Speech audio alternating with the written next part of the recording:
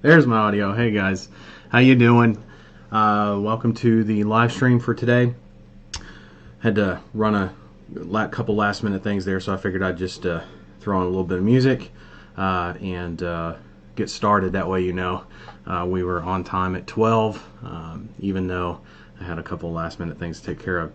Man, it has been the craziest. I'd say the last 30 days have been really crazy. The good news is it's given a lot of learning lessons, not just to me, but also to be able to share with you in expectations management, how running a business is not always like cookie cutter or straightforward. I guess it can be, but when you're your own boss and you don't have any kind of set of systems set up yet, even if you are setting up someone else's systems, setting up my systems, for example, there's still going to be some variables and some variance to that. So yeah, there's a few things I wanted to cover today to talk about that, and then what I'd like to do while I'm doing that, I'm going to set up a Zoom, which I'm looking at right now. And I'm going to, let's see, host a meeting, video on. Got my headset over here. Good deal. Hopefully everybody can hear me okay. Let me know you can hear me in the audio okay, or all right. And join the computer audio. Man, I need a haircut so bad. It's one of the things I've been putting off just because of everything that's going on and all the good stuff. We'll talk about that in a minute. As soon as I get the Zoom stuff set up here, participants. I like to do this while I'm live, and the reason, by the way, I like to do that, because I understand it wastes a little bit of time doing that, but it keeps the Zoom room kind of like fresh, if you will. Like you could open this, and I think there's like an auto close function if it's open for I don't know, 30 minutes, an hour, something like that. I'm not even trying to run the risk of that being an issue. So I always do this while I'm on the call so that I know that it's as fresh as can be. Let's see here. Copy invite link. Head over to the post here. Gosh, man, look at this hair. It's been almost 4 months since I had a haircut. I've just been busy, and then with COVID and everything going on, I wasn't trying to go out during that time either. And I called up, actually. I did call up the other day and found out my main stylist and my backup, which happened to be the manager of that place, the backup, are both gone. That's that kind of hit me hard in terms of where COVID's kind of left everything.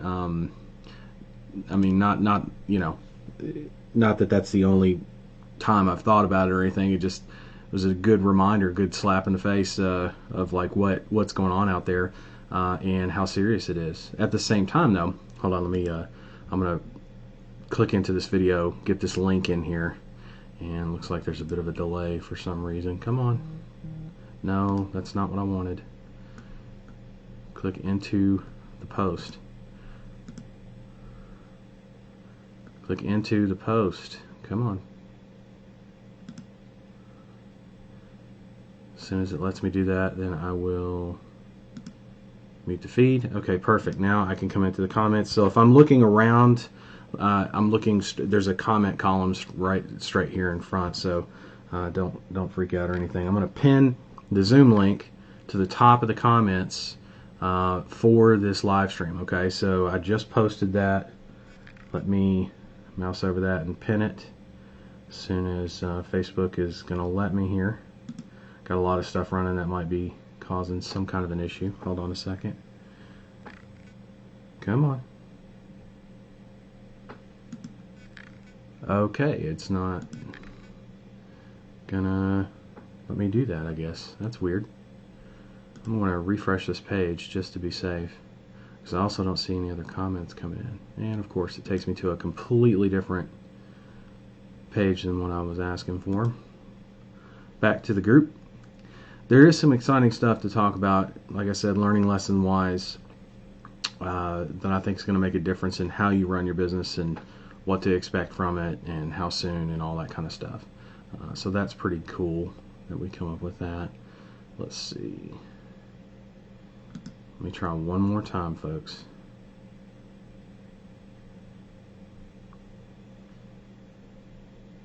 Just having some issues here with all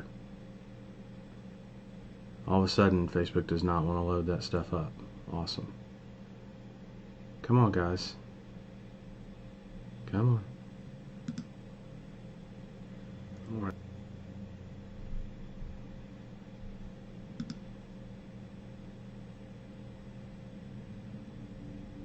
All right. And there's the comments. Awesome. Okay, so Zoom link should be posted in. Looks like it didn't take. That's interesting. Very interesting. And now I can see the option to pin the comment, so I guess it didn't take the first time. So now the Zoom link is at the top of the live stream. Feel free to come into that, and I'll invite you into the room. So I've got an eye on the meeting room. So if you come into that and you're in a holding pattern for a second, don't worry. I'll be turning you on to come into, allow you to come into the room, however you say that. Not a big Zoomer. I do Zoom. I've used Zoom for the last few years for this kind of work, but in terms of like knowing all the ins and outs, no, not so much. It's just not something I've spent a lot of time on, but enough to understand the basic functions. Even when they did a major update and changed everything around, added new features and stuff, that was interesting. We adapt though, right? That's the deal. Okay, so lessons wise, while I'm waiting on a few of you to come in, and then of course feel free, you don't have to come into the room. It's nice if you do, because you get your questions answered in very, very great detail. I can't tell you how many times I've had somebody like who was reluctant maybe to come on live and share their questions or their thoughts and something they needed help with or guidance on, and walked away with so much more than they were expecting, just because they were able to voice that, if that makes sense. Because a lot of times, while I'm smart enough to pick up a lot of stuff written down where somebody's headed in this business model, or where somebody's head is at, that's one thing, right? It's totally different and improved actually of a response, because I can hear your tonal patterns. There's certain words that you might use that you might not type, but you'll say, that make a huge difference in terms of how I'm able to help you. That's the best way I can describe it. Plus, sometimes once you get on a roll and you get to talking, new things come up that maybe you had forgotten that you wanted to bring up but didn't write down or didn't type out. So anyway, not that that's a bad thing. I'll answer any questions in the comments, no problem. Same thing on coming onto the live stream. I will take care of that as well. I'll let you into the room, and we can talk whatever it is that you need help with in the business model. And it could be anything from ad campaign work to client acquisition to, gosh, a bunch of stuff. Okay. Let's talk while I'm waiting on a few people to come into the room and some questions to come into the comment section, and I'll address the questions in the comment section in a minute. I want to share with you guys some things that I've not come across recently, but really had a lot of reinforcement, I guess is the best way to say this, over the last few weeks, like the last 30 days or so. And one of those things is, making sure that you guys understand the business that you run, no matter, I don't care how well of an oiled machine it is, okay? Machines do what? Do machines last forever? No, they do not. No, they do not. Are machines known to break down from time to time? Yes. Do machines need maintenance and a maintenance schedule? Yes. If the maintenance schedule is not followed, is the breakdown usually much more severe than if a maintenance schedule was followed? Yes. So there's in the longevity of the business with the maintenance schedule. What is a maintenance schedule? I'll explain all this stuff in a minute. The point is, your business is a machine, right? We're humans. And what I want you to understand is when it comes to running the business, you can't approach it like a robot or like a machine, because it's very much human. And in fact, if you think about it, almost everything about our business, thanks to Ring Ad software, is human based. So Acquiring a client, that's human interaction. Managing that client and onboarding them, for example, client engagement, all that kind of stuff. That's all person to person. Support for the client. That's all human interaction. Sales for getting the client, acquiring the client. What else? There's the ad campaign. That's technical. Yeah, I'll give you that. However, here's what's interesting. That ad campaign drives phone calls. Phone calls is person to person, even though it's over the phone, from your client to your consumer that clicked on your ad, right? So that's person to person. So in a very real way, it's like how do you make a machine out of that? How do you systemize that? And there's besides the Ring Ad software, which is an obvious answer, there's so much more to it. Here's the thing, though. Here's what I want you to understand about expectations of the business and everything. And this comes from my own personal experience with, like I said, reinforced within the last 30 days or so, just some things I'm noticing. Not everything's going to be perfect. Not everything's going to be perfect. Sometimes that machine, if you look at, can you get a machine dialed in to where it's perfect or runs perfect for quite a long time or a very long time even? Yes, absolutely, you can. Does it take work to get it to that point? Absolutely. There's a lot of experience, a lot of man hours that go into that up front. And I'm not saying that that we haven't significantly shortened your learning curve in that regard. We have. But one of the things that I look at for just on a daily basis, like when I wake up, one of the first things I always look at in a business is how well things are running. And I don't use that as a guide to where most people would be like, well, it's either working or it's not.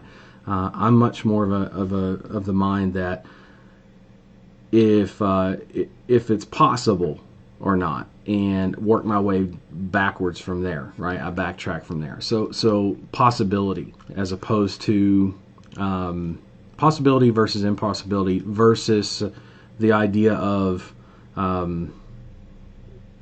well, if it's working, it's working. If it's not, it's not.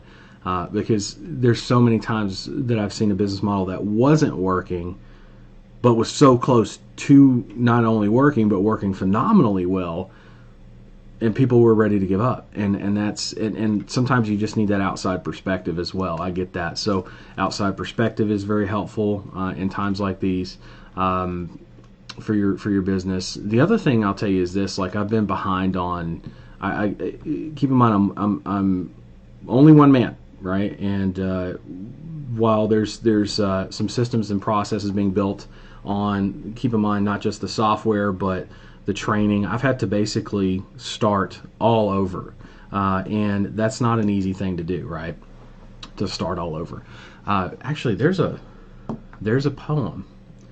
You're probably like, what poem? Let me back up a second. There's a poem. It's called "If" by Rudyard Kipling. Rudyard. I don't know how you say it, but the guy who wrote the Jungle Book and a bunch of other classics. Okay, and the poem is something that I actually have difficulty reading this poem. When and I keep it up in a tab usually. Actually, I have it on my phone. Matter of fact, I have it in a tab in my browser, open on my phone at all times. It's not on that browser right now. I'm just going to scroll to it. Hold on. I will show you. You can actually see right here, right there. All I did was open it and tap. I didn't type out a bunch of stuff, right? I did on the computer. To pull it up so I could see it much better or much easier, but you'll notice that I'm not. Hold on, let me make sure that you folks can see this. There it is. So you can see it's a little bit backwards on the writing and everything, but there it is. And so here's the interesting thing about this is that there's a few lines in here, man, tons of learning lessons in this poem. That's why I'm sharing this with you. But there's a couple of lines specifically. Where's it at? Like this is This right here is how to enjoy and succeed at life. Seriously, that's what this poem is about to me anyway. So many learning lessons, and there's so many that everybody has things that they work on. This thing shows me and strips me down every time on things that I need to work on, what I'm feeling, everything, you name it. I'm not going to read it because I don't want to cry on live stream, although that would be interesting. But there's where is it at? Where's it at? I got to find this line. Here it is. So it's in the second stanza, I guess. I would say paragraph, but it's not. It's a poem.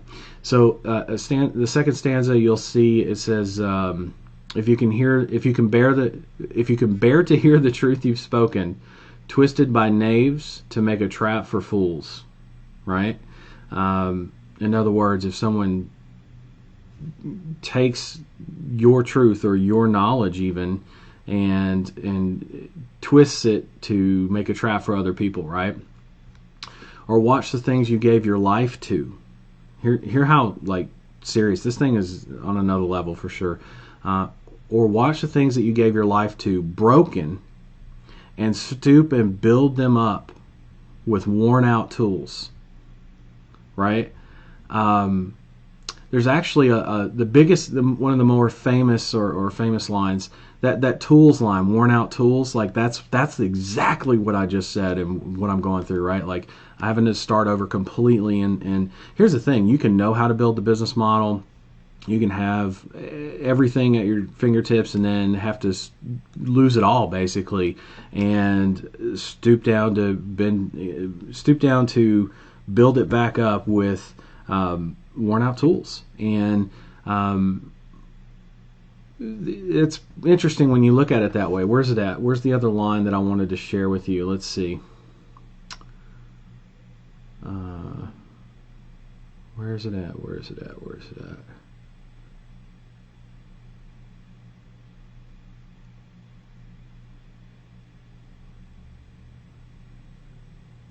There it is. If you can meet with triumph and disaster, right, and treat those two imposters just the same, which is the line just before what I read, actually. So it's all in that second stanza. So many learning lessons in this. I could spend all day on this poem. I highly recommend you read it at least a few times and really reflect. Actually, here we've got some people I'm going to let into the room here in just a second. John, I see you, and Miro, I see you.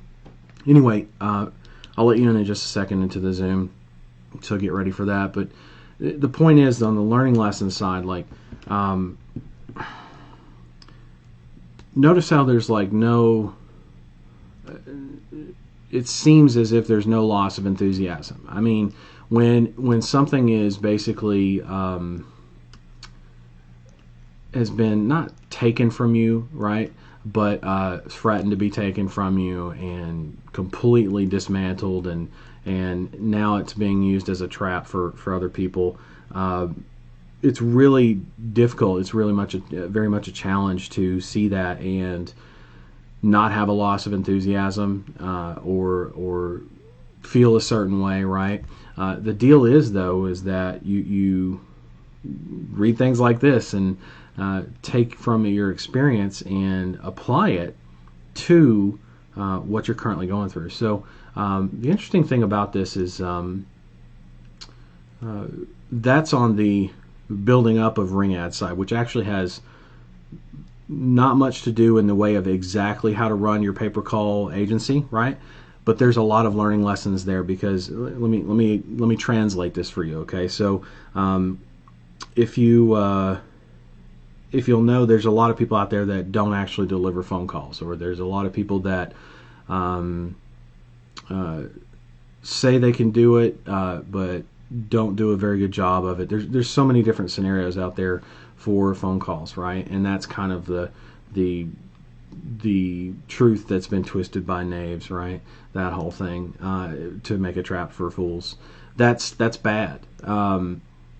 Stooping down and building up with worn out tools, that translates into the pay-per-call agency as How many times have you tried to start making money online, or if you're not really into making money online, but you're more into building a long-term asset, how many times have you tried that and failed? How many businesses have you tried and failed, right?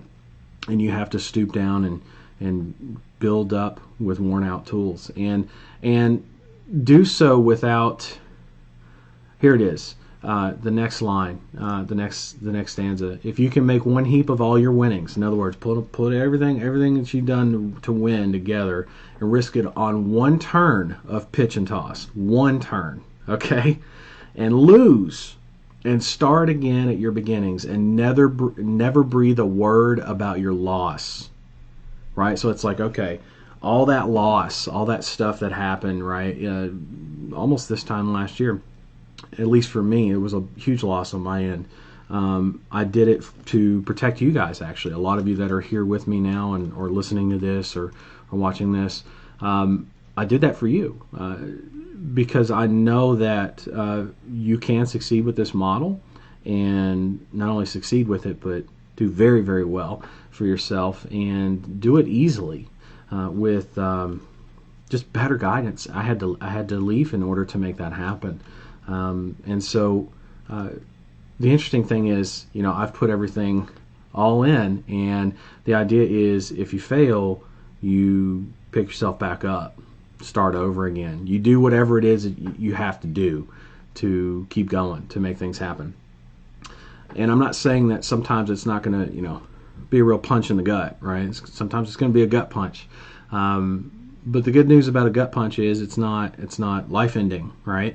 You get over it, you push through it, and the only way you do that is just by action. I mean, matter of fact, the more action you take, the more movement you make, the less that gut punch hurts, right? The more that becomes a distant memory. Anyway, so that's so on the back on the admin side of Ring Ads, right? I have been working on a ton of different things all at once, and so sometimes actually I had a mentor that said this very well. I stumble over my words sometimes. Apologize for that. My mentor said, what was it? Sometimes in order for life to come completely into balance, right, it has to completely come out of balance. And he said you'll go through periods of time where you expand and contract like that. And I was like, okay, so that's an interesting way to look at it, because I used to always just think I sucked at this thing called life. And I was in my early 20s when I had this particular mentor, and so that was an interesting lesson for me to learn, and very grateful to have learned that at such what I consider an early age in business anyway. Because when you look at it that way, it's like, okay, so there's going to be times of expansion, there's going to be times of contraction, right? And if I'm expecting that, then that makes a big difference on maybe how I run my business, not only how I run my business, but how I view my business, which does make a difference on how I run my business. So while it seems as if I'm behind on some things, and I am, for example, like if you haven't heard from me in support yet, don't worry, it's sitting there and it's waiting on me. The good news is that it's not like I've just been sitting here on my ass. I've been working on some other things that I feel will not only make up for it in the long run, but totally pay off dividends, like just never-ending dividends for what's to come. And there's no other way to really say it other than to say it's coming on some of those things, but it is. And if I were the kind of guy that, give me a good example. If I were the kind of guy that just didn't care, I don't want you to translate that as not caring. It can be very easy to make that connection, if you will, or try to go that way with it. But I wouldn't show up on coaching calls on time every time if I didn't care, right? I wouldn't reschedule the ones that I missed, right? I wouldn't talk to you live here in just a second. I got you, John and Meryl. I will be adding you in a second. But I wouldn't be talking to you person to person, right? I wouldn't do my best to give you everything all at once. There's so many different areas and so many different things to you get the idea. There's so many different ways that show that I care. That's not really an argument or up for debate. At least in my mind, I know where my heart is, and I know that when I resigned last year from the other place, I did so because I knew what was at stake for you and how much you've invested, and I knew it was going to be a hard road. In fact, I still haven't really exceeded my expectations yet on how hard and how much of a challenge it's been, and it may even get harder. And I'm okay with that. I'm totally okay with that because I know what it means for you folks in the end. I've seen a lot of activity and a lot of progress from you guys, so I'm excited about that. And I'm going to do my best to keep you going. So if there's a message, for example, in support that hasn't been answered yet, I got you. I'll get to it as soon as possible, okay? I've just been dealing with a lot of stuff in a lot of different areas. And it will get better, right? Over time, this will get better where things will run the way, actually, with what I have in mind, way better than anything we've ever experienced together before, even if you've been with me for a few years. So that's pretty exciting, and there's a lot that goes into that. It's not just it doesn't just happen overnight, right? So anyway, take those learning lessons, super valuable, at least to me, and I just wanted to share those with you because I wanted you to see, like, every business has its challenges. And this one, it's an interesting set of challenges because of the human-to-human piece. Whereas most, you could practically mechanize a McDonald's. A lot of McDonald's franchises are looking at doing just that. And over the years, so many processes and systems have been automated inside of a McDonald's, like machine automated, that very few human activities are needed, if any at all, right? And it's getting to that point where that business can be done that way. Now, there's a lot of human-to-human interaction there, right? But on the product side, right, there's still, it's interesting, they've replaced a lot of the human activity there. So my point is, every business model is different. And the pay-per-call agency model, right, and specifically the agency model for pay-per-call. Like, you can have an agency for SEO. It's going to operate totally different with a totally different set of parameters. That's why I talk about focusing on selling one thing to start, and if you expand out later, make it a division of the company, make an SEO division of the company, that's fine, do that, and expand out, but start with one thing. Get really, really, really great at it, and then expand out from there, because that really, really great focus, that's what affords you the opportunity for expansion, right, into these other services. So, and I'll give you another example. Not everybody's going to be great at building an SEO department, right, in the expansion mode. So you get really, really great, you expand out, and you do, let's say you have an SEO department, you try that out, you try out, I don't know, different services like web services, video creation services. Let's say you try like 5 or 6 different things, right? 5 or 6 different departments, and only 2 of them succeed. There's expansion there, but then there's also contraction, because you're going to get rid of the 3 or 4 that didn't work, right? And you're going to keep the 2 that did, and you're going to get really good at all 3 of those things now, and then you'll go back into expansion mode, back into contraction mode, right? And so don't look at the 3 or 4 that you couldn't succeed in as failures. Maybe it wasn't time yet. Maybe you didn't have the right people. Does that mean you just completely give up? Let's say SEO is the one that failed for you in terms of a good return on investment and timely return on investment. Maybe it didn't work out well for you the first time. Does that mean you need to give up on it? No, absolutely not. Try again. Does it have to be right away? No. Do you have to feel like a failure about it? No. It's just, it didn't work. Look at the things that did work, put your focus on those, expand those. That's the way of the world, right? Anyway, okay, don't want to ramble, but I did want to share those lessons with you. And let me see if I can get John in and Miro in as well. I'm hoping the mic is Working well. We might have some audio things to work through, but let me see here.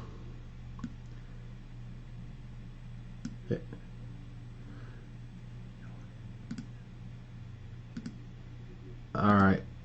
So Miro, you're gonna want to mute your Facebook video, okay, bud? Miro, mute your Facebook video. I can hear myself in that background. You're on a Zoom, so keep in mind, like when we're live on the Zoom, that's actually the audio that's going to be playing like 20 minutes or not 20 minutes, 20-second, 30-second delay on Facebook. Okay, just be aware. All right, who do we got on? Let's see, we got John. What's going on, bud? Hey, how are you today, William? I'm good. How are you, bud? Wonderful. I'm good, man. How can I help? So, first and foremost, listening to you here, this whole time,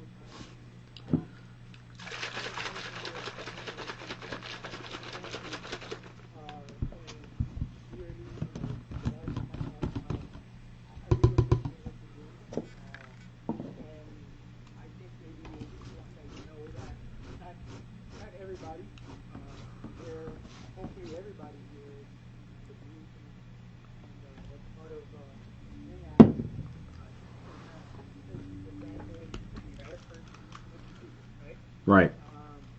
I've been trying to make it online, have some sort of success for many reasons, for many years, and I've had a lot of failures. And I like what you're sharing because at the end of the day, I can relate. And I want, what you're speaking to me is persist and persistence. And I just want you to know that at least for me, I appreciate a lot what you do, and I'm very happy to be a part of what's going on with Ring Ads. I've learned a lot. I mean, I met or I know about you from Call Zoo Ads, right? I first Right. got into Call Zoo Ads, and guess what? I got into it. I left it on the side. Thank you, baby. I left it, and then I got caught up with wanting to know everything online, wanting to do video marketing, wanting to do Facebook ads and all that, that shiny object syndrome, Right. and never really did anything with it. But lately, I got to a point where I'm like, you know what? I mean, I've been trying to make it online since 2012, right? And so 2012. this year, I'm like, you know what? I need to stop. I need to just forget everything else, focus, and work at something, right? Right. And then I came across, I'd seen your emails and all that, and never really, did anything. But then once this pandemic went on or started, eventually I got into Ring Ads, and now I'm at a point where I'm like so excited. I'm so focused. I'm giving it my all, and I'm looking forward to the success that I know that you speak of, and that I know that's there because I've seen it in others, and I've heard of it, and I know it's there, right? If hard work pays off. And so I wanted to take the time just for a couple minutes and thank you uh, from the bottom of my heart. And I know 100% that I speak for many others in the group. Okay. We're very grateful and we appreciate what you do. Up until now, I've learned a lot. Don't get me wrong, though. I have 1,001 questions, man. I wish I had all the time in the world. But again, Well, here we are.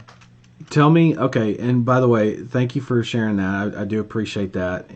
That tells me a lot about kind of where maybe some of you are at mentally with this whole business model.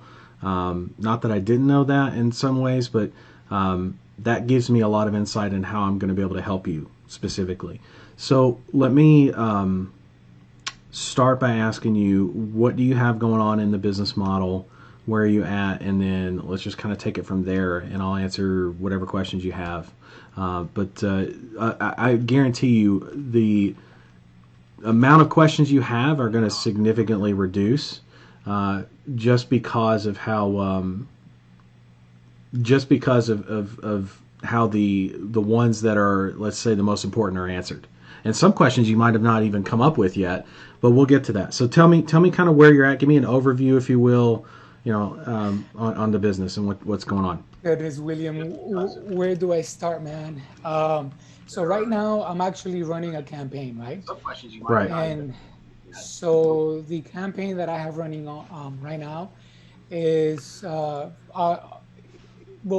I guess I guess from when I started, I had gotten a client. You then came, I told me, hey, remember that. listen, I remember yeah, that. Yep. that's really not the type of client you want to have right now because of this and that. And then so I went back to the drawing board. I was able to land another client. Quickly In too. terms, You yes, did that like yes, in like a week.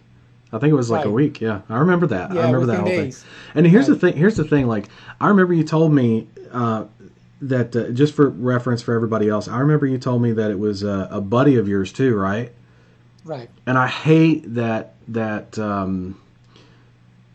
I had to tell you that. Or that I advised you that because I love there's nothing more than I love helping someone else out, right? Here's the thing though, if you're drowning, can you save someone else who's also of drowning? course not, yeah, No. And see, that was the problem. It's like if you really care about your friend, what you'll do is you'll do it this way first. And I know that sucks to hear that. I hate having to be the one to say that, but at the same time, I also know that you and your friend are both going to benefit so much more long term. So that's why right. I told you the hard stuff, the hard tell.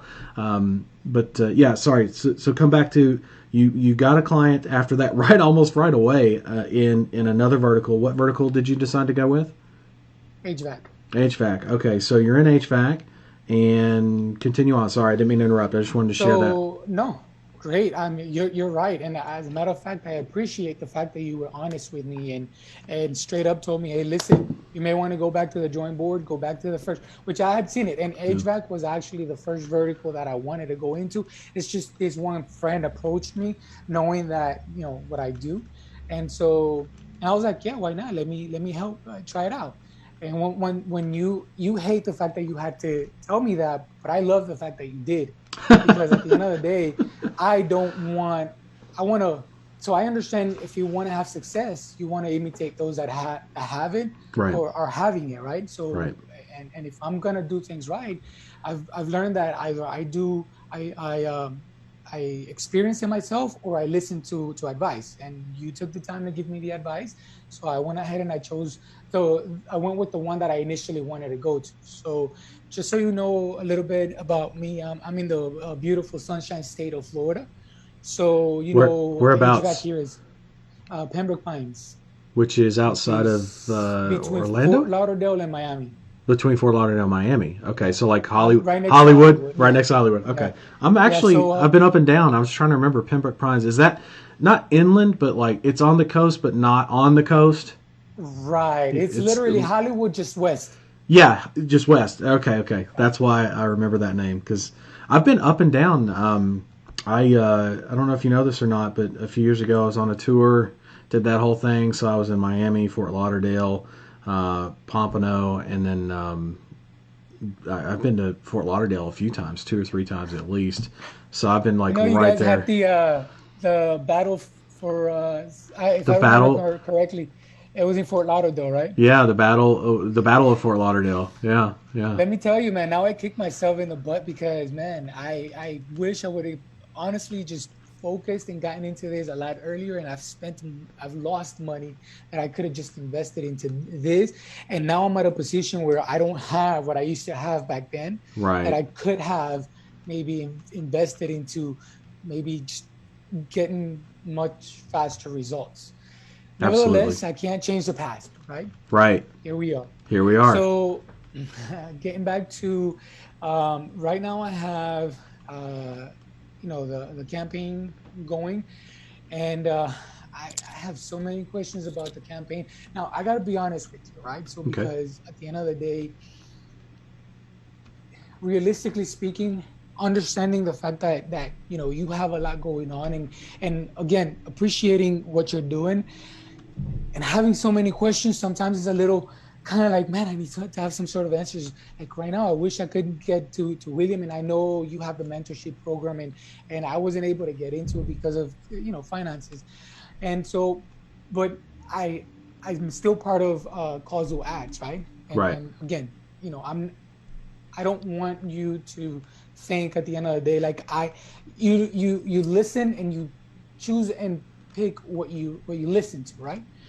However, I've got to point out the fact or shout out to this Arvin, right? Right. He's he's been able to maybe give me some sort of guidance because man, this can, I guess, for those that know it well, be something that's easy, but for those that don't, have never done it in the past, can raise so many questions, right?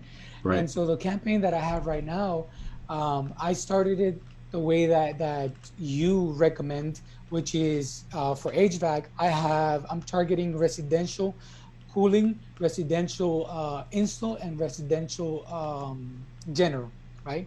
And ultimately, that's because I got the mirror ads. That's how I it comes. I got you. You didn't Um, do repair yeah, I'm sorry. Residential repair, install, and general. Those are the three under cooling. under cooling. Right. I'm Got not it. doing heating right now because I hear you. I'm focusing in Florida. So I've been getting a lot of traction from the weirdest search terms ever. Like it's just business names, and now I'm seeing like two clicks on ads that had one impression. So I'm starting to think, man, this is such a competitive industry that maybe they're playing dirty, and I'm spending money on ad spend that's, not going anywhere. Yep, I hear you. You just reminded me to check something. Um, let me. So we're going to talk about several things. What else do you got going on? We'll come back to the campaigns in a second, and if you want to share your screen with me on that, we can work through Sure. that. No Yeah, problem. that would be Uh, great. Tell me while I look for this. Tell me more about the admin side of your business. So like Hey, systems William, and real quick. yes. When I try to share the screen, it says host disabled participant screen sharing. Let me turn that on. See if I can remember how to do that. Uh,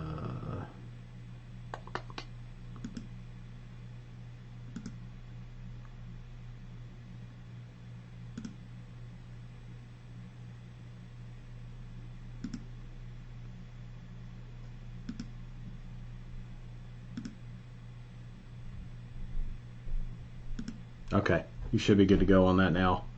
And All I'm right, gonna I'm gonna go back to looking for what I was gonna look for here. What was the I got a million things saved in Facebook, um, but there's it was an advertisement. I do remember that. Let me come back to actually. Can you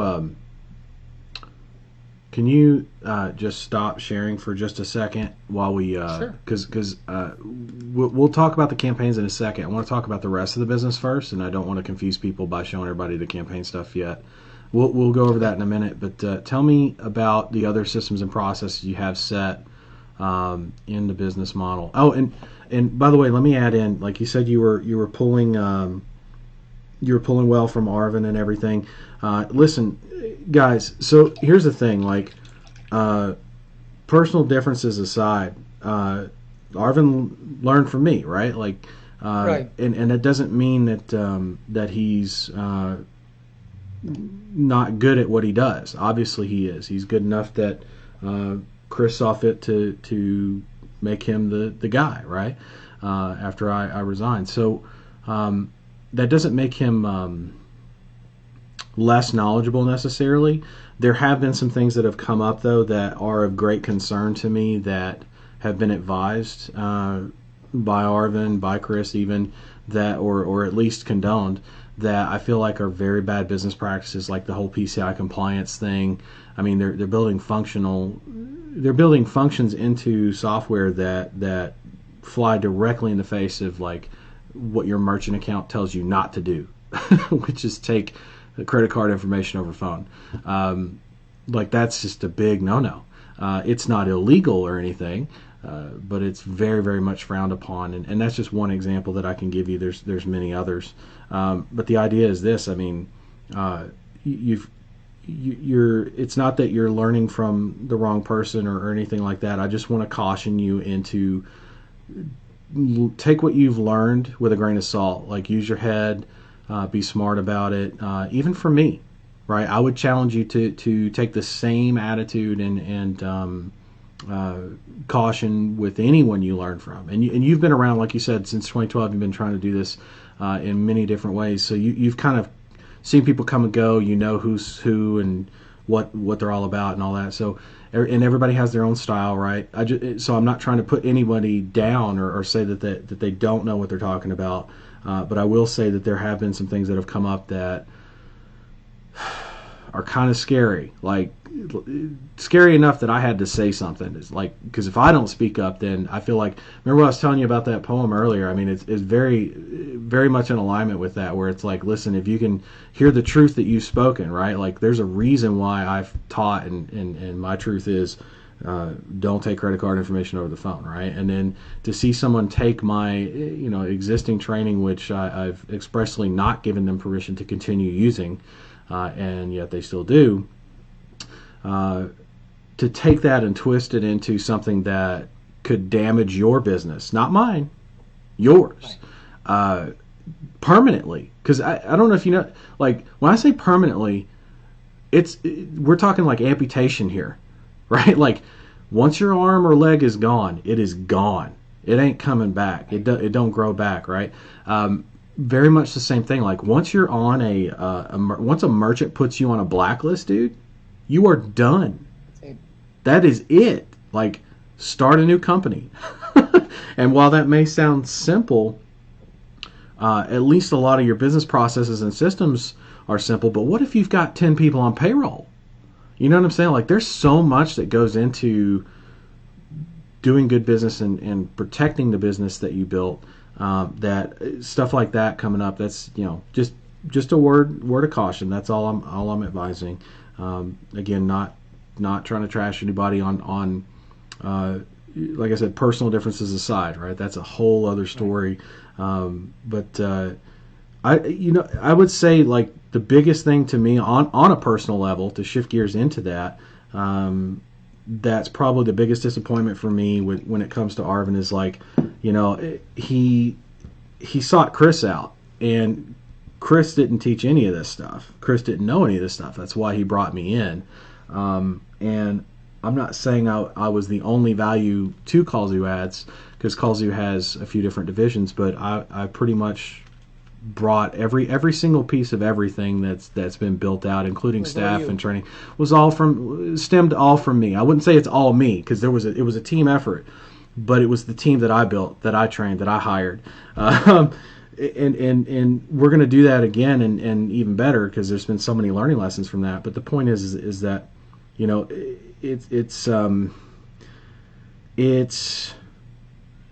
it's disappointing on a personal level to me, because I feel like maybe he could have reached out to me, because there was so much more in his business that we hadn't accomplished yet, that I could have helped him do, and it was a shame to see that go to the wayside, and then to see him kind of take over in terms of at least like the advising side, or I don't know exactly how that's all playing out yet, but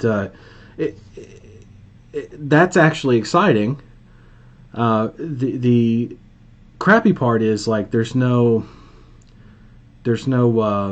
engagement there. Like, because my door's open, right? My door has been open. It's pretty interesting to see that, and to have someone come to your house physically, and do very well with your training, and make money before they even get to your house. So they get to your house, they're in profit. They start with one client, go to 7, by the time they leave the house. Like, that was phenomenal. That was great to be able to do that together. I mean, could you imagine, in other words, the things that could be accomplished if there was a team effort, even now, between someone like Arvin and myself? It's a shame when sometimes you think about on a personal level, remember, that what was lost or what could have been gained and all that. So my mind goes to the same kind of places that everybody else's does. There's no difference. Where the difference happens is it's like I recognize that's all an emotional thing. That's human. It's totally natural to have that, but it's also not healthy to only have that. So you pick all that up and you set it off to the side and you say, okay, now how do we get to that level anyway, right? And that's pretty much what we've done up to this point. So again, on a strictly business speaking, on a personal level, that's a whole, like I said, a whole other ball of wax. But on a strictly business setting, just take caution in the advice you take and all that, and understand that there's two different ways to run campaigns. There's the newer way that I teach now exclusively, and then there's the older way, which does still work currently, but is, I guarantee you, is on the way of being phased out.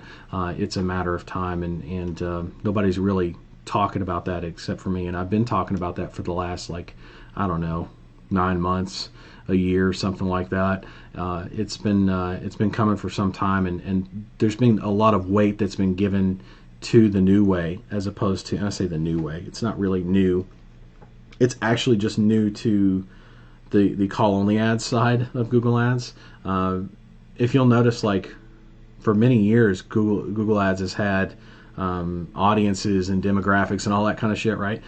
But never for call-only ads, and then all of a sudden they add that in, and then, oh, it's new, but it's not new. It's the same stuff, just in a different ad format. And so very similar in terms of how the ad groups are being segmented today with call-only ads has been going on for years now. So it's really cool because you can almost not quite forecast. It's not 100%. You're not no weatherman's 100%, but you can be a really good weatherman, right? There are good weathermen out there where it's they got a pretty good understanding of how that weather pattern's most likely going to play out, and they're right most of the time.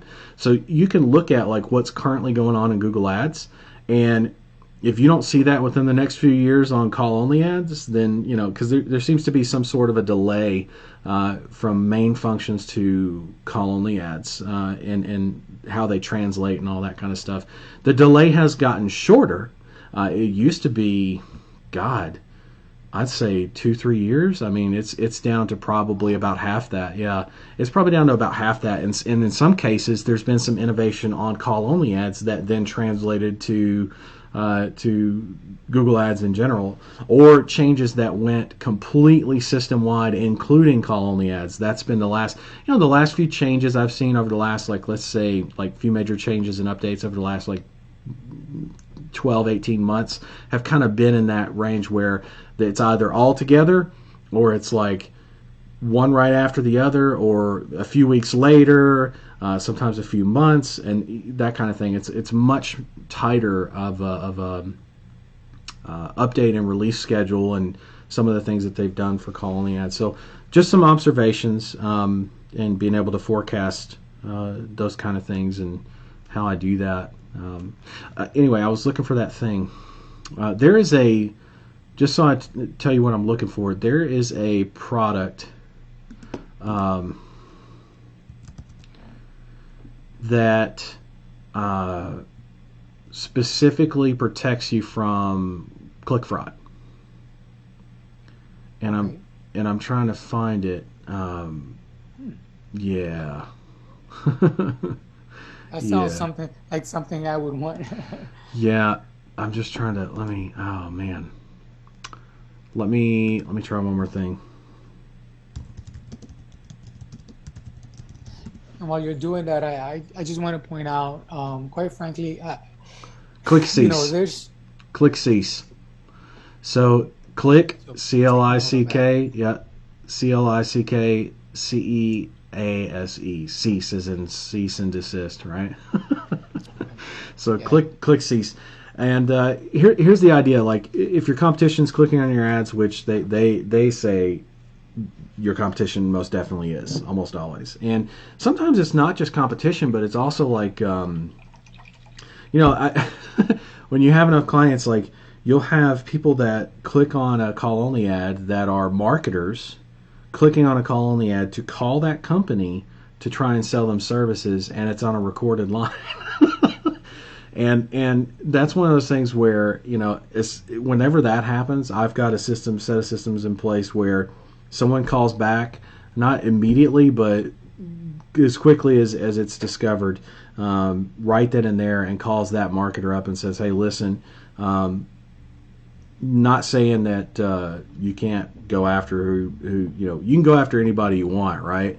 But when you click on ads like that, because you clicked on an ad because the call was recorded, like you went through an entire recording system, and so you cost my client and myself, my company, money. And if you do it again, I'm going to report you to Google Ads. It's not illegal for them to do that, right? But at the same time, I can report them to Google Ads for click fraud, because that is click fraud. They had no intent to click that to contact them about getting HVAC. They called them specifically with an intent to sell, and that's considered click fraud by definition. So you bet your ass, right, that I would make it a point to make a stink about it with whoever that marketer was doing that. Because I don't want them costing other people money either, right? And every time one of us does that or catches that and actually does something with that, we blacklist the phone number, all that kind of stuff. It makes a big difference in the client experience and your experience as well. So click cease, definitely. But people call on a recorded line. You're going to have competition. You're also going to have other marketers, other marketing services that think that that's a smart idea. Oh, well, they're running an ad, let me call them. And it's like, all right. So, but they very specifically did it from a mobile phone, because that's the only way a call on the ad works, right? So it's not like they were on their desktop doing research on that company to then call, right?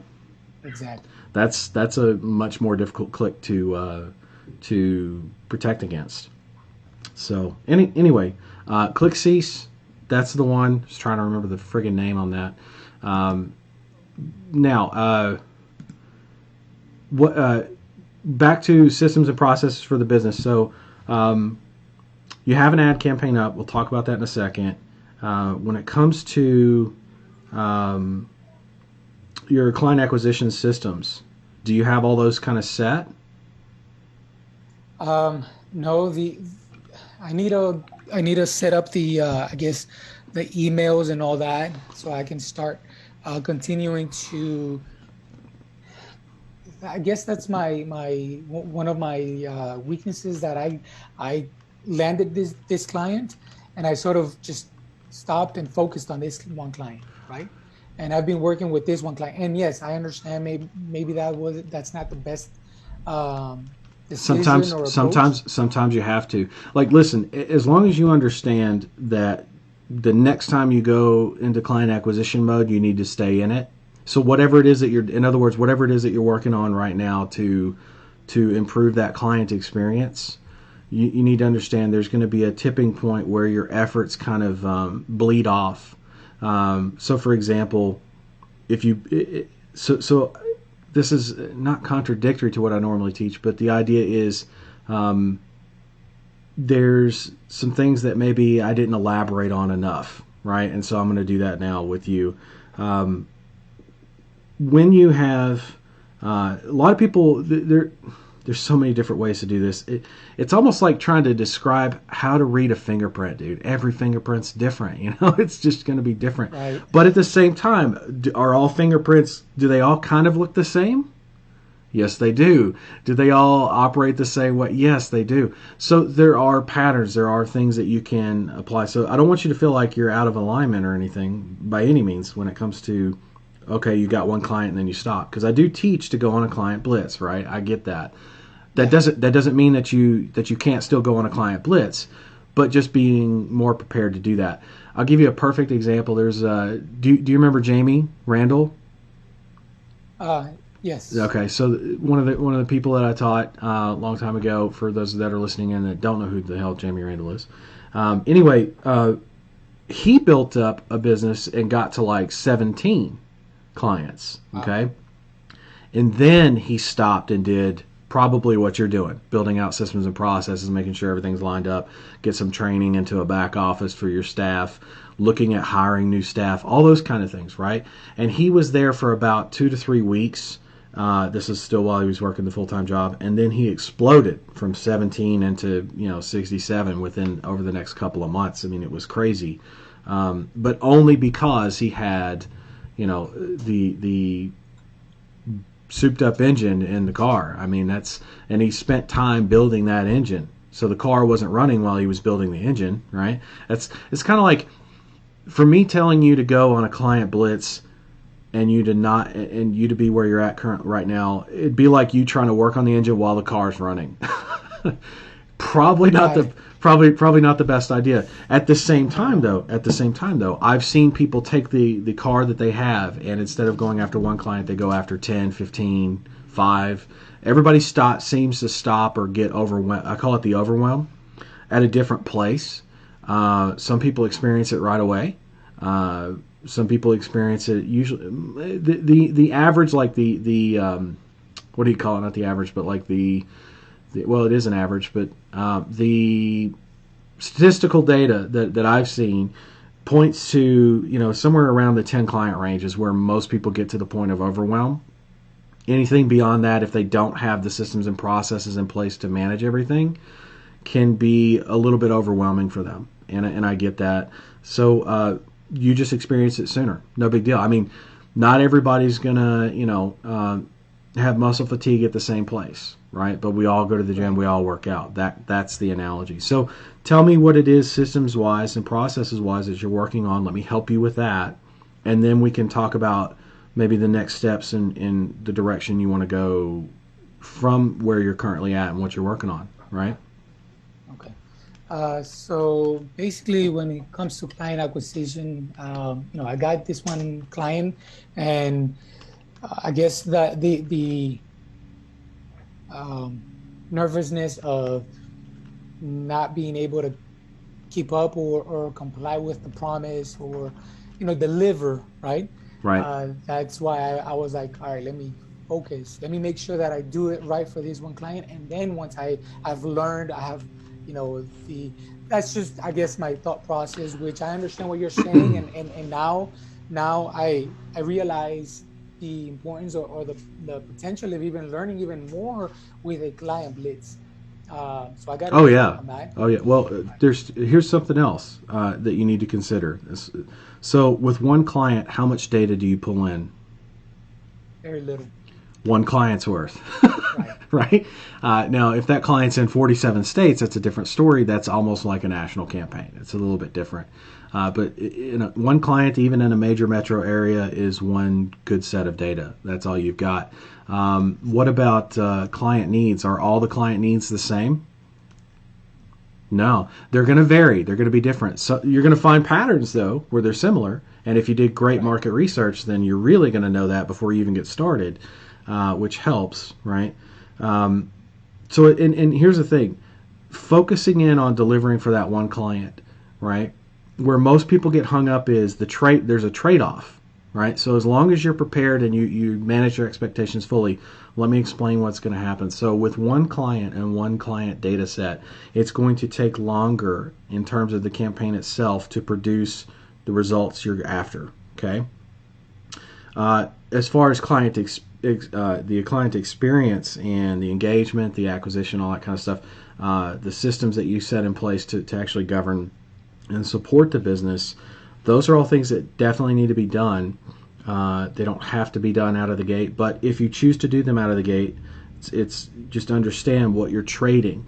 What you're trading is you're going to need to spend more money, probably even at a bit of a loss initially if all you go after is one client. Now the trade-off is if you go with a client blitz, right? Which is the reason I recommend it, because I almost never, what's crazy is like very, very few people come to me and say, I've got tons of money, I want to make tons more and build an agency. Most people come to me and they're bootstrapping or they're somewhere in between, right?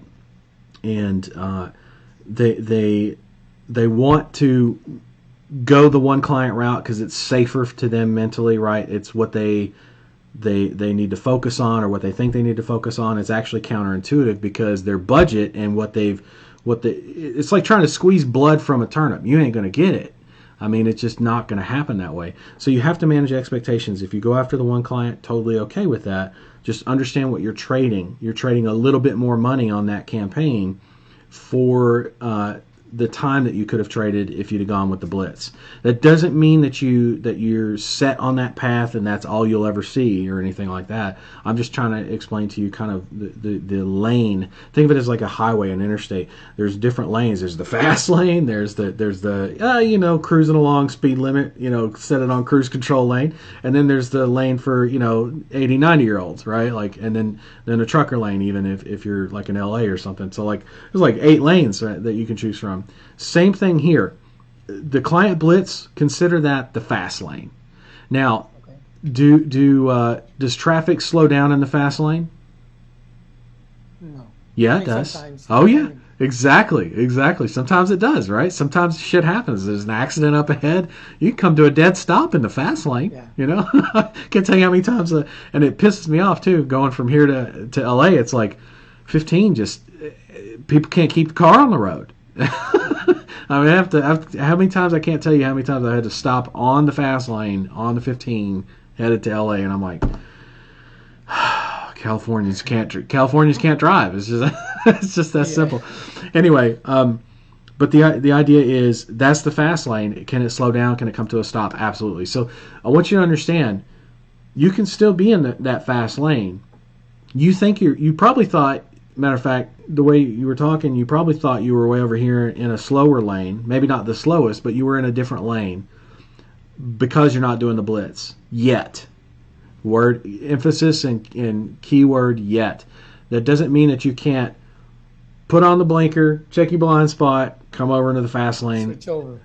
go blitz, right? So that it's totally possible to do that, right? It doesn't mean you have to stay only in this lane, right? It's fluid. You can shift back and forth as long as you check for traffic and make sure you don't get blindsided. In other words, by a big semi, and the semi represents lack of market research. You didn't know what your clients' needs were. You're not optimizing the campaigns well enough. There's so many different your conversion rates on clients aren't good enough, meaning good enough to the level where it's a sustainable business model to last you in the future. Your client engagement setup systems aren't in place yet. There's so many different things that govern the business itself in that analogy, but I don't want you to feel like you're stuck in that lane or anything like that, or that you're doing something completely different. You're still heading down the road, right? You're still going to in the same direction. So there's no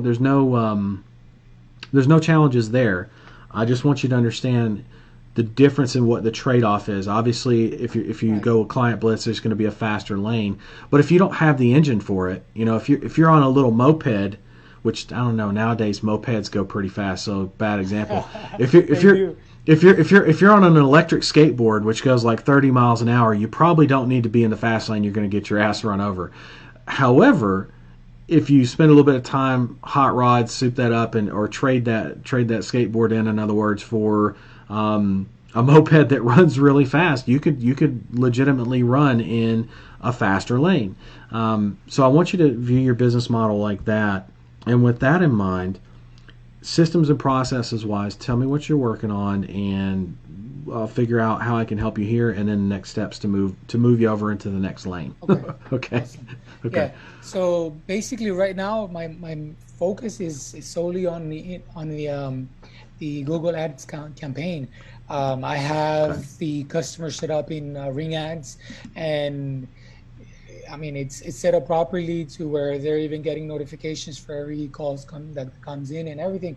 I guess when it comes to the client acquisition, is and no excuse whatsoever, but one of the reasons, or what affected me, is the fact that I had to go back to my 9 to 5, and so I find it very hard to find the time to sit here to be able to continue that client acquisition, which I need to do so if I want to get to the point where, like you're explaining. But right now my focus has solely been in just making the ad campaign work for my current customer. That has right now that's where I'm at. Okay. I don't have anything else going on. Okay. That's okay. So, couple of things then. Do you have a pen handy? I do. I'm actually taking notes here on my Okay. notepad. Okay. Great. So let's start with this. Let's start with a couple of main areas that you want to add to your focus, because I'm going to help you with the campaign stuff. Number one, what I would say to you is definitely optimization on the campaign. Right? That's you got to have that. Right. It's not the only thing though. What I want you to do. Do you have a company training site yet? I do not. I want you to build a company training site, right? And there's actually a template for that that I haven't Yes. well, I've released it, but it's in the mentorship. I'll make sure that it's not just for the mentorship. It's just that the mentorship has access to it currently. I will. I'll do what I can to get some. There's some updates and things I need to do inside of the software in terms of training area. I just haven't got around to it yet. So Well, let me tell you though. I mean, the training from causal ads, your training for company training. I was reviewing it, and I was considering to start recording videos for company training. yeah. Um, I guess I need to work on that. I haven't Here's taken time to do that. let me shortcut that for you because again I'm gonna up there's gonna be some updated training that comes out on that, but let me give you the shortcuts here or the quick starts. You heard of a company called Loom, Loom? No. Okay, Loom is a video recording app, a screen recording app. It's free. They do have a paid version, but essentially it's free, and it can record in a browser tab. It can record a camera and your browser, kind of like a picture-in-picture deal. It can Okay. record. It basically can record everything you need to record for a training video. It's perfect. It even has editing functions built into it where you can clip out certain things. You don't want to get super technical on that kind of stuff. You don't want to worry about that. You just need a fluid. Here's how you do. Here's how you send the email. Here's the email template you use. Here's where to find the email template. You got to have the company training site to do that. So my point is, if you built the company training site, everything you're currently doing to acquire a client, to manage the client, to manage the ad campaigns, you could be building videos on. And that's huge because that means while it doesn't make you money right this second, that just freed you up to where when you hire someone and train them and bring them in and train them, you have a set of systems and processes that are as straightforward as an exploded view of a McDonald's hamburger and how to put one together. It's Right. cookie cutter, you know. So by company training, you mean training when I hire someone? That's Okay, correct. got it, got it. I'm thinking of Well, training customers. there's see that's the other thing is that you could be building training for that as well. Build that into your company training and have an entire section on how to train our clients to do better phone calls, to take better phone calls. Because who's supposed to have those conversations with your clients? Right. As you scale out, what position that you hire for, do you know that has that conversation? Um, Because it's not you. it would be here if I remember correctly from what. So there's the customer service, then there's I I remember I was actually listening to a video, a training video that That's why I'm asking. the success in 24 hours. I remember it, but it's one of those positions. Yeah, I So remember. customer onboarding and customer support, Customer right? onboarding. Yes. Those are the two positions that are going to have that conversation. Onboarding has it initially to get them better results out of the gate, and then when they pass that client off, when onboarder passes the client off to support, that's when support takes over and continually hits that message. Um, in those training sessions, if you will. So, and sometimes there's several points to train on, depending on the vertical. Every vertical is different. You'll find several of them are similar, but like for example, when it comes to HVAC, the difference would be how they answer the phone, how they handle competitor calls, how they handle window shoppers, how they book appointments. There's several exactly. See, and those are all trainings you can put together, put your notes together. You go in and update the videos on top of it from time to time. Now, obviously, a lot of that comes with more client acquisition. You're going to be able to get more data, put together that training. But where most people mess this up, by the way, the reason I'm telling you about this right now is because company training sites are ideally built at the beginning. Right now, on Ring Ads Prime and like the COVID Client Challenge, I haven't built a company training site yet, right? Because I want to do that while I'm on a session. There's a lot of like admin stuff and back office stuff that I have to do. I've just been so behind with that. But the idea is, I know that it needs to be done because I can start creating those training videos and loading them in there, so that when it comes time to scale the business, I don't get back to. I've never come back to this place of overwhelm. Like you might feel like that right now, and that's just with one client. Could you imagine what it would be like if you had 10 right now? That's kind of, you see what I'm saying? Like you need to look at your business and say, okay, what are the areas? So that's one of the areas, right? Customer training for sure. What else is there? There's customer acquisition or client acquisition. There's the support function for supporting that client, right? The different types of conversations you can have, when to have them. You can map all of that out. That's something you can spend some time on. By the way, none of that requires you to be on the phone. None of that requires you to. So if you're working a 9 to 5, you could be theoretically on a lunch break. You could be writing this stuff down or mapping this stuff out. Some of it. And even if you couldn't do that, you could still take care of it when you get home. All you need is an hour or 2 hours a day. I mean, the idea is, like how we did it with Jamie, for example. It was a great example of a 9 to 5. Like someone who works 9 to 5, strategically taking vacation days, that kind of a thing, to invest into the business. But there were different things that he worked on day to day. A lot of people think, oh, well, all he did all day was get clients. No, there were days where all he worked on was these back office systems and these admin systems, because he knew that he needed to be able to hire and train someone to run that kind of stuff for him if he was ever going to get to 67, 70 clients or beyond, and make a ton of money with each of those clients, increase the dollar value with those clients. Because if you don't have those systems in place, it's all left up to you, right?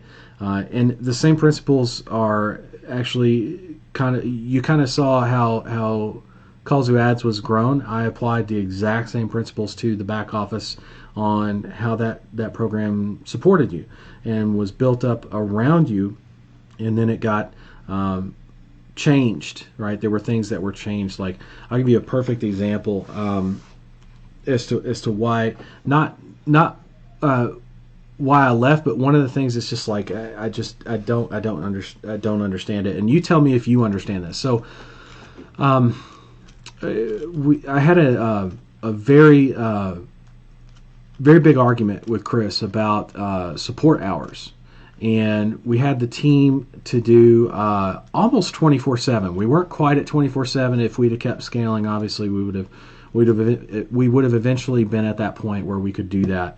And the idea was, I was working with the staff and the management there at that time to train the staff to handle multiple roles.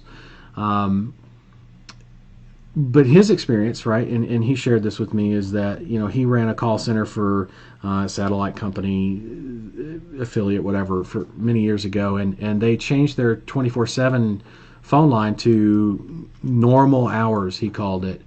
Customer service, and I totally get that, and to why that worked, because people just called back when it was business hours for them, and they set the new business hours Monday to Friday, 9 to 5 or whatever, right? And he's like, that got everybody on the same page. Productivity went through the roof, and it's like, okay, here's the thing though, right? We've got people on all 6 habitable continents, like worldwide, dude. At that point, and my vision and understanding of where we were headed is that scaling that you need to have support for everybody, not just for the people that live off of U.S. hours. And while it could be inconvenient for most, or for some, excuse me, it could be impossible for most, because if they also work a 9 to 5 but they're halfway across the world, how does that ever line up to where they would have, unless they had a day off or something, which does happen from time to time. You see what I'm getting at, and that's why I felt like support was needed to be 24/7. I also knew the level of productivity based on the actual hard data inside of the back office of the support desk.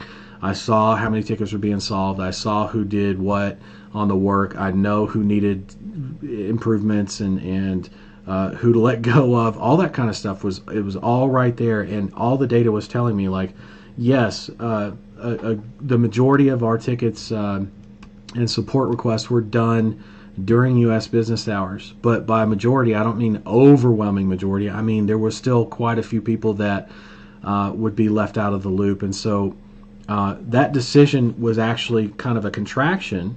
Which, like, remember, I encouraged the idea of contraction, expansion. However, to me, that was not an acceptable place or thing to contract on. It was one to only to expand on, not to contract, because I also felt like, keep in mind, my vision for support is going to be several different positions. It's not just answering tickets that I'm going to be hiring and training for.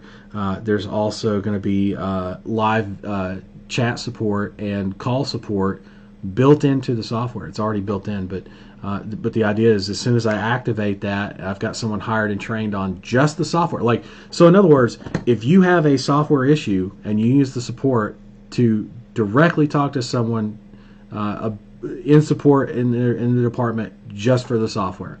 Oh, you need help with think of it like this: when you call a bank, when you call Wells Fargo, they have what they call a banker position, and the banker position can handle a lot of things, not everything. Like, for example, if you have a credit card with Wells Fargo, they have a credit card department. The banker cannot help you with that. The banker can help you with your personal accounts, your business accounts, checking, savings, those kind of things. They can help you with a lot of that kind of stuff.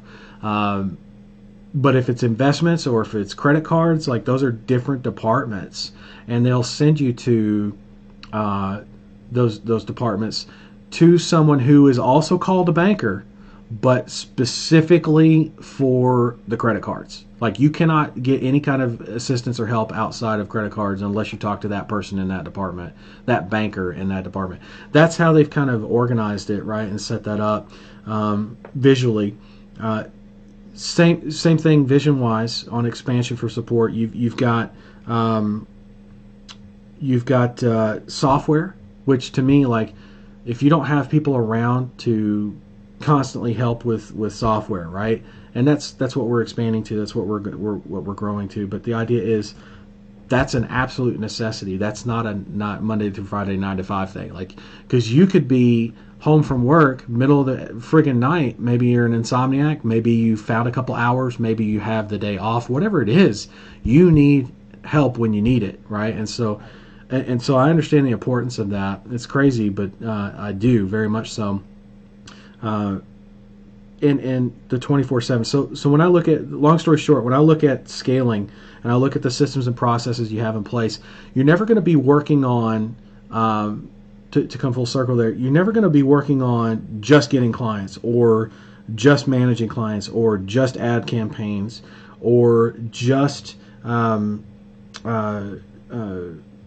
my train of thought, ad campaigns, engagement for the clients. We already talked about that. Management, right? There's management. There's all kinds of different things to work on. You're never going to be working on any one of those things exclusively. The idea is, some days you're going to be client acquisition till you hire and train staff. Some days it's going to be client acquisition, and you're going to go on that client blitz. It's another reason why the blitz works really well. You contract your time frame, your timetable, and you just 2-3 days you just go after clients. So that way you have the rest of your time to build out the systems, build out your campaigns, systemize and process, put in your company training. Excuse me. You get the idea. Like, putting all that together and segmenting it that way helps you to kind of shift over into that fast lane we were talking about, or one of the faster lanes. And then, of course, you pull in more data, and with that data comes more feedback on not just the ad campaigns, but also how to manage those clients better, training that goes along with that in the company training area. So when it comes time for you to hire and train somebody, you're not acquiring clients at the same time you're hiring and training somebody, right? But you hire, you train them, and then eventually they've gone out and that's what they're doing. They're acquiring clients for you. And the point is working a 9 to 5, you can spend 1 to 2 hours a day, 5 days a week, as long as you do it consistently and you follow as closely as what you can, what you're doing, to what I teach, because that gives you the roadmap for, okay, I'm not always going to be on the phone. I'm not always going to be selling. I'm not always going to be working with existing clients. I'm not always going to be working on ad campaigns. It doesn't mean I can do all of these things all at once, but what I can do is build systems and processes that replace my need to be there. Someone else may need to be there, right? It may be what we call semi-automated. That's what systems and processes do. So think of it as a McDonald's. Like I said, right now, the way McDonald's works, there are so many different automated processes with machinery. But does someone still need to fill the fry basket, like this big bin, with fries? Yes, someone still has to do that, right? So that's a human touch. So think of it as the same way. Like, yes, you may have the email template, you may have the email system set up and all the login stuff and the training for how to do that step by step, but the person, the human, still has to be able to do that. That's what we call semi-automated. That's called semi-automated. Fully automated is where it's set, it runs, you don't have to touch it, right? So there's a lot of semi-automated and a little bit of automated, right? Where most of your automated stuff comes in is actually going to be through Ring ads, right? Where you don't have to think about it. Now there's some semi-automated stuff in there too, though, like when you set up a new ad campaign for a client. These are all things that none of the positions that you currently working in your business, I want you to understand, even on a 9 to 5 level, that you have to do forever or for the rest of your life. You don't have to talk to clients every day for the rest of your life. Do you need to talk to them for the foreseeable future? Yes. Do you need to acquire clients for the foreseeable future? Yes. Does that mean you have to do it forever? No. Not if you build. That's why I say the importance on how important it is to build a company training site. Put the training in as you go. Update it as you go. And it doesn't mean every day. There's gonna be days where you can't you suck at life so much, or you feel like you suck at life so much you can't even tie your shoe, right? I get it, man. I get it. And then there's gonna be days where it's like, God, I need to stay up an extra hour or two because I'm on such a roll right now, right? With whatever it is you're doing. There's gonna be days where it's just company training day, baby, and just woof. So much stuff gets done. And then there's going to be days where it's like, geez, dude, if I don't log into that company training site, I might lose it or something. Like there's so many different feelings and emotions. You got to be able to recognize them, set them to the side, and realize that there's different things in your business that to work on. None of them are permanent or forever. If you're truly in this to scale it and to be a business owner, business owners don't have to do any of those things. Do they know how to do those things? Yeah. There's a show, actually. What is the name of that show where they have Undercover Boss? You ever heard of that show? Right. Yes, I watched it. Okay. It. One of the things I don't like about that show, one of the few things, it's interesting to me that they bring in a CEO that sucks horribly at the job. Obviously, it makes great TV. But they know the CEO is going to suck at the job, right? And what's interesting to me is like I'm not saying all good CEOs need to know every single facet of the business. However, when you look at some of the great CEOs, do they know much more about the intimate processes and systems of their business? Absolutely, they do. So, like, to me, I look at that every time I see a CEO that doesn't know jack shit about shit. Like, there's a difference between not knowing how to do something well and at least knowing the process exists. Like they bring in CEOs and it's like, well, I don't even know what this is. Totally clueless, right? Like that you don't want to be that kind of a business owner, right? Does that mean you have to be the best salesman? In other words, here's how that translates. Does that mean you have to be the best salesman to get clients? No. Does that mean you need to know your numbers? Absolutely. That's a good business owner. What about ad campaigns, right? Do you need to be the best ad campaign manager possible? No. Do you need to be as good as you can get? Yes. And then will somebody come along that you can hire and train that will do even better job than you? Absolutely. And you expect it, right?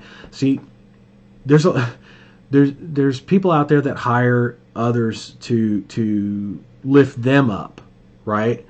I like to be the shortest guy in the room. I like to be the shortest guy in the room. That's the easiest way to explain that. I hire giants. I hire giants. I don't hire people that are shorter than me so that I can feel taller. I hire giants, and then since I hired them and trained them, I get to stand on their shoulders. You ever heard of them on the shoulders of giants? Part of it, yeah. Yeah, the expression. Okay, that's exactly what I do in my business, and that's what I teach you to do.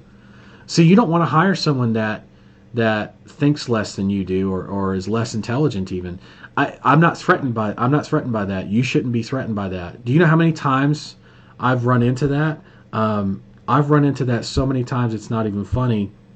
Most recently last year when I resigned, one of the reasons I resigned was because people were beginning to feel threatened by my input and my knowledge. And when you look at it, it doesn't mean I know everything. Doesn't mean that I'm the best at everything. But I have a very good visual understanding and learning process as well that helps me understand that I don't need to feel threatened by someone being smarter than me at all. The only time that someone would need to feel that way would be if they were doing something they shouldn't be doing, or something that the giant wouldn't appreciate, right? That kind of a thing. But on the shoulders of giants, instead of making everybody else smaller or holding them under your thumb or imposing controls that limit, like for example, lack of software development, limiting support hours. There's so many different examples of like what I went through over those few years when I was there, that I don't have to deal with anymore, where somebody's trying to push me down to make themselves feel taller. And I put up with it because I had people to serve, right? At a certain point, though, it became mission critical where I could no longer serve effectively. Because like when you do things like limit support hours, is the help you're getting as effective as it could be? No, absolutely not. And the mission and vision are not the same, right? We're totally out of an alignment there. So when I look at hiring people and training people, I want to hire giants, people that are smarter than me, people that can run it better than me. So you don't have to be. My point is 1 to 2 hours a day, 5 days a week. Do you have to know how to do the job better than your employees? No. Do you have to know the job itself? Yes. Is it best if you have like best practices and key performance indicators to track? Absolutely, right? But you hire the smartest guy in the room, right? And you build them up and encourage, right? Never criticize, but encourage. That's a tricky one. Like a lot of people think criticism's the way to go. It's actually encouragement. You can still say, okay, listen, we're not going to do it that way to your employee, right? You can say, listen, we're not going to do it that way. Here's why. However, what I really like is what you're doing here, right? And I like this and I like that.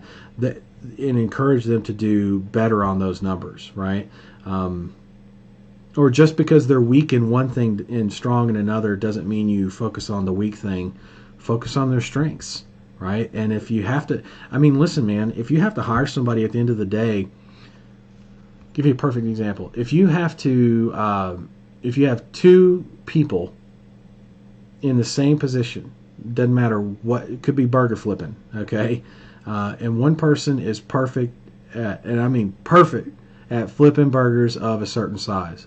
But on the other sides, it's just they're horrible, right? They cannot do it. Do you spend more time with them on getting their perfect burger flipping, or do you spend time with them working on the not so good burger flipping? The not so good. See, that's what most people say. I disagree. I say make them the best burger flipper they could be on what they do the best, and make them at a point where no one, make them Michael Phelps of burger flipping of that type of burger, right? Type. Okay. Right. Because like if you put Michael Phelps in certain types of swimming, I bet he's not as good. That doesn't mean he's a bad swimmer, right? Because he's a hell of a swimmer, right? But in certain environments and in certain competitions, like certain races, in other words, same thing. Like he's good at this size burger. He probably sucks at some of these other ones, though, right? And in other words, there's probably other people that could win gold medals in some of these others. It's hard to say about Michael Phelps because he's got so many medals. But the idea is there are certain things that he excels in, and that's where he puts his focus. Okay. See what I'm saying about being counterintuitive? Yeah. Okay.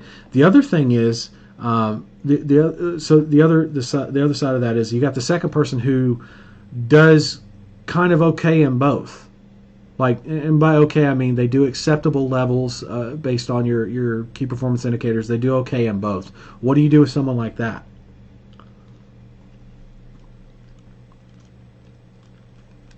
Good question. I guess focus on one. Focus on one? But how do you know which one?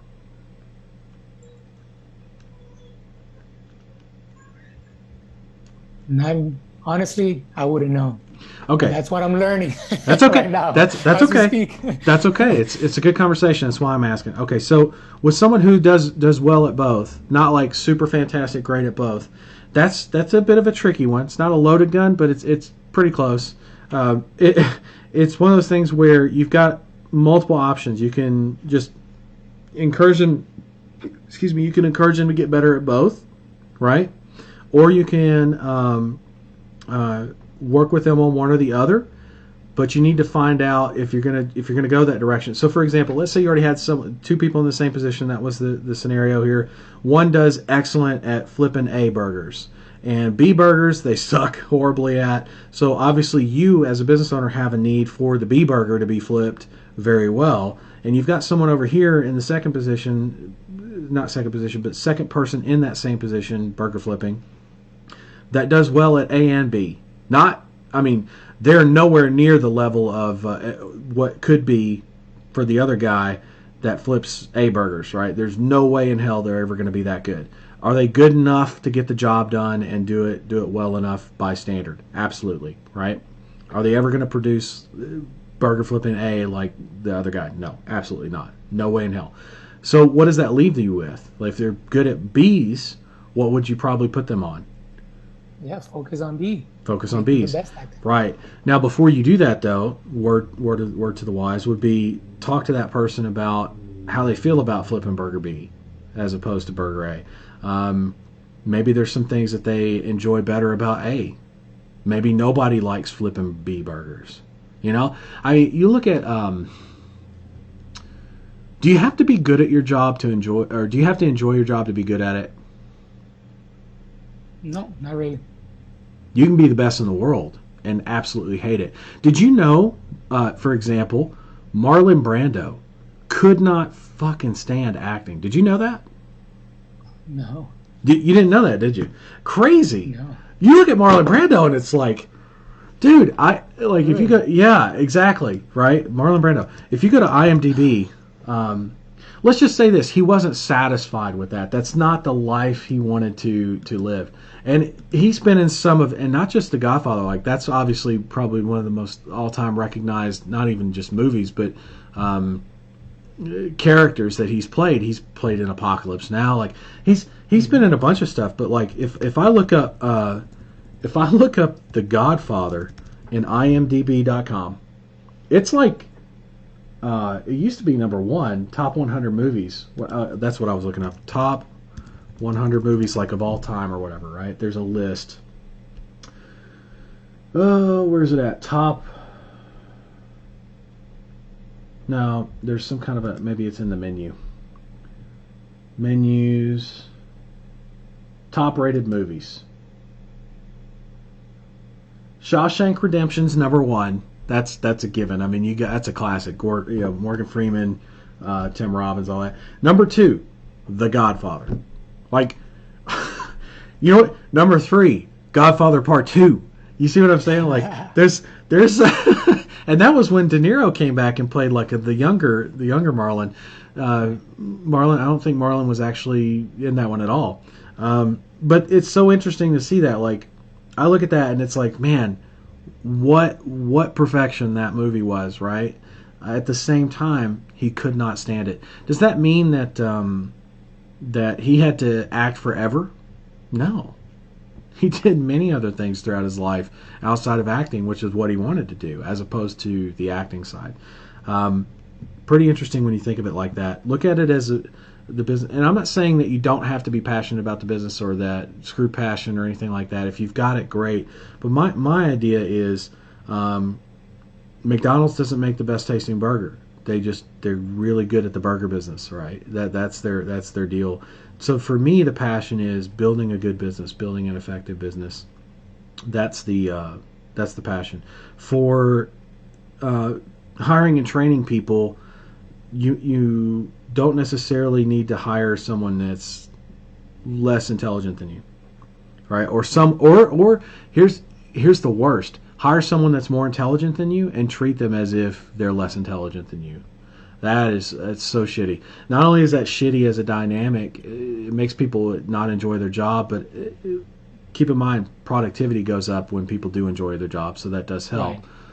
Right. So that's a good thing. But the idea is standing on the shoulders of giants. Like that is by far the one of the biggest secrets to success that I've ever seen. It's why I'm very particular about my hiring process, who I allow into my life, even on a personal level.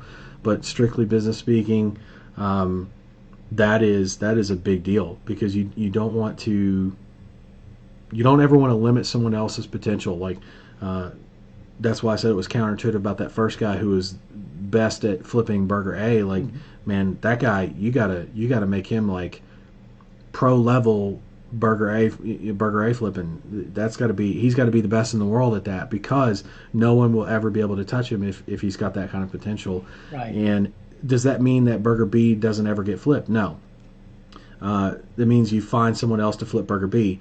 At the same time, maybe it's because maybe people across the board excel at burger A flipping, right? You need to know that because burger B is just less enjoyable for some reason.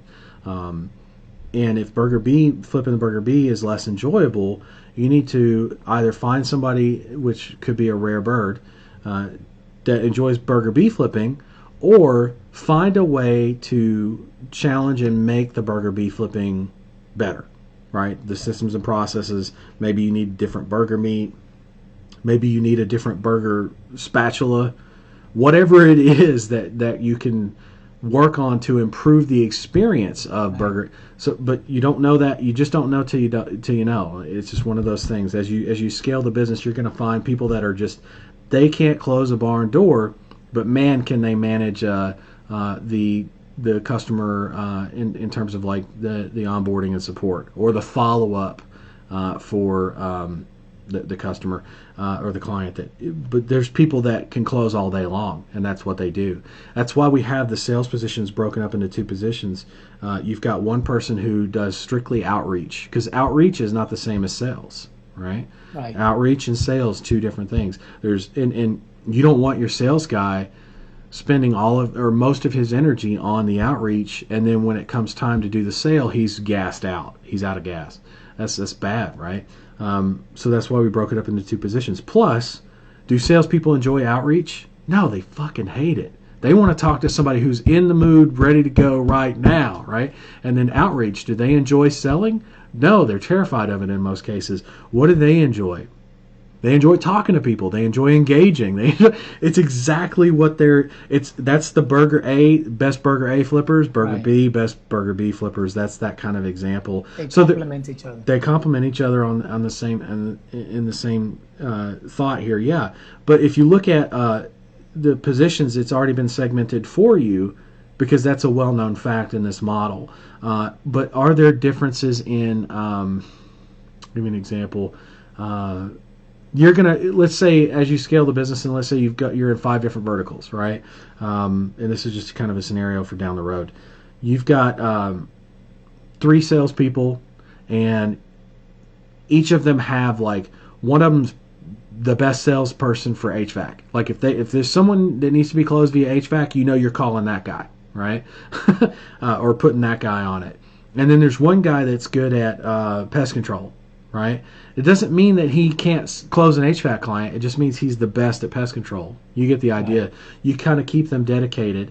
Now, if a call comes in and the HVAC guy's not there, and the pest control guy can still sell, oh well, right? Like the HVAC guy's not there, you send them that way. But then you're going to have guys that are good at follow up. The point is, you're going to learn not just about the industries that you're in, but the business that you have built and where people's strong suits are, right? And a lot of it's based on the business needs, not necessarily what you want or what you think, but what your business actually tells you it needs. So you've got to really keep a pulse on the business and all that kind of stuff. Okay, so I would say company training, just to kind of, I know we're talking about a lot here, but I just want to make sure we're on point here for what you need to do and what you've got going on, right? So keep your focus 1 to 2 hours a day. Don't freak out if you're not just pulling in clients or anything. You're not doing anything bad or wrong. As long as you are spending that 1 to 2 hours a day, 5 days a week, consistently and on the things that we teach. Build the systems and processes. One of the best ways you can do that, Loom, company training site, go to town, right? Let's see, acquisition, onboarding. Let's talk about ad campaigns. I think we're at that point. You want to share your screen now? I think we're yes, kind of there. All right. Real quick, first, hey, I love your business ideal mindset. Dude, the first thing I could say so far, 2 things. First, let me ask you this. Did you ever work at Wells Fargo? No. No? Never, well, dude. I'm Never. actually I'm a banker. Are you shitting me? And you hit the nail right on the head, man. I was laughing. Like inside, I was like, "Oh my goodness, is this guy like the one of the CEOs from Wells Fargo, and he's just testing me or something?" But you hit the nail right on the head. Perfect analogy, and I understood it clearly. The other thing that I wanted to, I guess, point out is, man, you helped me realize that I need to work on my mindset, understanding the business model, because the business structure, like you just gave me an open perspective of so much, right? That I realized my mind's not there. I'm like here trying to focus at this one little dot within the whole business model. And everything you just gave me, it was like, oh my goodness, I literally picture my business already running at that level, and I appreciate that. So thank you so much. You're welcome, dude. Always. That's so funny that you're in Wells Fargo. Okay, so you totally get what I'm saying about the whole. All right. Okay, yes. So click cease. Yep, very good. Hold on, let me get to. This is the okay. So here's the ad campaign. Yep. So initially, I started the ad campaigns. I guess the general type of ad campaign to then start moving it into a single keyword ad group. Right. I just copied and pasted to once I'm ready to start moving it into that. And so here's what I've got going on right now. For example, the one that has me completely baffled or clueless about. If I show you this one right here, the Palm Beach Yep. residential um, cooling repair, it says, well, let me go back real quick because this one right here, it tells me that I've had 27 calls, right? Yep. Now, when I go to, well, let me go into the actual campaign, then their reports. What are you looking for? Call, oh wait, I clicked on the call details. I wanted to show you something Okay. because that's one of the things that has me a little, I guess, concerned. Let me go back real quick because I just realized where I need to go. All right, so let me go to reports, extension, call, call details. There you go. Okay, so Which, by the here's, way, there's an easier way to do that. If you look upper right hand corner, see the reports. uh-huh, right here. Okay, Yeah, I see and it. then if you click on that, and then see where Okay. it says predefined dimensions. Mm-hmm. It's where you remember all the dimensions data Oh, I stuff see. I used to talk Right. about. That's where you find Yes. that, and then extensions call details. Got it. Got it right there. I Nice and see. easy. Yeah. Anyway, sorry. Go Yeah. ahead. No, no, thank you. I mean, this is like honestly, it's like being out in the ocean. If you don't know where you're at, you're like lost. Right. Right. But so I'm seeing all these calls that have come in, right? Yeah. And in reality, duration, look at all these just 0 seconds. So it's like people are clicking, and the moment they go to the dialer, they don't complete the call. So I'm not, I don't know. I don't have words for that. Okay. So the first thing we got to look at is let's stick with Palm Beach. First thing we need to look at, you don't have any conversions listed. Is that because So here's what I did, right? To give you a little bit of a better understanding, the client that I'm working with gave me a budget for the ad spend and then gave me a fee to work on it, okay? right? And so basically, I didn't. I'm not charging them per call. They just pay me the amount as if I was. I charged them as if I was charging them for per So you're call, but then they charging gave me you're charging flat fee. flat fee, and then they gave me the amount for ad spend. And I Okay, so told them, so for example, ad spend plus flat fee. So for example, you got a client, they're paying you $500 a month plus whatever your ad spend is. right, yeah, Got it. and in this case, they gave me to begin with, they gave me a 250 ad spend budget, and they Okay. paid me $200 for completing I Okay. guess the initial, and that's just our agreement as per I got you. right now. I got you. And so, um, So why are the you? My question still stands though. Why are you not tracking your I was going to go conversions? there. So I am. It's just the way that I set up the conversions because he asked me, listen, can you set it up so that it can start counting 30 seconds into the call, so that you know, and I'm doing it this way so that I know that it's a call that's qualified, at least for them, that I know, so I can have a better understanding as to what type of calls are coming in. Here's the problem with that. Right? Did the client ask you for that? Let me start with that. In a midst of a conversation, it was sort of like an understanding that they didn't directly ask me for it, but it was indirectly kind of like, hey, but if a call comes in and they just hang up, like how are you gonna know? And so I just thought it would be an idea for me because the way I after seeing all this here, after seeing all those calls that are coming in with 0 seconds, and I'm thinking all these conversions are showing up when there's really no calls being completed. So let me set it up so that I know that it's a call that actually went through for me, so I don't have to go to reports and see all the calls that are coming in right away. Here's the problem with that. As you dial in your campaign, you now Yes. do not have the data you need when it comes to ad copy, when it comes to the ad groups, when it comes to the keyword level, any of those levels, you're not going to have any conversion data because you're not tracking it, right? Not accurately. In other words, let me give you an example. When you build a water pipe and you get it completed and you've got water and you turn it on in your house, is the water that comes through the pipe at first very, very clean? No. No. So what do you have to do? You have to let it what? Let it run.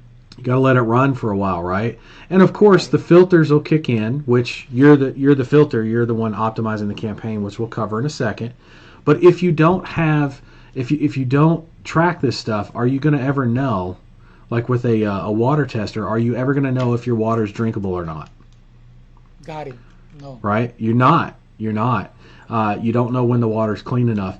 And the idea is to expect there to be a little bit of dirty water, right? So right now you've got a little bit of dirty water. We're going to clean it up. No big deal. But man, we're really not going to be able to tell any kind of difference not before and after because of exactly. So you can tell your client 30 seconds, which I would never do, by the way. I don't qualify based on duration. I qualify based off of strictly based off of if it's qualified, like spoken over the phone. Don't worry about the 0-second phone calls. We're going to talk about that in a minute, and you're going to see why that actually is happening and why it doesn't matter. Okay, so track your data. Tell your clients you're tracking the data. Tell them how you're qualifying the calls, all that kind of stuff, right? Okay. Let's go into the campaign. Let's start with that. It's going to be a little bit more difficult because I don't see which keywords drove phone calls, but I'll still be able to help you on the basic optimization side. So click on Palm Beach for me. Let's start with that one. And by the way, is 27 calls out of 29 clicks good? Oh, that's. What's your phone through rate? I'm not complaining. I'm not complaining about that. I mean that. So, but here's amazing. Here's the thing. Here's the thing. That's like saying, "Hey, can you tie your shoes?" You're like, "Yeah, I can do that. No problem. It's easy. It's great. It's amazing." Now we got to get into moving the feet. Great, you can tie your shoes. You can walk around with shoes on. Now we got to get into moving your feet, right? So now we got to learn how to walk and then learn how to run. Okay, so when we look at this, go to keywords for me. Let's start with your keyword. Let's see what's going on. You said you pulled this campaign from Mirror, right? From Mirror, yes. And I must tell you, I did obviously, based on market research and all, found additional keywords and I added and I combined with the locations and the zip codes and as you teach. So. Okay, but did you put them in a separate ad group? So repair within repair, installation within installation. Show me your ad groups. Sorry, let's go back to ad groups. Okay. Show me your ad groups. Over to the left on the left hand menu. Well, now it's Click on the campaign. There you go. Oh, on the campaign? Yeah, you got to go back. You're in all You're looking at all the ad groups for all your campaigns. Now you're in campaigns. Right. Click on the campaign. There's the ad groups. So you have 3 ad groups, right? Yes. And whenever you have keywords and additional keywords and market research, what did I encourage you to do? To put them within the ad group. Separate ad groups. Separate ad groups. Separate ad groups. In this case, right. Yep. So in this case, you didn't do that, right? Which means the higher intent keywords you have are mixed in with keywords that you've chosen, which doesn't mean it's a fail. It just means it's not how I do things. And the reason I don't do things that way is because I'm not able to segment and track my data on what's working, what's not. Because we can look at this campaign, we can look at the ad groups, and I'll be able to look at the data and say, okay, this is working, this is not working, sure. But unless I have an exact copy of what I gave you inside a Mirror up in front of me, which I could go and grab, by the way, not a problem. At the same time, though, yeah, I'm here. Can you hear me? Hello? Oh, John, did we lose you? John? His internet might have gone out. Let's hang tight on the call here. See if he comes back. My audio is still coming through. Let's hang out and wait. See if John comes back.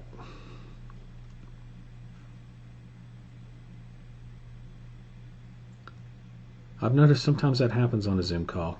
I was on a Zoom call the other day that was just actually a one-on-one meeting, and for some reason the other person could not connect, and I know that they have good internet. Um, yeah, looks like we lost him. Okay, so that sucks. We will wait for him to come back I'll look for him in the waiting room. But yeah, there's man, really want to finish my thought there on the campaign stuff. I'll just wait. Gotta wait. Hopefully he's able to come back on. Actually, while I'm doing that, I'm not just going to sit here dead air.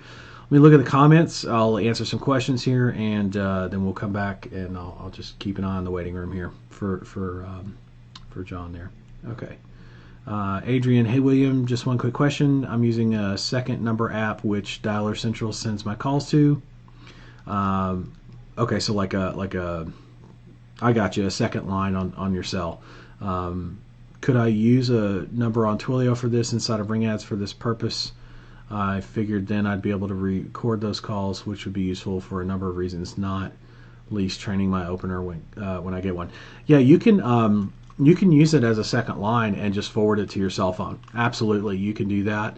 The challenge you're going to run into, you're not going to see as much challenges. Let me rephrase. You're not going to see as much challenges as what I saw when you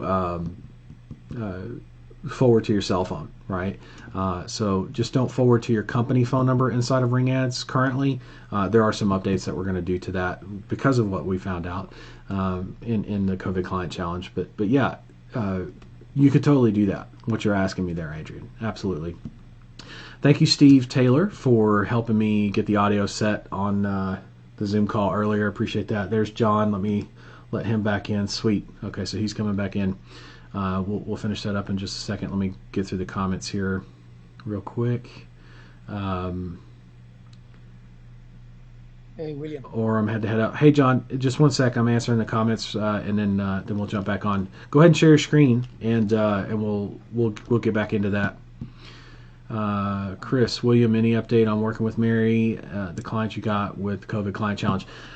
There are updates. I just haven't posted them yet, and I've actually been behind, to be honest, on the entire Prime setup. But that's okay, because work's coming on that. Updates are coming on that. I thought it was supposed to be 1 second. John put in 0. 0's fine. 1 second, 0 seconds, that's fine. Doesn't matter. Not really. The data's going to be close. It's never going to be 100% anyway. John, your screen is like, oh, there it goes. It's still super blurry. I think you're having some internet issues. Probably seems like. Hold on. Give me one. Yep. Yeah, it's definitely internet issues. Yeah, it is. Can you hear me? Yep. Okay. Yeah, I had to connect to my hotspot on my phone because for some reason I disconnected from the Wi-Fi at the house. But here's what's really crazy. Is your screen okay? There, it cleared up a bit. I can't read it, but I can see at least a little better. It was completely blurred out. Stop sharing and then Oh, that made it better. Yeah, try again. No, that's not really helping. That's okay though. That's okay because we can kind of take it piece by piece. So here's the thing.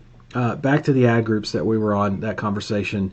You want to make sure that the new keywords that you put in there are completely segmented. You might have to go through and kind of cross-reference that because you have access to the original campaigns that I gave you.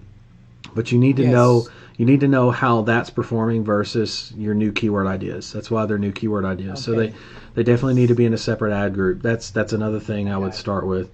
That said, let's take a look at the keywords. Over to the left, you'll see Keywords tab. Okay. Since we're in the campaign. And we're going to look at search terms on the left-hand side. Search terms. Yep. We're going to start with that. And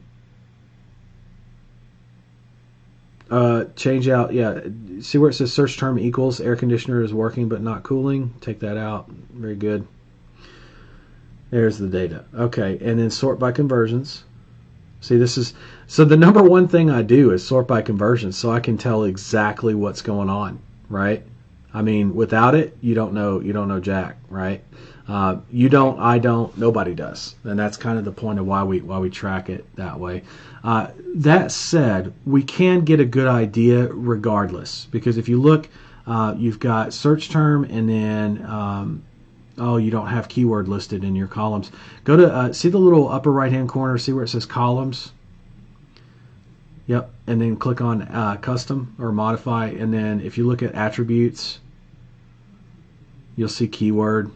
Oh, where's your keyword? Did I miss it? Just hit apply. Yes. Where is Yes. it? It's right here. Oh shit. Okay. Go back to modify. Make this super simple on you. Go back to modify, and over to the right. Over to the right. Scroll down with that little scroll bar there. Yep, and then drag it up next to search term. Next to search Yeah, terms. all the way. Yeah, it's all the way. Yeah, all the way to the top there. So there's keyword. Oh wait. That's fine. Just leave it there. Okay. Is that really? Wow, I guess It so. says it's Yep. locked. Yep. It's locked. Got it. All right. So hit apply. Closer though. That works. Okay. So if we look at Yes. the search term, the keyword that drove the search term is air conditioning repair, Palm Beach Gardens, right? And then Service Experts Jupiter. So that's obviously a business name. Some of this stuff, though, you're going to have to look at what the company is like, and by what it is, I mean what they do, what they specialize in. So for example, if I were to look up Service Experts Jupiter. And that's Jupiter, Florida. Let's see. Service Experts Heating and Air Conditioning, open 24 hours on the phone. 3.9 out of 5 on Angie's List. That's not terribly great. 4.9 reviews, 1,700 Google reviews, 4.9 stars. I mean, that's not too terrible. So they're somewhere in between 78 reviews on Angie's List. For some reason, people on Angie's List are not liking their service as much. It's a whole star difference. That's crazy. 3.9 versus 4.9. Yeah, I'm just looking at Google search results here for Service Experts. The reason I want to know that, and then I go to their website because there's a link there. In other words, I click around, I do some research for my client. I don't have to do this all the time, but I want to see if there's something they specialize in. Let's see here. Introducing our no entry AC maintenance. All interactions happen via the phone. No home entry required. So they've updated their website. It looks like they are on top of shit when it comes to COVID response. Right? They have it listed plain English. What is that? ServiceExpertsPalmBeach.com. Right? So what I would probably do, and there's two ways to do this. You know this, but I'm going to explain this for everybody else. There's competitor calls. And you can use your competitor as keywords to drive more phone calls, but your client's going to need to know how to field those phone calls. Or there's the option of using the competitors' names as negative keywords to drive phone calls specifically for non-competitor based searching. It's totally up to you how you want to do that and what your client really at the end of the day can handle. I prefer to have them take those calls and train them on how to take those calls.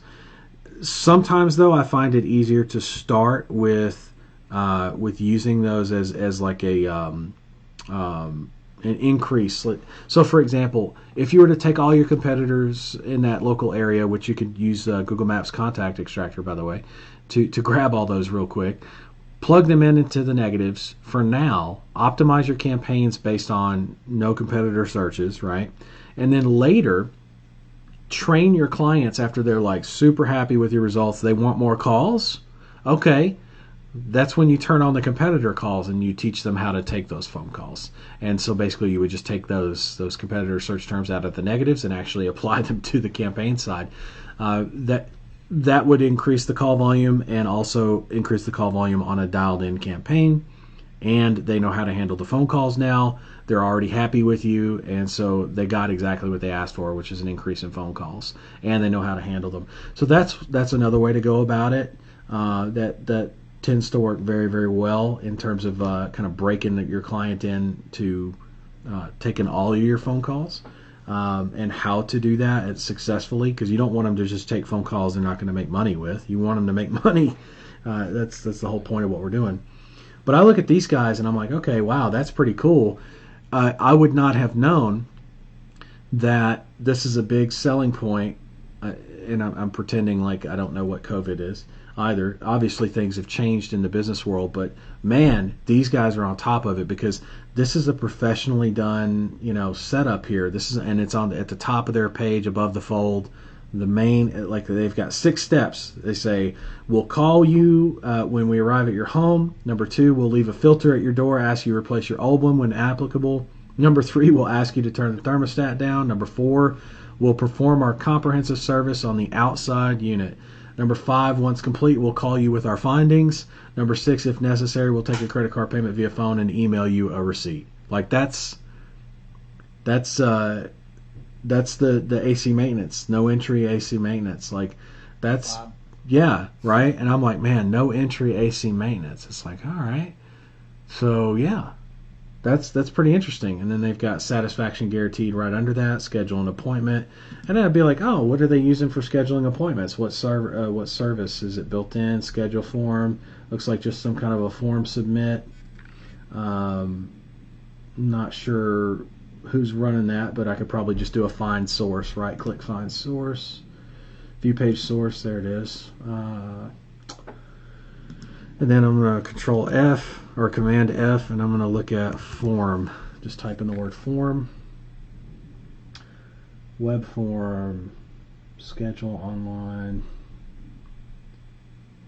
Let's see. Documents form. Might take a little bit. Event target, nope. Just trying to glance at it, see if I can find it. It's not really that big of a deal. Wow, there's 762 instances of the word form inside of view source. That's crazy. So I'm clicking like crazy, if you can hear that. I'm just looking through. Some of these are like basic, it's basically coding. I'm just clicking through. Anyway, the idea is very simple. I want to see, there it is, submit schedule service, contact form label. Doesn't tell us what they're using. Require schedule component 20 field 5 validator. Nope. Nope. That's okay. No big deal. Sometimes you'll see it's Calendly or whatever it is, but the idea is you do a little bit of digging. You just want to know what your competitors are about, especially in that area. Yeah, you're looking at it right now. There you go. That's exactly what shows up. So the idea is you don't have to do this for every competitor, but occasionally, right, spend some time. It's going to teach you, like this no entry AC maintenance. This is something that I would actually investigate as a topic and see if it's popular among HVAC clients or potential clients across the country. Which means this could be a selling point for you to help them position for a post-COVID world, man. And that's exactly what we're living in, which is very relatable. Right? Like that's a huge selling point for why somebody should be doing business with you, because you're the HVAC expert when it comes to driving phone calls. Right? Now, are AC maintenance the only kind of calls you're driving? No, absolutely not. You're driving installs and repair as well, but maintenance obviously is going to still make money, especially if there's a no entry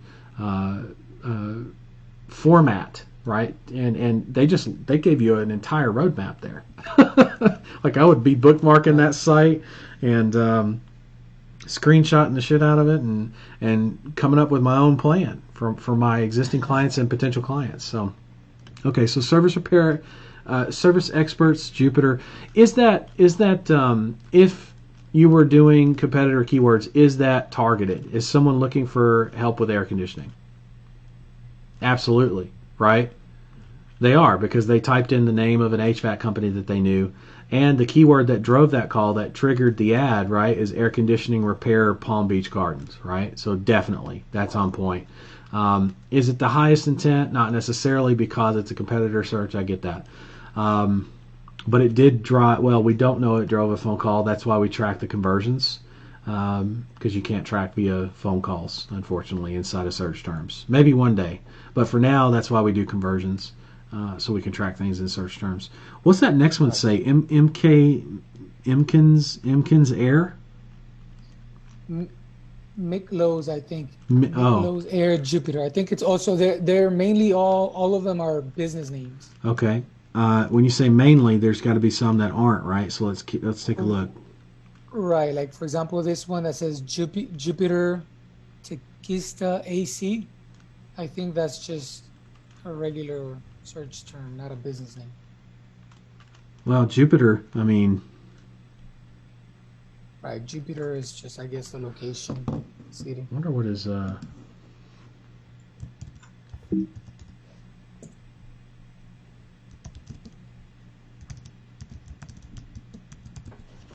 Yeah, let's see what comes up. Uh, what is that top one? That looks like that's it. Mm, That looks where? on the search results. Go back to Google. Hmm. No, go back to This one? Google. No, you're in Google. Yeah, that right there at the top. Jupiter hyphen Tequesta, whatever that is, Oh, okay. Yeah. Let me click on it. and it's AC based, AC plumbing and electric. Oh, yeah. They do a few things, right? So someone was looking Right, yeah. for them. Um, okay, yeah. So that's another competitor search. Let's go back to Google Ads. It's another website to take a look at, but not something I would Right. focus on. Um,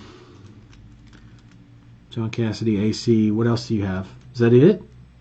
Yeah. No, there's Dove air conditioning, Denny air Denier. Yeah. conditioning, Coupon. What does Coupon it say? Honda air conditioning repairs. Okay, so coupon Honda air condition repairs. What about that makes it? And it came out under keyword AC repair services, right? Right. Is AC repair services a high intent keyword? Let's start with that. Over to the right. AC repair Yeah. services. Is that high intent? I would think so. I mean, Let someone me looking let me for let me rephrase. Because think of it like scale of 1 to 10. How high intent is that? Scale of 1 to 10. Do you oh, think? I would say maybe like a six, 5 or 6. Right. And what do you need? I need 10. Right. So when we start a campaign, we want to start with a very tight core. It's different than what I used to teach, right? I used to teach throw a bunch of shit against the wall and then find out what the core is and run with that. Now Right. Google's already given us the answer. So AC repair services, while it's good to try that out, it's not necessarily the highest intent. So when I look at that, I go, it's high enough intent, but is it driving the right phone calls? No, it's not, because someone typed in where to go? Coupon Honda air condition repairs. Now, does that mean Right. that's a bad keyword? Well, I mean, it's related to a car, right? No, no, no. AC repair services. Oh, and no, no, You're looking at no. search terms. I'm talking keywords. Keywords. Right, AC keyword, right. repair services. Is that a bad keyword? No, I don't think so. It's not. Is it the best it could be? No. No. So how do we make it better? We look at things like coupon Honda air conditioner repairs. First thing is we look up Honda air conditioning, because Honda's one of those companies where what if they made some kind of an air conditioning unit that goes for the For the home, house? right? Because they Oh, make, that makes sense. here's the thing, Honda's an engine company. You know that, right? Like they're not. See, Right. a lot of people are like, oh, they're a car company. Oh, they didn't get their start in cars. They're an engine company. So I want to look and make sure I double check Honda Smart Home in homes and cars, heating and air conditioning. Holy shit! Do they actually have Honda Smart Home US? Do they actually have air conditioning units now? That would be interesting. Yeah. Honda Smart Homes. Come on, guys. Honda Smart Home. Nope. I can't see from that site, even though that's their main site. That's not what I want. We go back to search, and I'm going to look for Just double check. Honda's air conditioning. No, I mean, they have a Honda Smart Home, which is interesting. Honda Smart Home, staying healthy and safe. Oh, Honda Smart Home is like some kind of a project they have going. That's interesting. That's something I would keep an eye on. How about that? HondaSmartHome.com. So if I take a look at this, it's probably, let's see if they got any kind of press. They got technical info, downloads. Home of the Year, Green Builder Home of the Year Award recipient, Honda Smart Home US has been named the best demonstration home of the year. So it's a demo home where apparently they're demoing smart home shit. So, but there's energy efficient smart home, zero carbon living.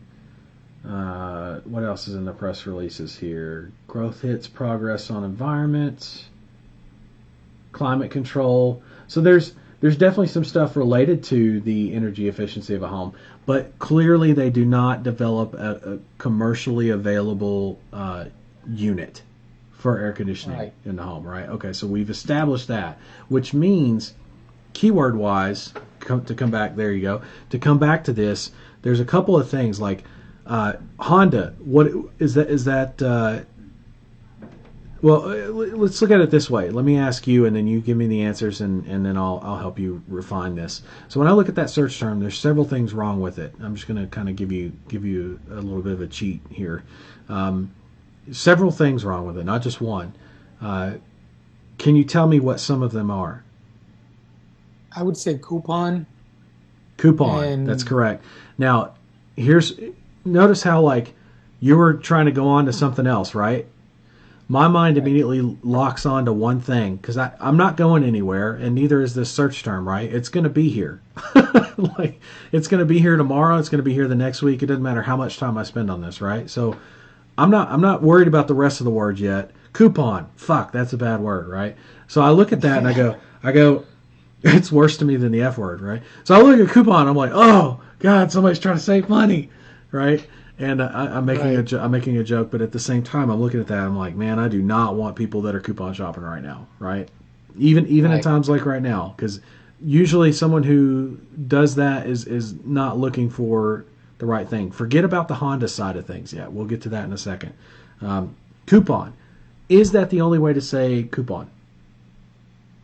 No. And what is discount? What does a coupon imply exactly? A coupon implies what? Yeah, discount or cheap or saving money, right? Right.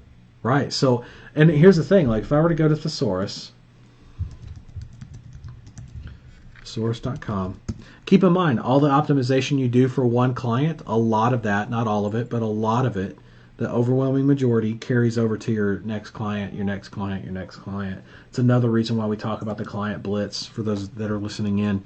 So let's look up coupon on thesaurus here.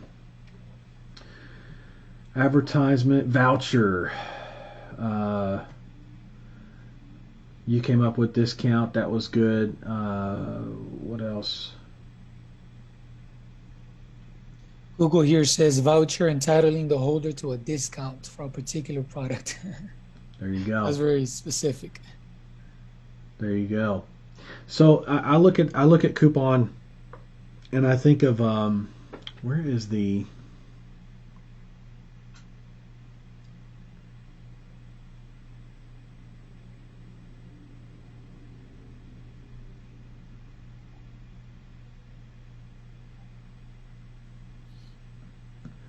yeah, we're gonna have to, savings, cheap, Right. inexpensive, cost, Affordable. anything, affordable, anything that's based along those lines. I'm going to add to. So my point is that one operative word inside of one search term that we haven't even completed yet has given, and we paid. Here's how I look at it: we paid $3.79, or what was that? $3.29 or 79? $3.79. $3.79. Okay, Yeah. So we paid $3.79 for that information, right? Not just one word, but probably a dozen to a couple dozen words that we can use, right? And plug into the negatives that we'll never have to worry about seeing that ever again under any circumstance. Okay.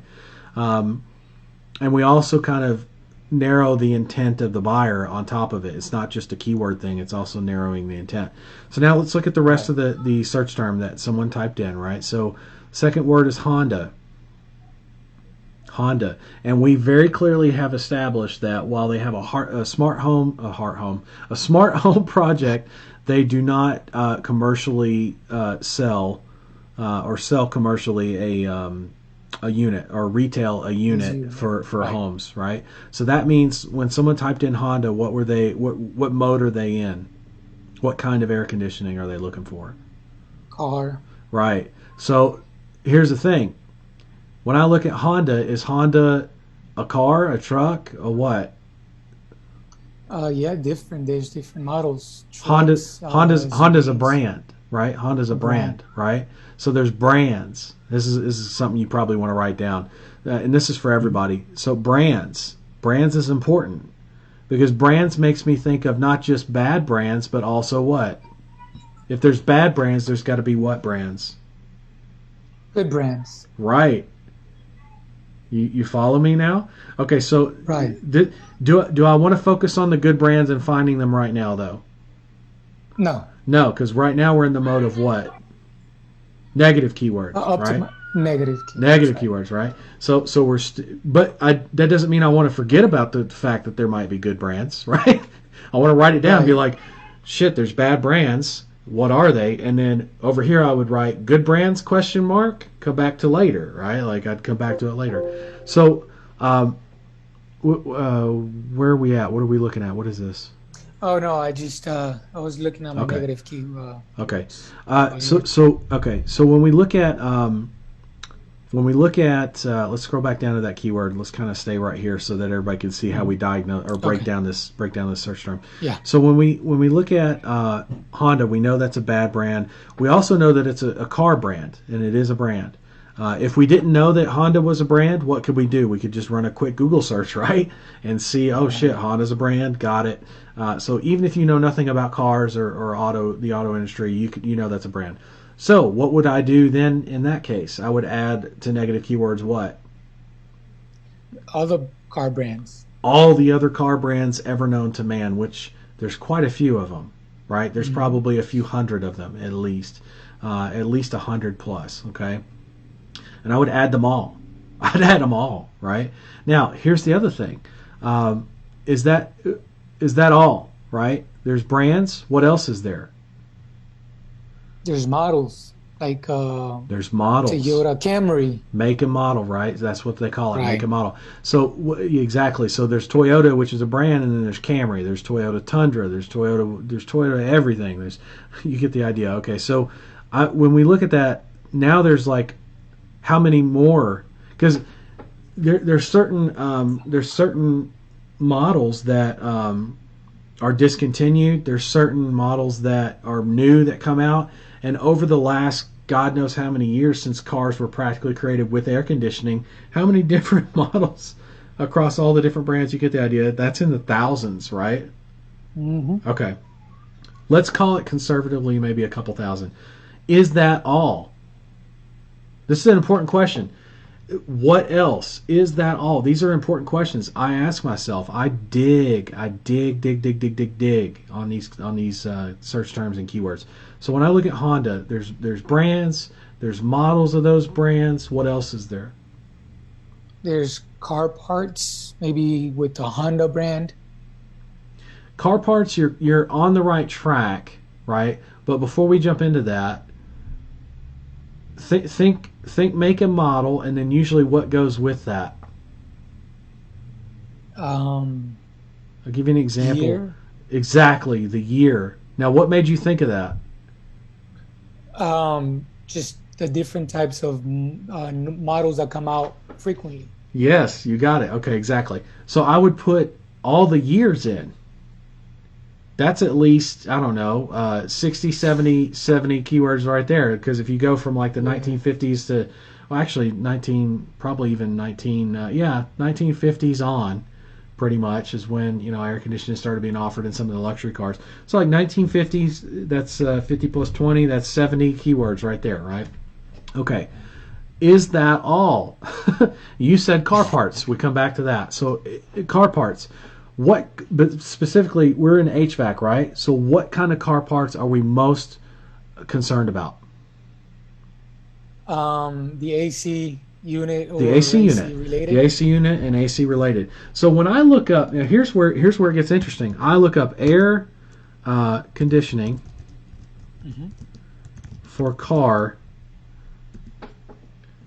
and here's where it gets interesting. Air conditioning for car, and let's see what I can find here. Recharge, Recharge. Right. recharge. Is that something? Lithium. Now that makes me ask: is that something that can be done on a home unit? Good question. What do you think the answer is? Um, for a home unit, no, Why do you say um, that? because Do you know how? Oh, let me back up. Do you know how an HVAC unit operates? Not everybody does. I understand that. So if we're mhm, diving into this, do you know how an HVAC unit operates for a residential unit versus a car unit? What do they use? they use electricity of the house. That's not what makes it cold, though. What makes it cold? Oh, the like all the generator or the you mean like the Freon? The Freon. Now, what the hell is Freon? Yeah, See, people that don't know HVAC don't know what Freon is, right? So I'm kind of. right. So how do we know? How do we find out what that is? We got to connect the dots because we kind of already know Right. what Freon is. We may not know everything ins and out, but we know what Freon is, right? How do we, if we don't know anything about HVAC, how do we come up with the word Freon? I'm looking at recharge, right? So when I type Right. in air conditioning recharge, watch this. I dig. Notice how I keep digging. I keep peeling back the layer. Keep peeling back the layer. So air conditioning Right. recharge tells me, pops up ads. Actually, go ahead, type that in. Yeah, type it in. Air conditioning recharge, and check this out, guys. Take a look at your screen as he does this. No, air conditioning. Type out air conditioning.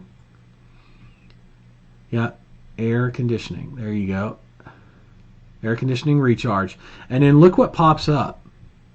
Pet Boys. Okay, there's the recharge, but your screen's a little bit different than mine, I guess, because we're in different areas. But scroll down just a, Location. yeah, scroll down just a bit. Keep going. How to recharge your air system? How? Oh, slow down, slow down, slow down. Up to the questions there. People also ask how much does it cost to recharge? Will AutoZone recharge? How do I recharge the AC in my car? How often does the AC need to be recharged? Okay, scroll down just a little bit and go a little bit slower on the scroll there. How to properly recharge the system, 5 minutes. Look at those gauges. AC recharge. Keep going. Mm, See, there's the bottle of Freon, in that video there, by the way. right. Uh, if you don't know what that is, though, we got to find where we're going to connect the dots. I got to show you how, in other words, I'm trying to show you how much you got to dig to find this. Learn how to, there it is, O'Reilly Auto. Let's check that out. Recharge the AC in your vehicle. Click on that. Look at the AutoZone right below it. If your AC isn't as cool as it used to be, you may need Refrigerant. refrigerant, right? And then it says R134A. That's a very, very common type of Freon for Freon. Right. for a car. It's not the only type though. So that makes me go, well, shit. If and when you click on these links, you're going to learn that R134A is Freon. You're going to learn what Freon is because you dig on that. And then once you learn about Freon, you're going to be like, well, shit, did they use Freon in home units? And you're going to realize, yes, they do. So then what do I do? At that point, once I've done all that digging, I'm kind of fast forwarding through the digging here. But you gotta dig to find all that. So now that I know that home units do Freon, I would scroll back up to the top, do a Google search, and I would look at home, what is it? Air conditioning, home unit Freon type. Air conditioning, home unit Freon type.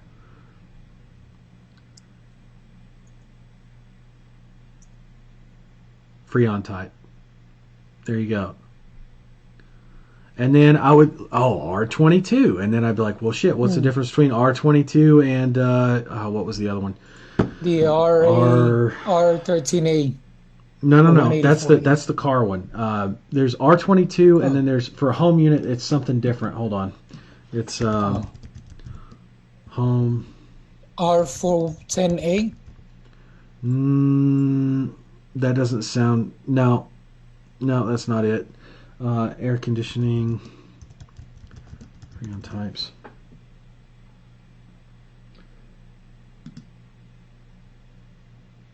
No, yeah, yeah, yeah. I guess that. No, wait. Two different types of air conditioning refrigerant: R22, commonly referred to as Freon, and R410A. Yeah, you're right. That's exactly what it is. I thought it was something different. Here's what's really crazy. If you start talking to some of your clients and some of your prospective clients, or do some of your market research on this, which is where this kind of stuff would come up, by the way. Mm-hmm. R22 is different in many ways, meaning the systems, a lot of air units that are currently set up to run R410A can't run R22. It's a different type of Freon, works differently with the compressor. Something to do with how the Freon is, right? The different type of Freon it is, which can change. You can change out the entire system to run R22. And why would you do that? It's supposed to be, I think, more energy efficient. I believe. I could be wrong on that. But the whole point is to have those conversations and to understand the difference. Now, here's the interesting thing. If someone knows enough about Freon like we do, right? Not everybody does, but if you have enough bad air conditioners in cars and in your refrigerator and your AC units at home over the years. In other words, we've been around long enough, and we're also guys. That does make a difference. Yeah. To know what Freon is, and to know that you don't want to mess around with it. You don't want to breathe that kind of stuff. It can freeze up. It can clog a compressor even. That's why they tell you when you move a refrigerator to not plug it in for a few hours after you've moved it, because you have disturbed the Freon, believe it or not. And it can clog the compressor if you do plug it in too soon before it has settled in the tank. So, and that's for the refrigerator. So I look at that and I go, man, okay. But if someone were to type in R22 HVAC home unit repair, right, is R22 a good keyword for me to have? Absolutely, right? Yes. But keep in mind that goes off to the side for later. So I would write down things like R22, R410A, Freon for home. I would also write the keywords like Freon, because that's a good keyword. It's not good for the auto side, but we're still covering that on the negative keyword side, right? So Right. we just set that off to the side so that we can dig deep on those later for new keyword ideas. Right now we're focused on the keywords we don't want, which would be R134A. Is that the only type? It's actually not. There's actually a couple other auto types. Car air conditioning types of Freon. R12. R12 and R134A, right? And R12 is for older vehicles. So I would definitely be, typing those in. Anything that's based off of a car or truck's air conditioning system, compressor. Compressor is a good word though, because compressors are also used in home units. So there's certain words you can't get rid of, but you can definitely get rid of all the brands, all the models, all the years, all the different unique car parts or unique Freon unique to Related to cars, us. right, and autos. And then what else is there? There's still more. Can we dig more on that? Where's the campaign at? Right What here. So, is that all? What else can we say about automobiles? hmm, Like when you think Honda, what do you think? I think Everybody thinks something different, by the way. When you look at the name Honda, what do you think? What comes to mind? What's the first thing that comes to your mind? I think of honestly, me personally, I just think of vehicles. Right, and you think of the Civic, right? The Civic, right? Because you said Honda Civic way back, Hmm. right? So that's probably the first thing you thought of. So Honda Civic, um, which is also known as a type of coupe or A sports coupe, car, sports car, sedan. sedan, What your kind of what kind of SUV, right? What kind of words? You see where I'm going with that? You come up with all right? SUV, truck. You got the crossover. Pickups. Fuck man, pickups. Yeah, you get the idea. There's just so many different keywords. There's probably a few dozen of those types of keywords where it's car, automobile, auto, truck, pickup, crossover, SUV, van, um, sedan, coupe, sports car. I mean, you get the idea. Like, and that's just what I can rattle off the top of my head without doing any kind of digging whatsoever from thesaurus, right? Because, Hmm. okay. So that's a whole other set of keywords. How many keywords are we up to for the negatives? Right. Well, a lot. Here's what I'm trying to explain for you and everybody else. How much did that cost us? 379. $3.79. So if you treat every search term that you get like this, right? Not just on the negatives, but also notice we set aside a lot of the stuff for the new keyword Right. ideas, right? Like, and do you see? Here's what's probably the most important. Do you see the kind of digging, the level or intensity of digging that I'm when I say to dig on a keyword? What I mean when I say that now, like Right. I don't mean look at it and go Honda, Ford, Toyota, right? Nissan. I don't mean just that. That's surface level. Well, by the way, Right. it's still valuable, but think about all the other potential that we covered that now is no longer going to be showing up in your keywords, right? Versus just Right. doing that surface level digging, right? You know, when you know some of the best energy wise, some of the best heating and cooling you can ever have is what? The best service. Nope, the best type of heating and cooling you could ever have. Oh, It's very expensive. Starts with a G. It's used usually in like commercial buildings, bigger buildings. Wonder if anybody knows this or not. Instead of using air conditioning units, they use the natural heating and cooling of the earth.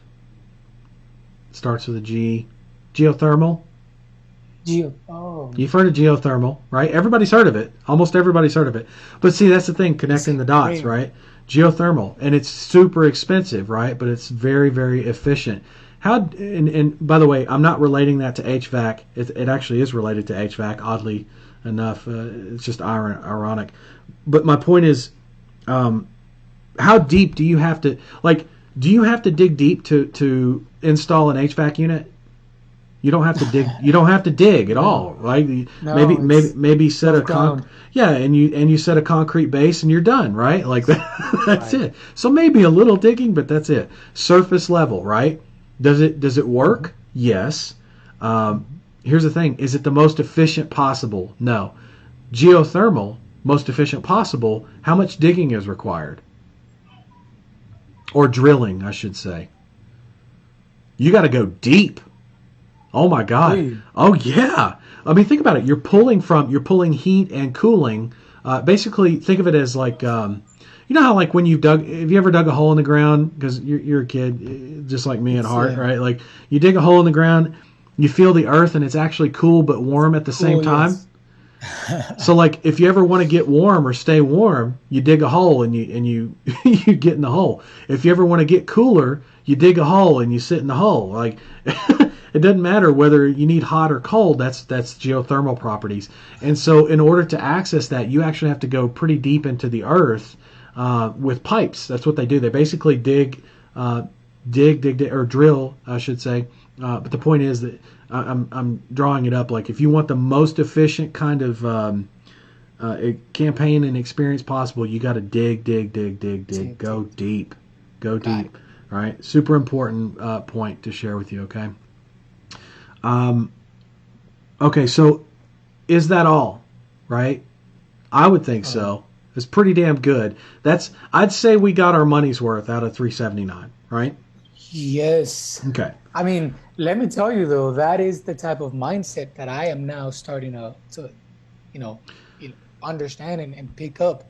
Here's the best thing, though. Are you ever going to have to think about Freon after this? I know. No, because it's pretty much going to apply to the same. An HVAC client in Plus, Kansas City, exactly, is going to be okay. So you get the idea. It's not like you're going to have to do this each and every time for each and every client. That's why we take the time to dig so deep, because right. that geothermal analogy there is going to heat the entire building, the huge commercial building. It's going to heat the entire freaking business. So this is work. You got to envision this. A lot of the work you do on campaign optimization, especially when you start out, is being done for all your clients, which means your work is like kind of spread out um, over time, and you also maximize your dollar spend. Like 379, we learned some very very valuable lessons, very very inexpensive lessons for 379. I mean, you can't even buy a good Starbucks cup of coffee for that. I don't Right. think. Maybe you might be able to. It's The short close. size. Right. Yeah, the short. Yeah, exactly. You got to get the. That's my point. You can't even. So I look at that and I go, okay, that's a good learning lesson. Plus, we pulled a lot of new keyword ideas to dig on. I mean, Yeah. There's hundreds, definitely this hundreds and hundreds of keywords. geothermal. Yeah, I'm pretty sure it's some sort of, I guess, high-end commercial type of. it It's is. It's great. expensive as hell. It's expensive as hell.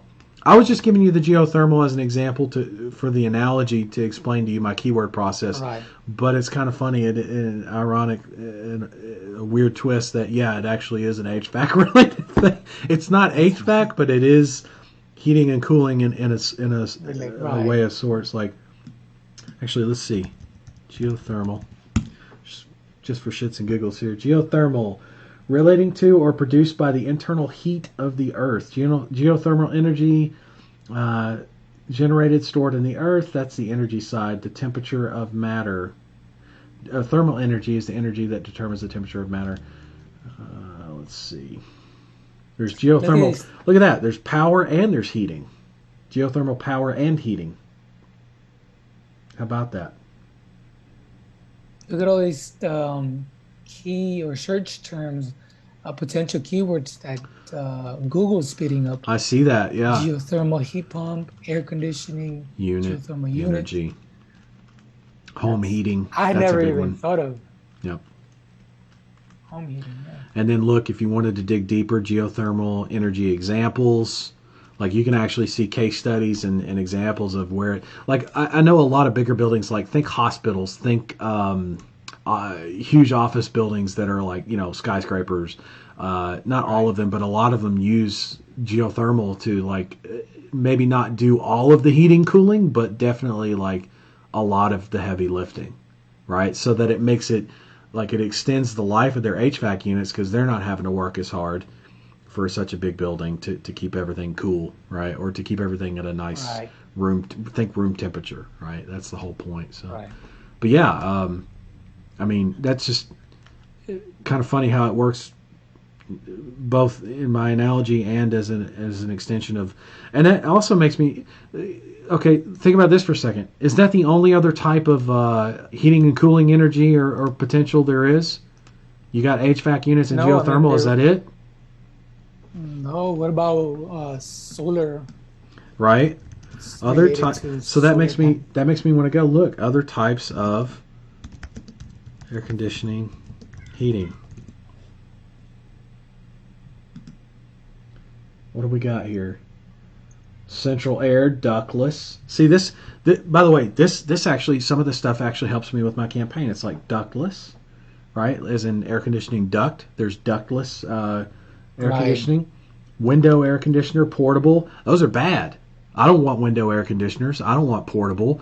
That makes me look at window and portable as keywords to add into the negatives. On top of which, I would expand on those keywords, and then I would say, okay, then I would expand on the brands of windows and portable keywords, right? The brands of Right. portable air conditioners as negative keywords. You, we're not even really, kind of off the beaten path here. These are just questions. See, here's the thing. Most people, when they look at a campaign, they're like, either they don't know where to start or they look at it on a surface level.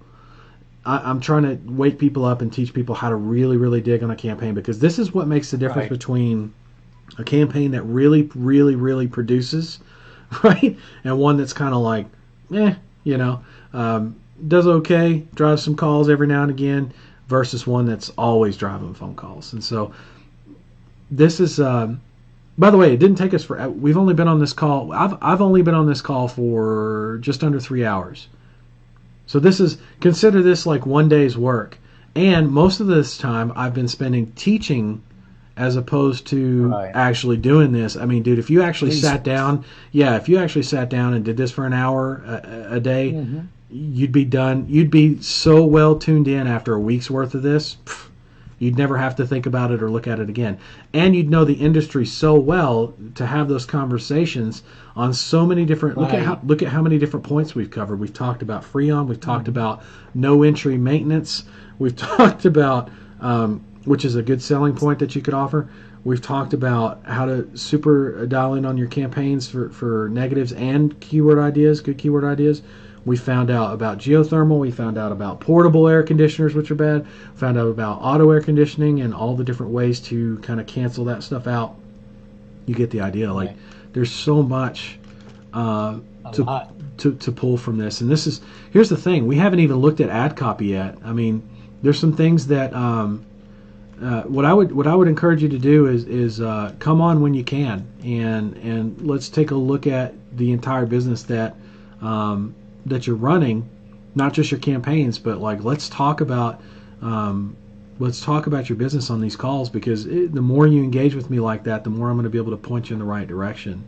I Right. think, without digging too, because there's other things I want to cover on this campaign.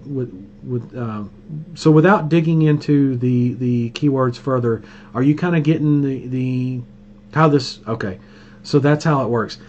And by the way, the keyword that drove the Honda AC repair services, while it's not a bad keyword, will it now be, because of all the negatives? Will it now be a better keyword? Yes. Absolutely, right? Yes. Is it still the highest intent possible? No. No. So just be aware of like the trade off there, right? And that, Right. yeah, so we spent 379. But look at all we pulled from it in order to make it a better keyword, and it will start And pulling better. tuning. Exactly. It's just like tuning an engine, dude.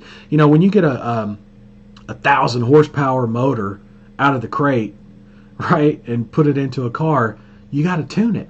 You can't just turn the key and expect it to run. See, that's what most people probably think, except for auto mechanics or technicians. Like, they know that you're going to have to actually sit there, crank the engine, and yeah, it'll start, but it ain't going to run worth a damn until you do what? Tune the carburetor, right? You got to Tune. tune it. Right. Yeah. Get it super dialed in to where it sounds nasty, right? And then it's ready to go. And then, of course, there's a little bit more to it than that, but that's the basic idea. Same thing here. A campaign, you just cranked it up, right? And so it's a monster, it's a beast, but it ain't running the way it needs to yet. And that's what we're doing now, Right. is we're kind of just tuning that in. Here's the crazy thing. This thing can be so well done that and I know you'll do a good job on this.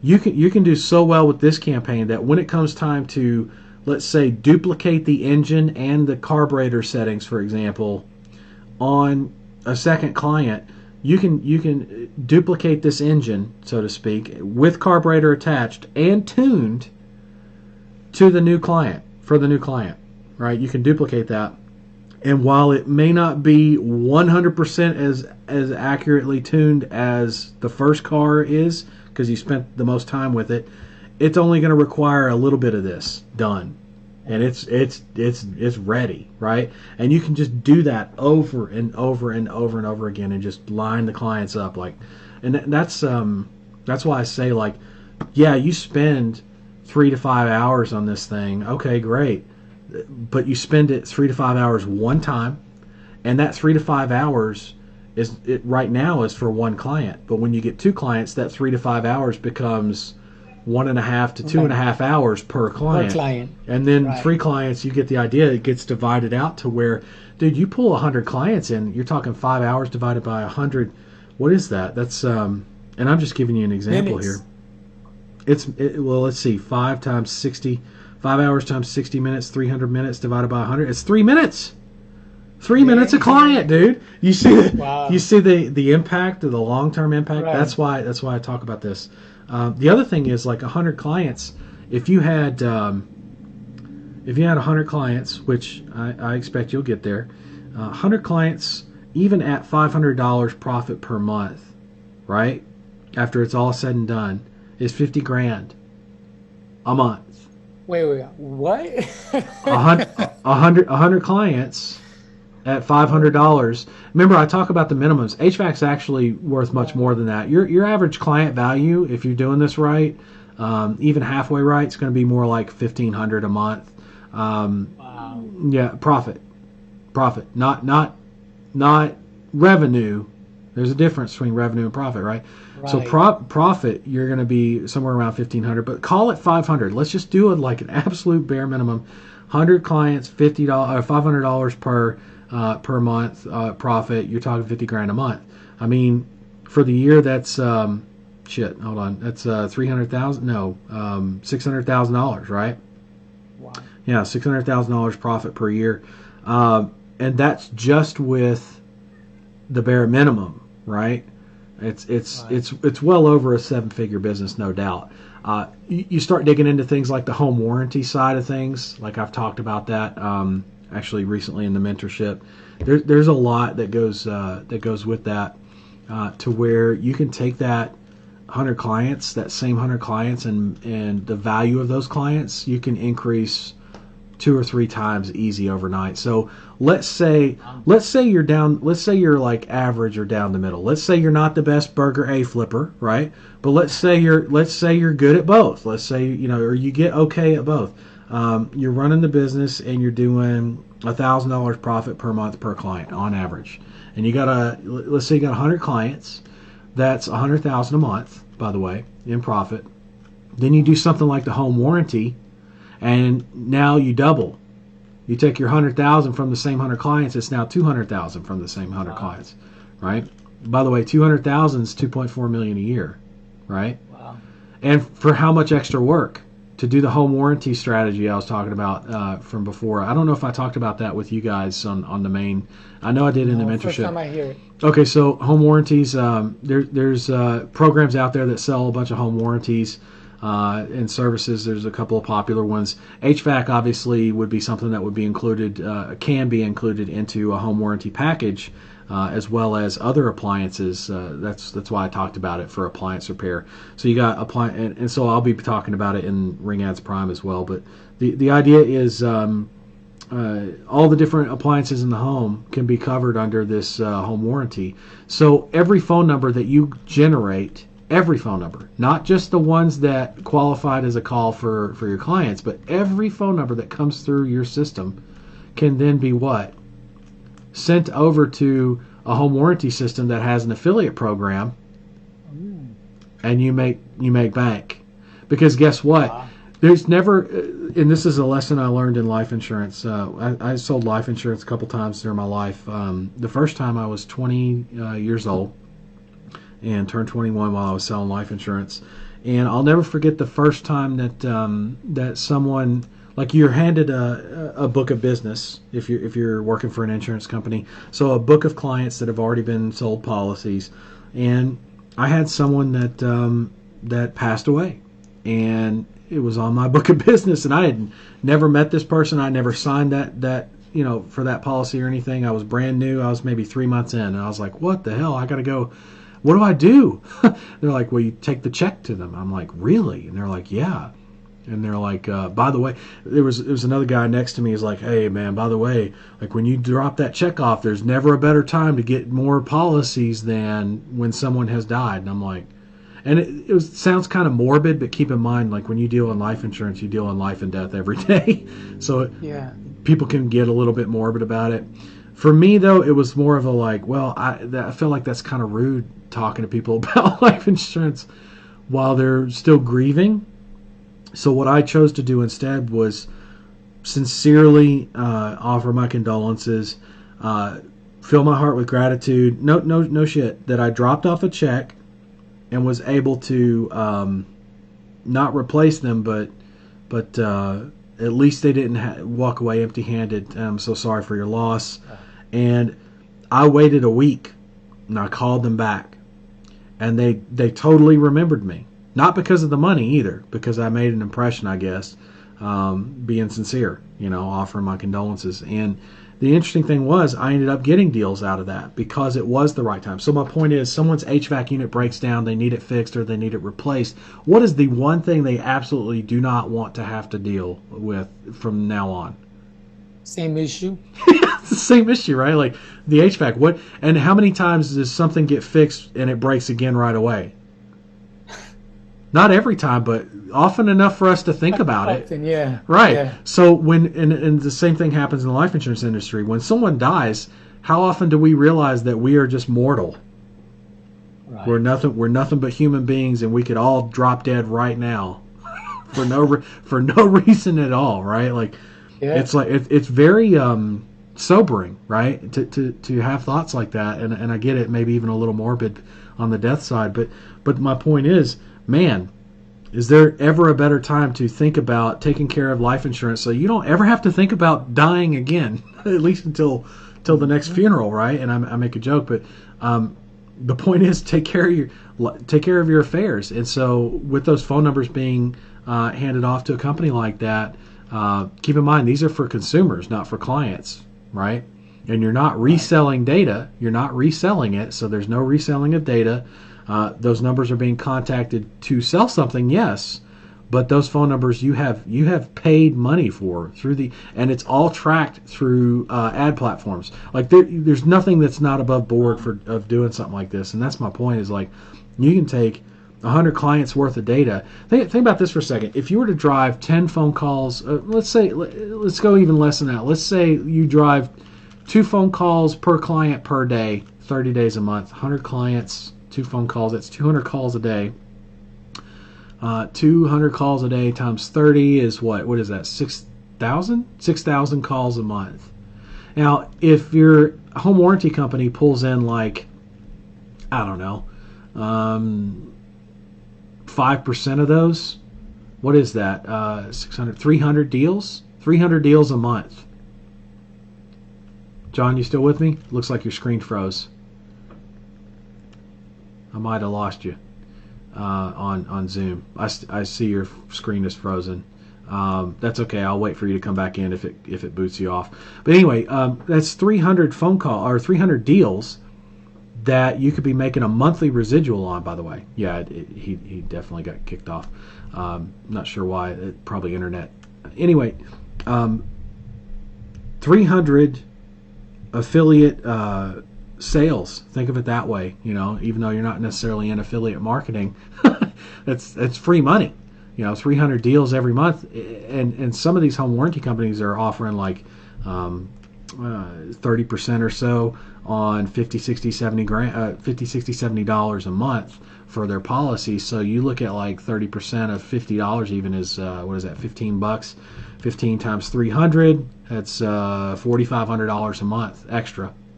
$4,500 a month extra. There you go. And that's on the low end, right? Now, a year's worth. Hey, John, I see you. 300 deals every month, and some of these home warranty companies. John, can you mute your Facebook? Can you mute your Facebook? There you go. Thanks, boss. Thanks. So, just to catch you up, I heard you were listening in. So, the idea is. $4,500 a month. You do that for 12 months. I mean, what is that? That's like $45,000 plus 9 is $54,000 a month in monthlies. So not quite the double, but definitely 54% better than $100,000 a month. And it's like I said, it's found money, and that's at a 5% conversion rate. What if they convert it like 10? What if they convert it 20 or 30? Remember, the best time to talk to people about this kind of stuff is when they have shit break, because what's really on their mind? If their HVAC unit just broke, they just spent a ton of money fixing it or replacing it. What about the fridge? What about the oven? What about the microwave? What about the dishwasher? All the shit that likes to break. HVAC units break how often? Not that often. Very rarely. Very rarely. But man, when they do, they cost you a lot, right? What else breaks that costs a lot of money? You see what I'm saying? That's where the the home warranty stuff comes in. So garage door, that's another thing that's usually covered by good home warranty programs. And so my point is, I think your conversion rates are going to be much higher than 5% on that list. And I also think you're going to drive more than 2 phone calls a day. Keep in mind, not 2 qualified calls, but 2 calls for someone looking for, like, think about this, even competitor calls. People looking to call, speak to a competitor that you can't bill for to a client. Are they still dealing with air conditioning issues? Yes. Are they still pre-qualified for something like a home warranty? Absolutely, right? And this is one of those things where, you hand off that list of phone numbers to a home warranty company and you tell them, listen, these are not just names and numbers. These are names and numbers of people who within the last 30 days have had air conditioning issues. Target that on the phone call. Because normally you get a phone call from a home warranty company and it's one of those spam calls. It sounds like shit, right? It's like, irrelevant. Exactly. There's no connection. It's not relatable at all. You get the idea. Whereas this, much more targeted, much higher conversion rate. There's no way you don't make tons of money doing that. So that's one. See, that's what I'm talking about when I say expansion. That's something you could expand into. Now, that's interesting, though, because it kind of gives you the expansion into other things, such as plumbing or appliance repair or other home service based through the home warranty side of things, right? Services, garage door repair. There's so many different verticals that you could also, like, think about this. If you targeted those 3 or 4 verticals that I just mentioned, and all you did was build up your client base and deliver phone calls, and then take all those phone numbers and deliver those to the home warranty company to close deals for you, right? And you take home the affiliate commission, right? Like, that adds up. That adds up to big money. You could almost make, here's what's crazy, you could almost make as much, if not more money doing that than with, you see what I'm saying? Okay, so that's just, and by the way, do you have to close those deals? No. Do you have to jump on the phone with those people? No. It's literally maybe a few minutes of work every week, every month to make 50% double, crazy amounts of money. Yeah, that's where it gets interesting. So anyway, what else were we talking about? Oh, we were looking at your campaign. I wanted to look at the rest of your campaign. There you go. Let's take a look at, so we've talked about search terms. We're good on how to dig. Let's take a look at your ad copy real quick.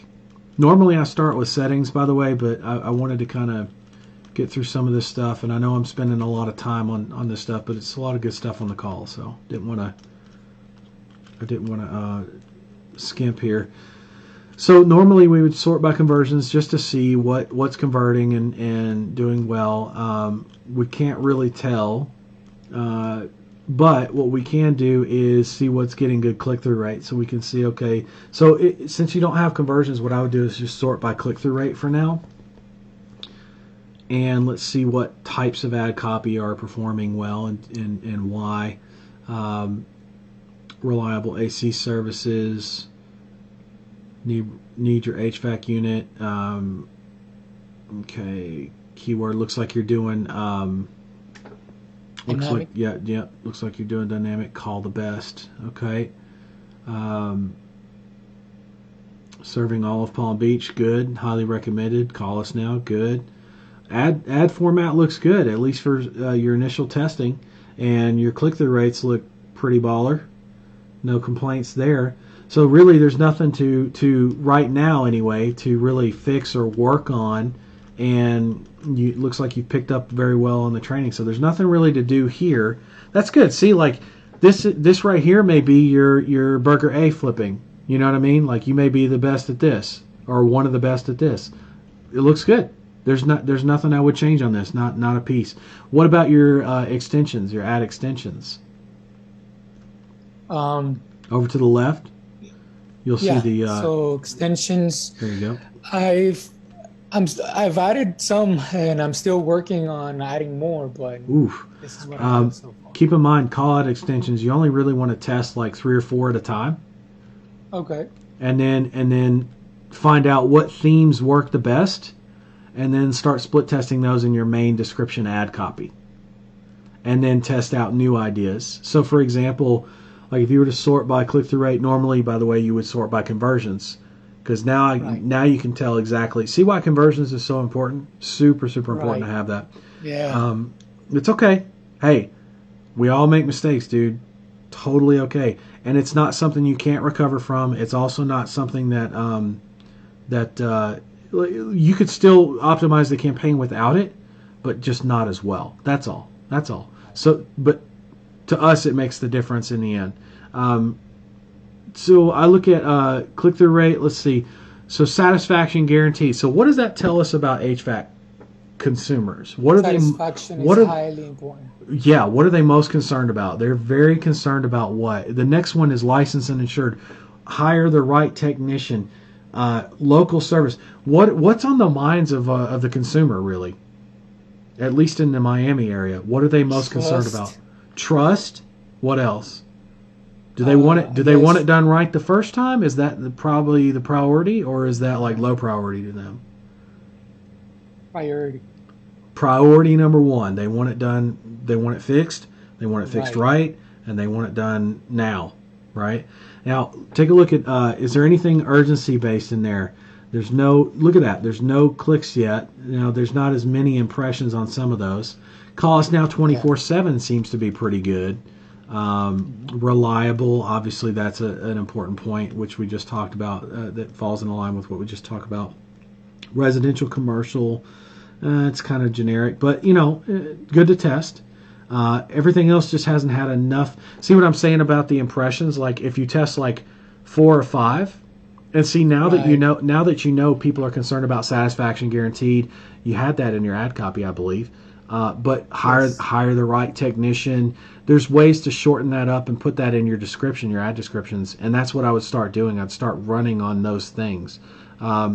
These are also topics that I would, as through time, not just in the ad campaign, but to shift gears and talk about client acquisition.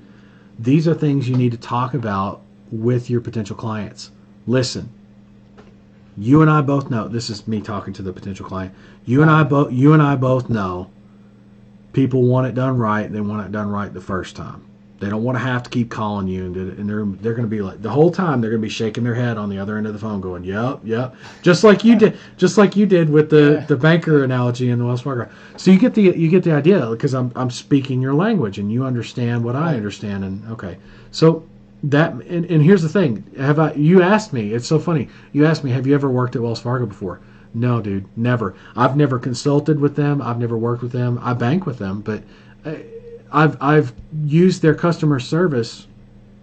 And while I use the way my brain, I don't know, man, the way it works, it's different.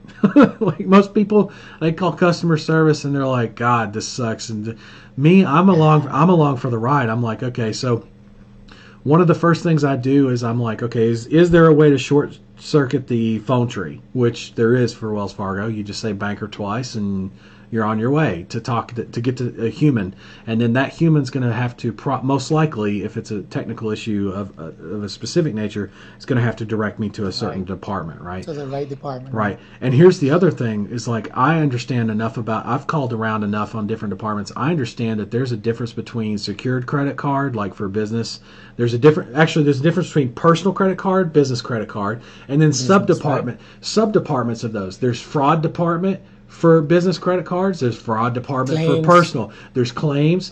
There's secured credit card, and then unsecured credit card. There's all these different departments for business and all these different departments for personal on credit cards. And then I started looking at it as like a tree with like tons and tons of roots upon roots of roots, and I'm like, I don't know the full system, obviously, but I know that I need to short circuit the phone tree, the IVR, because I don't care about my initial balance or payment last 5 transactions, and they verify me by the voice authentication. So I'm not worried. I'm not worried about any of that stuff. I just need to talk to somebody that I know is going to be able to be like, oh, you need this department, boom, and get me transferred. So I guess and it's not like I call Wells Fargo customer service every day or anything. It's just whenever I have something I need to get fixed or updated or invest in or whatever, I call. And it's just easier for me, even if I'm doing it online. It's easier for me to, which is a lot of stuff is online for Wells Fargo. It's nice, but I like to be making sure I'm clicking on the right shit, because we're dealing with money, we're dealing with finances, and so I don't want to click on the wrong thing. And I'm sure most of everybody else would understand that. So that's how I know about the departments and how you guys run things, and I can have conversations with you probably for maybe not all day, because remember, I'm not a banker. Here's the thing, I'm not a banker. Just like, think about it this way: you should be able to, in this industry, have conversation, maybe not all day, but have HVAC conversations, even though you're not an HVAC guy, right? Right. So there's that's the best way I can describe that. Now, the reason I know anything about customer service and your guys' operations and phone tree is because I'm very systems and processes oriented. I pay attention to everything people do, and I commit the important shit to memory. And one of the things that I committed to memory was how they operate that. And for better or worse, there's some things I love about it, and there's some things that are kind of like inconvenient about it. Like, sometimes I know I need to talk to a banker. It'd be nice if like there was a direct line where somebody just picked up. Now that's I understand Wells Fargo is a bank. It's a large corporate entity with tons of moving parts and key personnel across the globe. I get that. So it may not be as feasible for them to offer that kind of a service. Maybe for their higher end clientele, I get that too. But for me, I like that personal touch where, if I call in and I know I need somebody to speak with, I'm going to be able to speak with somebody. Because if I'm calling in, you better believe I've done my homework. I mean, you see the level at which I dig on keywords, right? Right, yeah. So long before I ever ask anybody for help, what's the first thing I've done? I've gone searching for it. Now, it doesn't mean I search until I pull my hair out or until I go crazy, but I reach the point of saturation where it's like, okay, I'm either finding out some things, but now I can have an intelligent conversation with that support person and get very specific answers, or I can't find anything and I just need to speak to somebody because I can't find anything. There's different scenarios there, but both of those apply. So I look at everybody's how everybody operates and what they do based on not just support, but based on how they run the business. When I go into a McDonald's, which hasn't been forever, I look at everything. I don't just order the burger from the cashier and go off to the side and stand there mindlessly. I look around. I use my head. I use my eyes, and I see how things have changed. Actually, I know this for a fact because I have ordered McDonald's, but I haven't been in McDonald's. With COVID, post-COVID world, things have changed. When they deliver food now, it's sealed in bags. And it's even the drinks. Even the drinks they put in, the large McDonald's bags, like to feed a family of 6 or just me. You know what I mean? Like the large bags. I'm making a joke, but the large bag that's got the handles on it, right? I know. Feed a family of 6, or how it's like feeds 3 to 5. I'm like, yeah, and that'll probably do it right there. Okay, so. Those big bags, they actually take these stickers and they seal up a big bag, and that's what they put the drinks in. No shit. So I'm sitting there looking at this, and my first thought goes to not, man, I get McDonald's fries and I'm so hungry. My first thought goes to, well, that's fucking interesting, because I look at it as like, did they ever do that before? No, they did not. Now in a post-COVID world, though, they're trying to show people that they have adapted. And then I start thinking, oh shit, is that the first time they've ever done that? No, it's not. Do you remember a little movie called? Actually, there's two movies of it now. A little movie called Super Size Me. No. No, Morgan. What is it? Morgan Spurlock, I think is his name. Anyway, he made a documentary about trying to eat McDonald's foods, nothing but McDonald's foods for 30 days straight, and like, Oh do you remember yeah. that? Okay. Now I And this remember. is this is this is Yes. back when McDonald's still offered supersized fries and supersized drinks. After that documentary came out, they got rid of supersize. They have a large but not a supersize, right? On drinks and fries. They also started adding stuff to their menu that they still have to this day. Things like salads and fruits, fruit cups, things that are Yogurt. healthier, yogurts. You got it. Okay, so what did McDonald's do there? Did they adapt They to the change? adapted. They Yeah. adapted to the change. So now in a post-COVID world, they did what? They're adapted. They Or adapted. adapted. They're at least have the appearance that they have adapted. Because let's face it, I mean, if we're being realistic here, if someone's infected, I say infected, like if someone has COVID, right, Hmm. is putting my drinks in a drink carrier in a large McDonald's bag with two little yellow stickers on each end, doesn't even seal the bag up fully or anything. Is that going to protect me from someone that has COVID? No. Not if I'm going to get it, I'm going to get it, right? Like there's Right. just no way to really predict. Okay, so it's really more about what the appearance and showing them Hmm. showing the customer base that they what I think they've adapted. that they've adapted and They know. that they also what Care. they care. Big important point. A lot of people try to fake that and it just comes off wrong. With McDonald's, I actually felt the extra care because I know that the extra bags, while they can produce them, mass produce them cheaply, it still costs. It still adds to their bottom line, or takes away from their bottom line. It's still going to hurt them. Right. Same thing for every little yellow sticker. The drink carrier that they use inside of it is actually one I've never seen before. It's different. It's new actually. There's the there's the drink carrier that we all picture with the four little thing. Right. That's not what they Oh. use. They use one that's like Hey. it's square and it's got like little cutouts all around the hole, and the drink slides into it, almost like a cup holder for a car. And it's very well Wow. built, yeah. And it's made. I can tell you right now, it's made for the bag, meaning someone put some thought into actually making that, because it's a 4 drink holder, and it's much more stable than the other one, because the other one's absolute shit. You know that, yeah. Like if you tilt that thing the wrong way. Hold on, you're Sorry, that was my yeah. phone went off. Okay. Yeah. So if you look at that other drink stabilizer, if you tilt that just the wrong way ever so slightly, there goes all your It'd be shit. on the floor. It's all yeah. This one, And it not happened many times. Too. exactly. It's happened to me too, right? This one though, not going to happen. And it sits inside the bag. You know what I'm saying? And then they have that sealed up and everything. My point is, it's the extra mile. It shows that they care, and that they're adapting as well. So the reason I point that out is because if we looked at that site earlier about HVAC, same kind of shit, right? I was like, oh, not only have they Yeah, adapted, that's but pretty interesting. it shows that they actually care about people's safety and are concerned about it, right?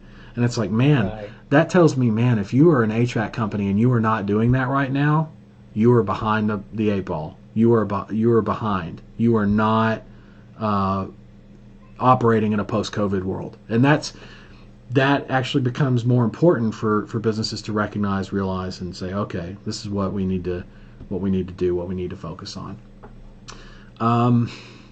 Actually, interestingly enough, same thing like with Black Lives Matter. It's the same kind of concept. Like, if you're not operating right now, and it'll be much more clear over the coming weeks. Like, if you're not operating in a belief that there's some seriously messed up stuff going on, and has been for God knows how long, and that it's time to listen, right, and time for action to make these changes. And by the way, changes are starting to happen, right?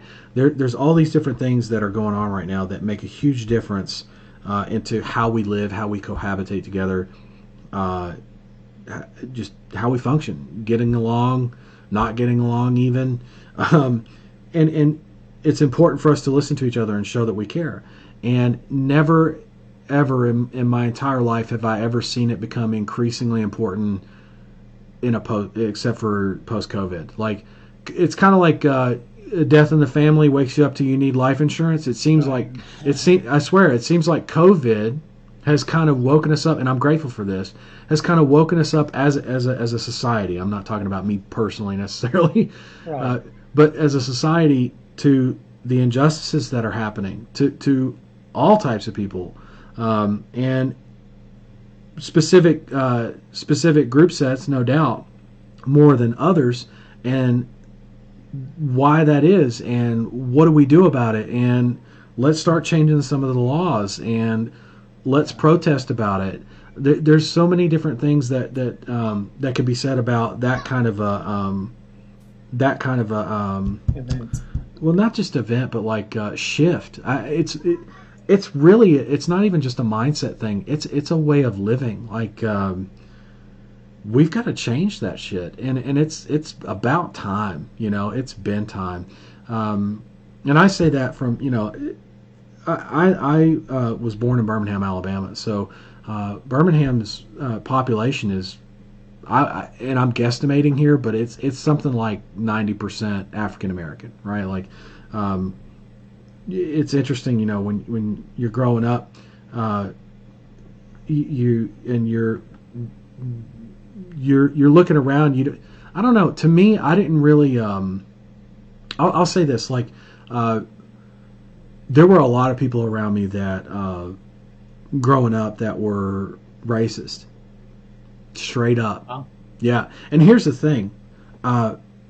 It gave me, just like, okay, and to shift gears on you, but come back to the point, there's a lot of people around me that every day that mean other people harm, and that, Wow. you know what I'm saying? Like, I live in Las Vegas, Right. dude. Like, there's all kinds of not so great people out here. There's also good people too, though. There are.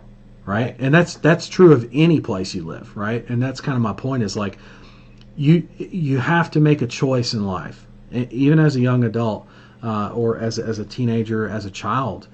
You make a choice in life as to, like, if you see someone being racist, it's like, and you know that's not right.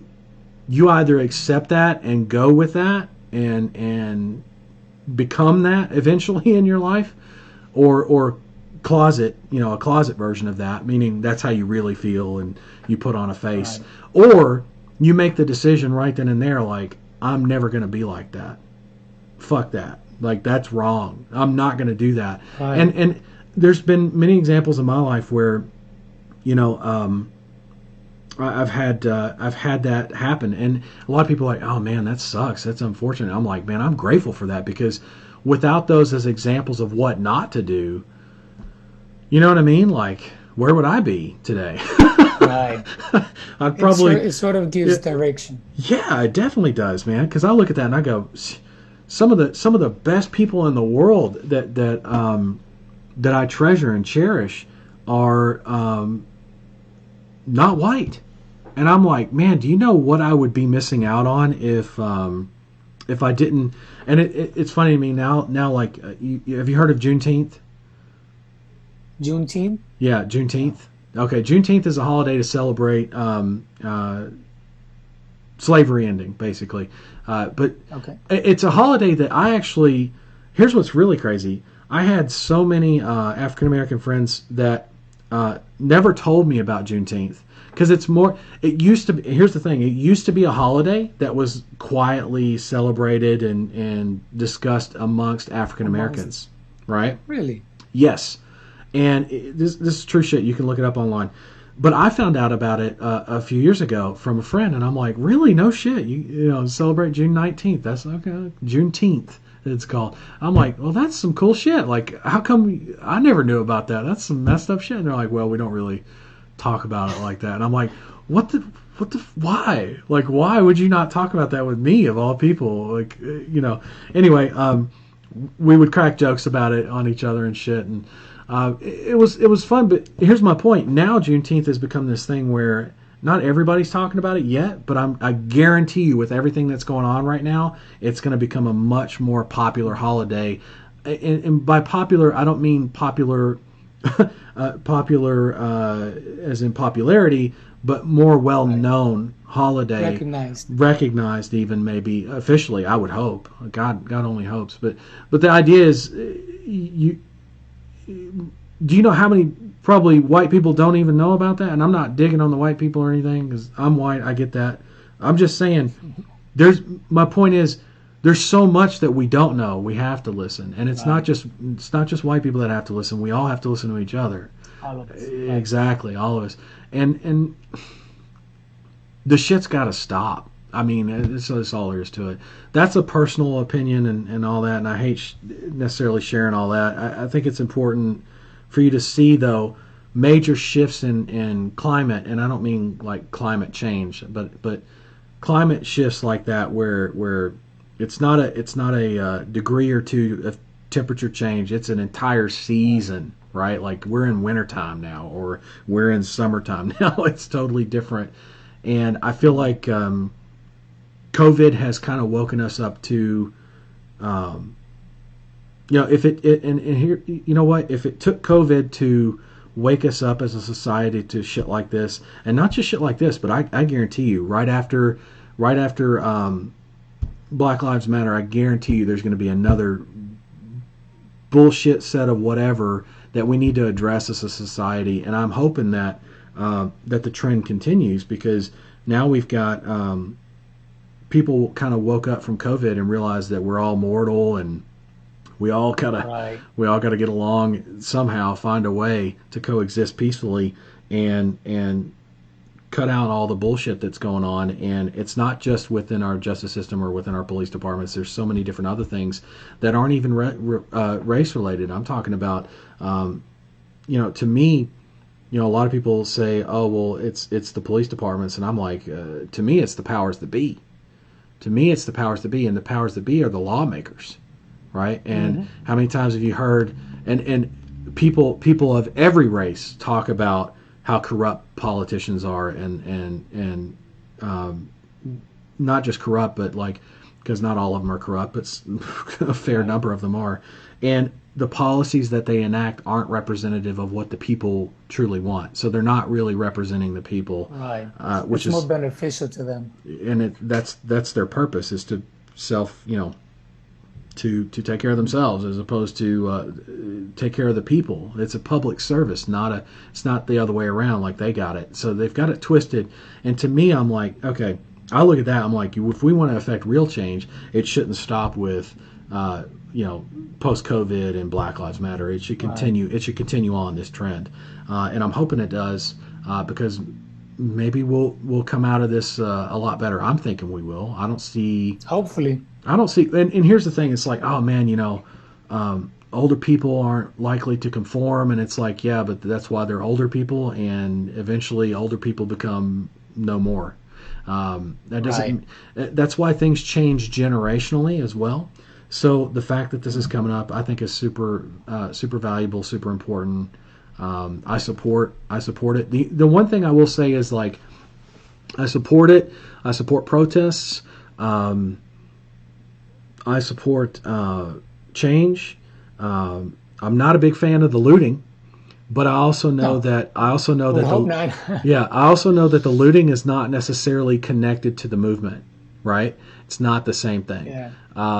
In fact, a lot of people, if you look at, for example, if you look at Katrina, like when Hurricane Katrina hit, that wasn't too far away from me. All right. In fact, we got hit from the aftermath of that in Alabama. Hurricane Katrina hit, and tons of people laying dead on the freeway and shit. Just crazy images of people that had drowned or people that had got caught up in the hurricane. The Superdome couldn't get water to it for 5 days. Like, it was the biggest cluster,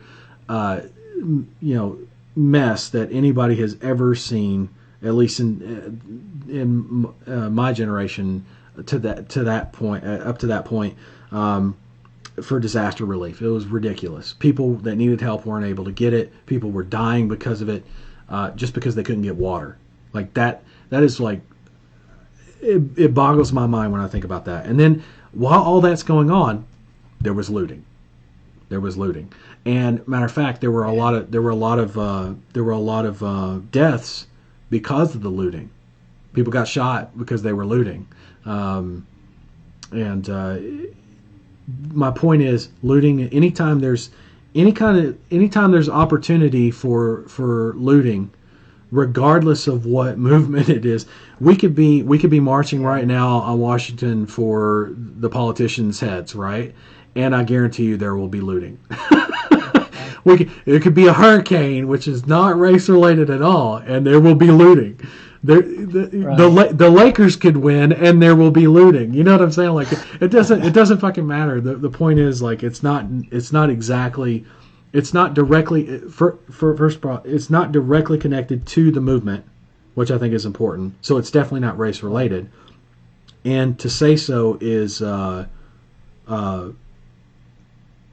I would say racist, or at least prejudice, at the very least prejudice, which is a whole other thing. But the point is, looting is frowned upon because it's wrong to do, right? So I understand. While I understand looting's not necessarily attached to the movement, and I'm aware of that, and I do support the movement. I really wish the looting would be brought under control. Now, if we can find it, here's the real trick. This is the fine line. If we can find a way to suppress and limit or cease completely the opportunity for looting while protesting continues, that to me would be a successful protest. Well, not even just protest, but environment for change, because it's like the message stays the message, right? Right. And it's not diluted by people thinking that looting is directly related to a specific race, which is absolute bullshit. Right. It's interesting, and that's again all personal opinion. This is not a political show or anything, but my point is there has to be a shift. And here's the thing: some people aren't going to agree with this. Well, it's a free country. Like everybody has rights, the same rights as you do. So they have the right to protest, and I encourage it because. Right. There's so much that needs to change, not just this, and I think COVID kind of brought that out in people, and it also made us aware, I think, as a society, that we need to not just add friend on Facebook, but actually make meaningful connections, and not just know your name and know what you're working on, but actually work together towards a common goal. And I've always been big on that. So to me, it's kind of like music to my ears in a way, because maybe, just maybe, at least the awareness has been brought to some of these issues. Well, out in the open. Whether something happens or not, we shall see. But I know I'm all for it. And the idea is, if you're looking for changes like that, and to bring it back home for the business model, and get off the politics for a second, I'll jump down off my soapbox. Apologies if you don't agree with me. That's the great thing about our country. Not you. I'm talking about everybody listening. Because who knows? Maybe there's somebody that doesn't agree with me. Totally okay with that. You can listen. You can love me. You can hate me. You can agree with me. You can disagree with me. As long as you build a successful pay-per-call agency and I'm able to help you do that, that's all I really care about in terms of this live stream. That's awesome. Right. Whether you agree with me or not, love me, hate me, I could care less. That's just how I feel about the movements and all that kind of stuff. But I bring all that up, not to bring it up as because I don't use this platform very often, maybe nowhere near as often as I probably could to share my personal viewpoints, unless I'm giving you some insight as to why that personal viewpoint doesn't matter, or why you should pay attention to how your personal viewpoints can impact how you do business. And that's kind of my point, is that there's been major shifts in how we interact as a society with COVID. It looks to be as if there's going to be some major shifts, and there's already starting to be some major shifts in how we act as a society because of Black Lives Matter. Who knows what's next, right? And that's kind of my point, is like there's a pattern establishing of changes.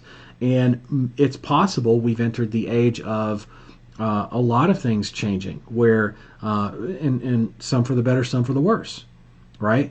Right. How does that impact business? Well, that's the question you need to be asking yourself. Like, you look at post-COVID, HVAC companies are talking all about it. Yep. Not only is it a good selling point, but it's something that, I mean, if you see McDonald's addressing it, dude, we should be all over this, for every vertical. Yeah. True. Let's see. And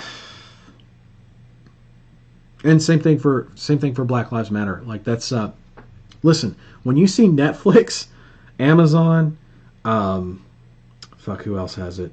Google. Didn't Google have something? Hold on, I think Google had. Yeah. Or was it Facebook? Facebook and Google both.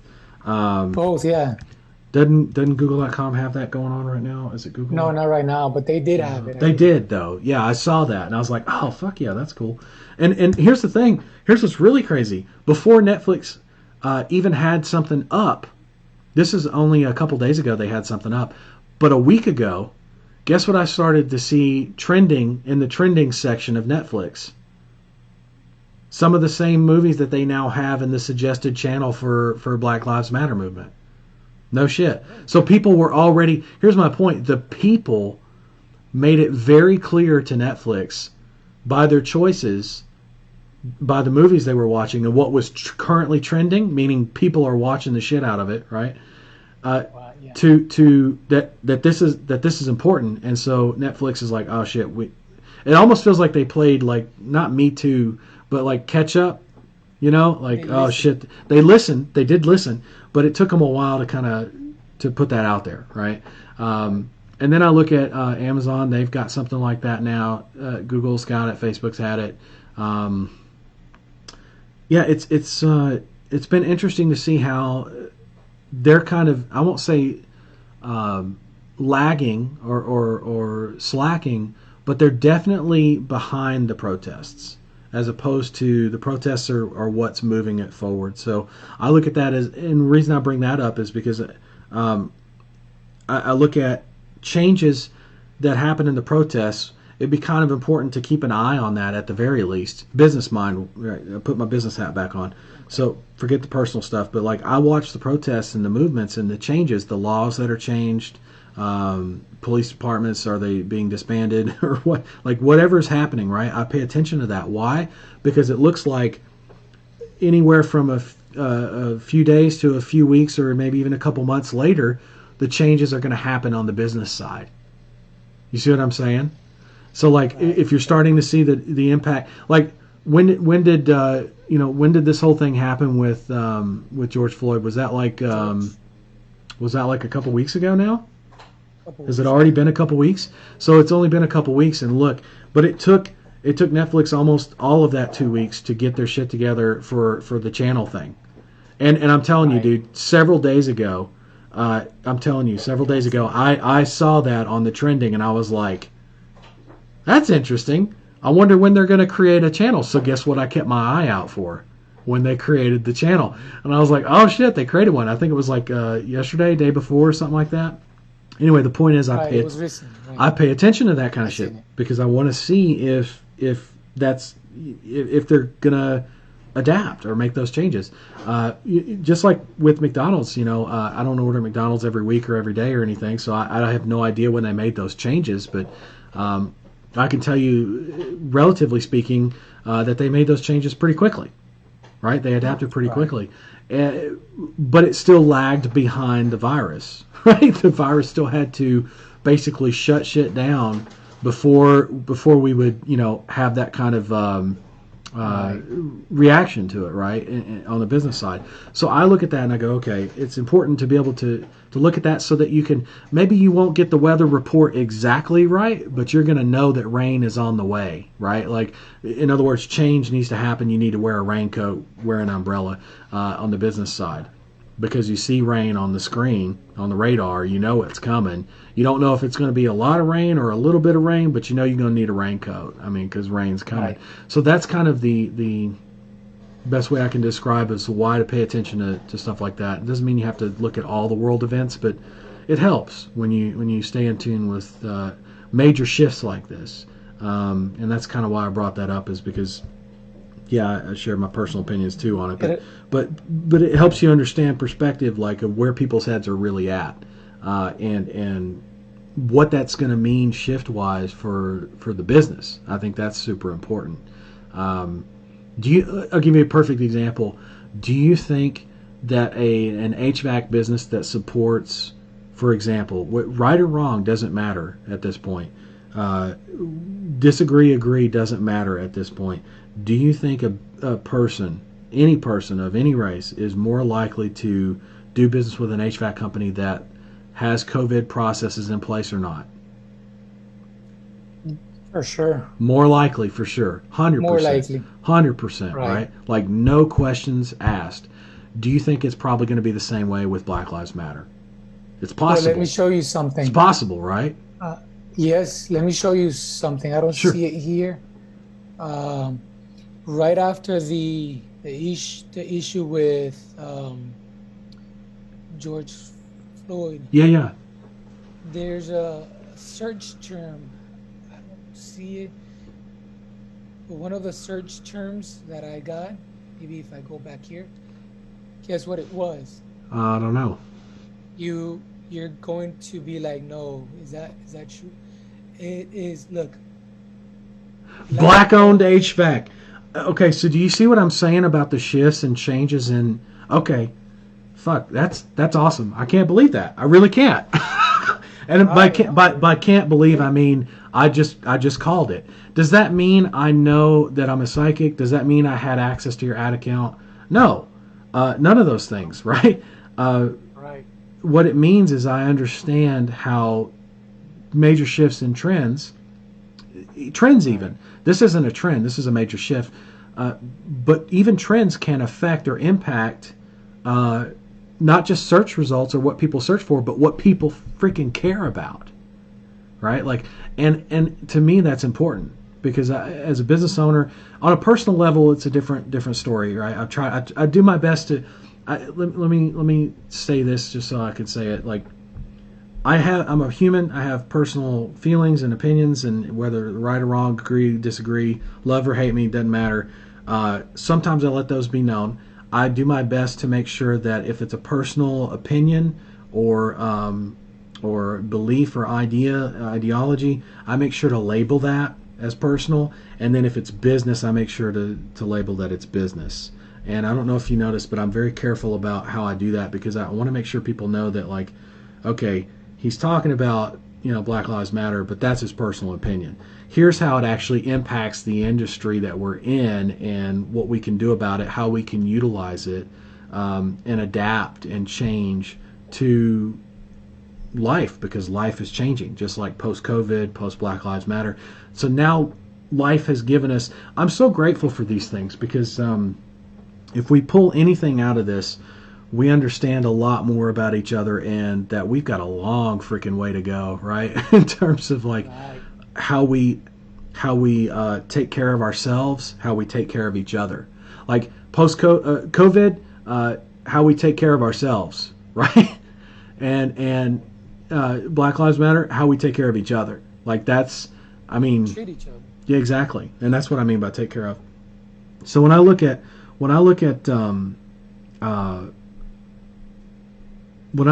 and we also learned several mini lessons in there as well, not just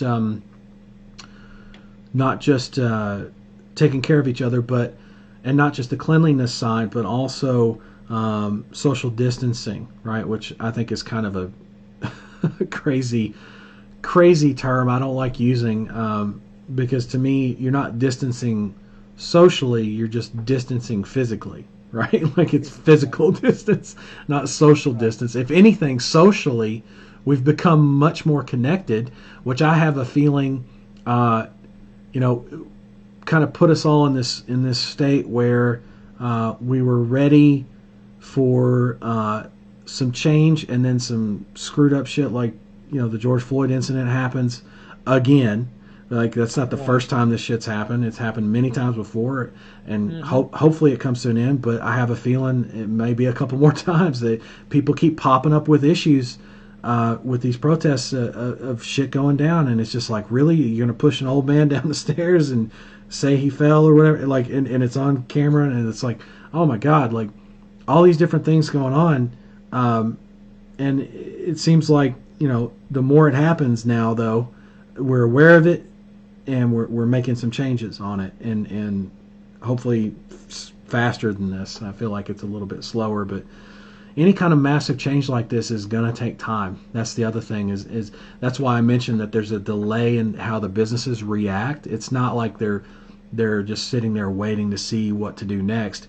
They're waiting for a trend to take hold so that they can latch onto it to provide what the customer wants or what the customer needs. And this is a perfect example of you showing that on your screen, the black-owned HVAC in Broward and Dade counties, right? Like, that's super valuable, super important, and that person may or may not actually be looking for business. They may just want to know who owns HVAC companies that are black, HVAC companies that are owned by African Americans. Maybe that's what they're looking Right. for, just data, and that may not necessarily be the best search term, but it does very much illustrate the point. And so thank you for Right. sharing. Thank you for sharing that with me. Like, that is very much a concern. It's something that I would pay attention to, make a note of, and be like, well, shit. Keep an eye out for the next major shift that happens, and it could be. Here's the thing, COVID, and then bam, right into Black Lives Matter. Like, and the thing is like, Black Lives Matter's been around for years, right? Right. Yeah. And now all of a sudden uh, it's brought back to the spotlight with even more importance and urgency than it was the first time. Because the first time it was brought to the spotlight, it just didn't get the attention and love it deserved. I don't know why, but it didn't.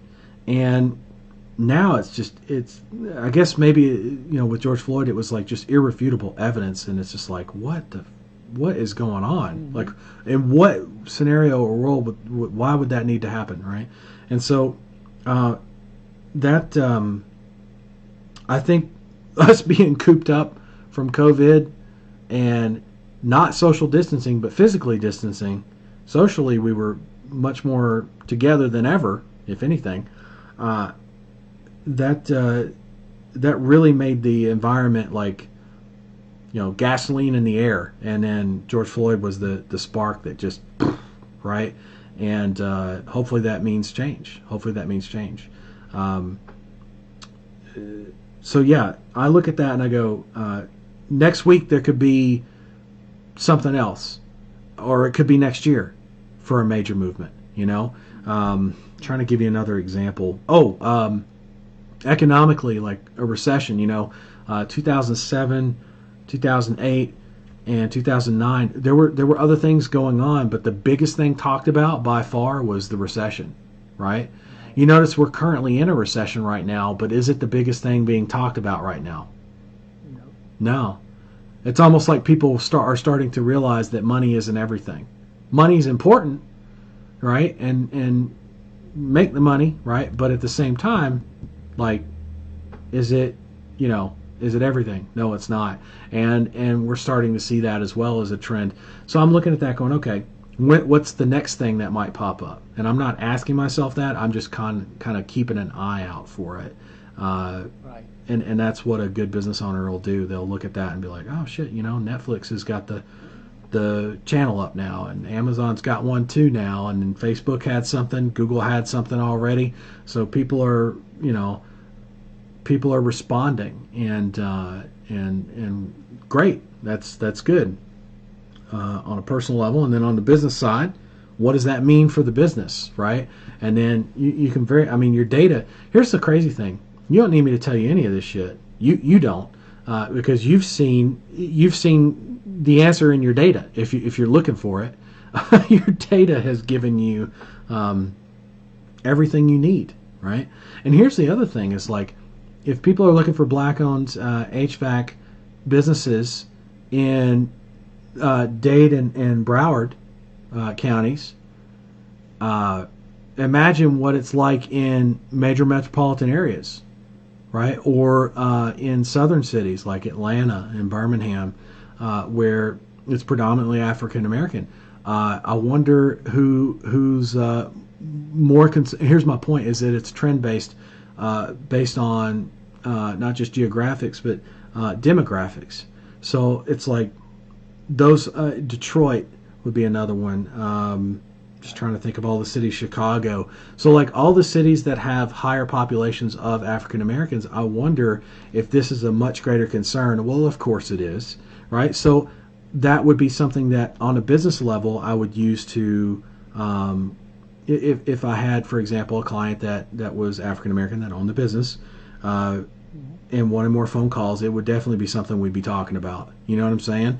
Or if they supported the movement, it would be something that we would find a way to work into the messaging. Maybe not necessarily the ad copy, but something in the messaging over the phone, something in the messaging on their website. Anything, could be anything to show that, because you got to understand, like an HVAC company or an HVAC client or that kind of clientele that does home services, that's a person-to-person connection. Even though they have a no entry maintenance thing, if someone needs help with an install or repair, they're going to have to enter the home. You know what I mean?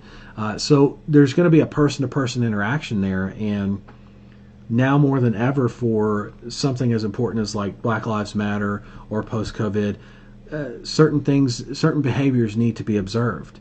And while it's unclear currently what some of those things are on the Black Lives Matter, there's talk about that, right? And that's kind of work being in the works of being established. At the same time, COVID, those policies are wear a mask, hand sanitizer, don't get within 6 feet of people. You know what I'm saying? Like those are pretty much like a standard way of life now, right? So it's a matter of time before you can make those adjustments. And by the way, have those conversations with all your existing clients. That's important for those of you listening in. Have those conversations with all the clients you already have, because those are topics that even if the business owner could give two shits about the movement personally, or any of the movements personally, guess what they're going to have to do if they expect to stay in business? Adapt. 100%. They're going to have to adapt. So it's conversations that need to be had. Just like, I don't want to have a conversation about my sex life with my doctor, right? But I have it. You know why? Because it's important. If the doctor asks me about it, I don't just willingly give that information up. It's not like I'm sitting there talking to him about my sex life. But the point is, if he asks me about it, I'm going to tell him about it, because he needs to know for what? To be able to adapt to whatever my needs are as a patient. Same thing for an HVAC business owner, to the clientele, right? And that's that applies to every business, movement or not, right? And that's where their head should be. Christ's sake, McDonald's is adapting and making changes to COVID. You know what I'm saying? Like there's a that should be an eye opener for people. Hopefully, I don't know if it is or not, but if you're listening to this right now, it should be. And I have a feeling that much more is to come, and to keep an eye out for it. A lot more change is definitely on. It seems like this is going to be a good year for change. This is also election year on top of all this shit, which is crazy. There's people are calling for change, and not just politically, but everywhere, about everything. And I just think we haven't gotten around to those things yet, because this is such a big issue that it's going to take some time to tackle, and tackle it well, I should say. And I just hope we do that. I hope we come through for each other on that, on a personal level. But anyway, it's been a good run through. I know we spent a lot of time on this, but I think very valuable. I don't know. I'm sure you took good notes on it, John. But tell me, is there anything that you have? And you may have questions. That's fine. If you do, let me know what they are, and I'll be more than happy to help you out there. Because maybe there's some stuff that comes in late. Like, I'll give you an example. We covered basic optimization, right? I didn't look at your campaign settings. That's something we could do. But basically, campaign settings, ad copy, and keyword work, like that's your basic optimization. So when it comes time to do advanced, is my point, we should be back on a live call going through your advanced optimization. Now, you may need a few clients and a few weeks with a few clients in order for that kind of stuff to really make an impact. But I'm here. I'm not going anywhere, right?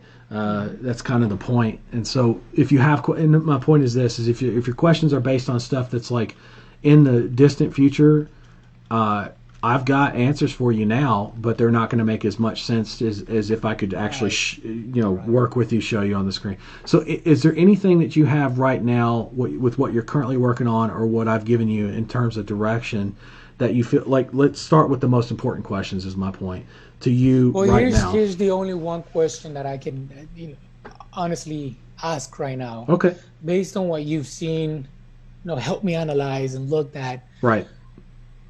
Where do you think I stand?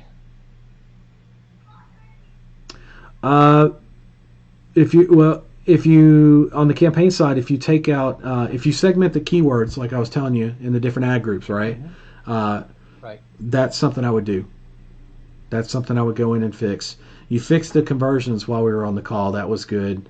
Did you set the settings in your Ring Ads campaign as well on the 30 Yes. second? I would go and fix that. No, I did not. You set it to 0?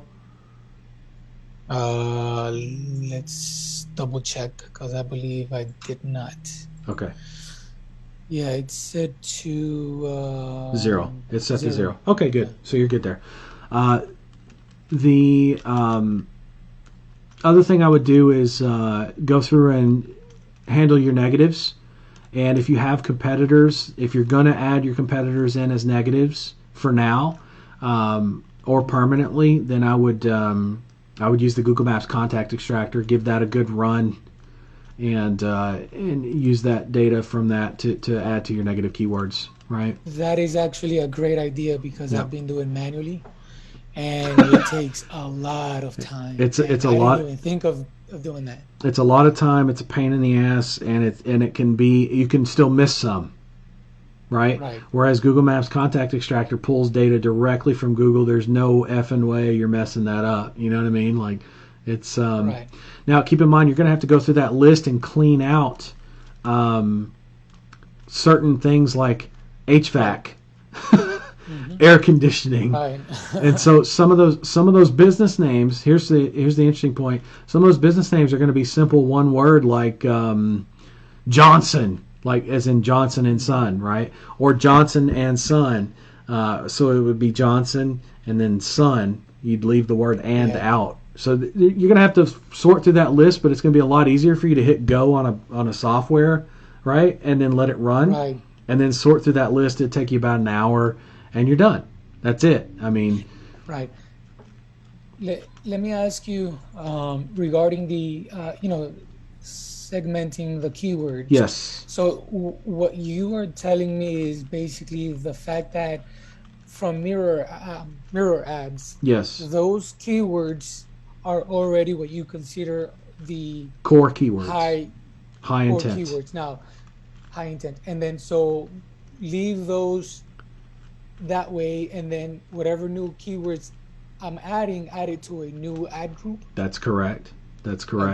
That's correct. Perfect. And what that does is it allows you to optimize based on, like right now, if you were to optimize, you would optimize the campaign. It would perform better, but would you be able to track the performance of what you already had that you knew it was high intent versus what you're testing to see if it's high enough intent? You follow?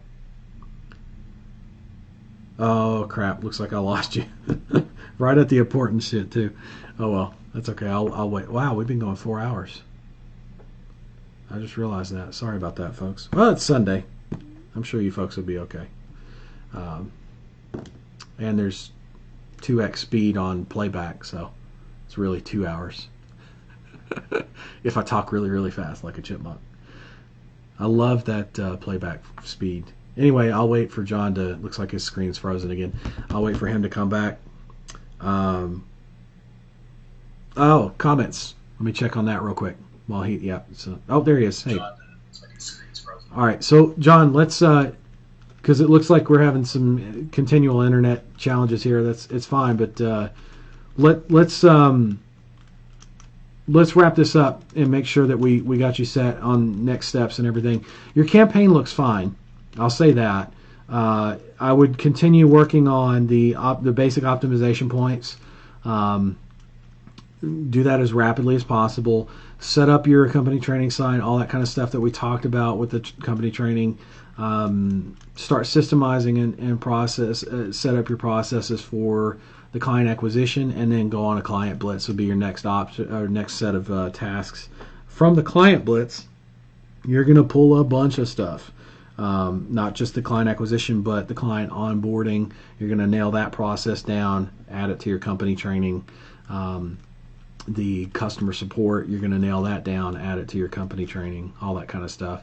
And wash, rinse, repeat until you're at a level where you've got position 1 and 2 to hire for, right? And the income to be able to do so, right? Which we can have discussions about that as we go, right? Keep in mind, I'll be here for you. And this goes for everybody else listening in. John's not the only one I'm helping here. I'm helping everybody, right? But that said, keep that in mind. Just focus on the next few steps, right? Get those done, get those knocked out. I know you will. On the campaign, I would start with the campaign and then circle back to the company training and the site stuff. That's more than enough to keep you busy until it's time for you to go after to start going into client acquisition mode again. But I would set aside some time, do a client blitz. You said you work a 9 to 5. Is it Monday to Friday, 9 to 5? Monday. Well, right now, post COVID, I'm working Monday through Saturday. Monday through Saturday. Okay, so Monday through Saturday. Are you working 9 to 5? 9 to 5, except on Saturdays. Saturdays it's only to afternoon, 12. Oh, to 12, 9 to 12. Yeah. Okay, so let me think here. So you've got Saturday afternoons. Okay. Sorry, that's my all right. sister calling. That's all right. I was gonna call her back. That's all right. So you've got Saturday afternoons. You've got Sundays. Sundays is good for follow-up. Saturday afternoon you could use for prospecting. Let me think here. Ooh, you get off at 5. Okay, so your most critical times for client acquisition while you're working, keep this in mind, while you're working, are going to be right after you get off of work. So how far away do you live from your house, or do you work from home now, or how far away? I work at how the far away branch now, but you work at the branch? Okay, so like 10 minutes from my house. Oh, you're 10 minutes. Okay, so perfect. So as long as you, here's what I would do if I were you then. In the morning, I would set everything up in the office as it needs to be for when you come home and clock in, so to speak, right? And keep in mind, 5 p.m. Eastern, because you're in Florida, is 2 p.m. West Coast. So you've got the afternoons on the West Coast, man, to make those phone calls, right? Afternoons and evenings, right? Afternoons and evenings. Because I bet money you're going to be able to pick up a lot of clients in the evening time, Eastern Standard, if you call them up, right? Because a lot of them, keep in mind, HVAC professionals, they work while there's daylight. So they'll be out at 8 o'clock at night. Because it's not night. Mm-hmm. It's 8 o'clock, but it's not nighttime. It's still daylight, right? So they're still working.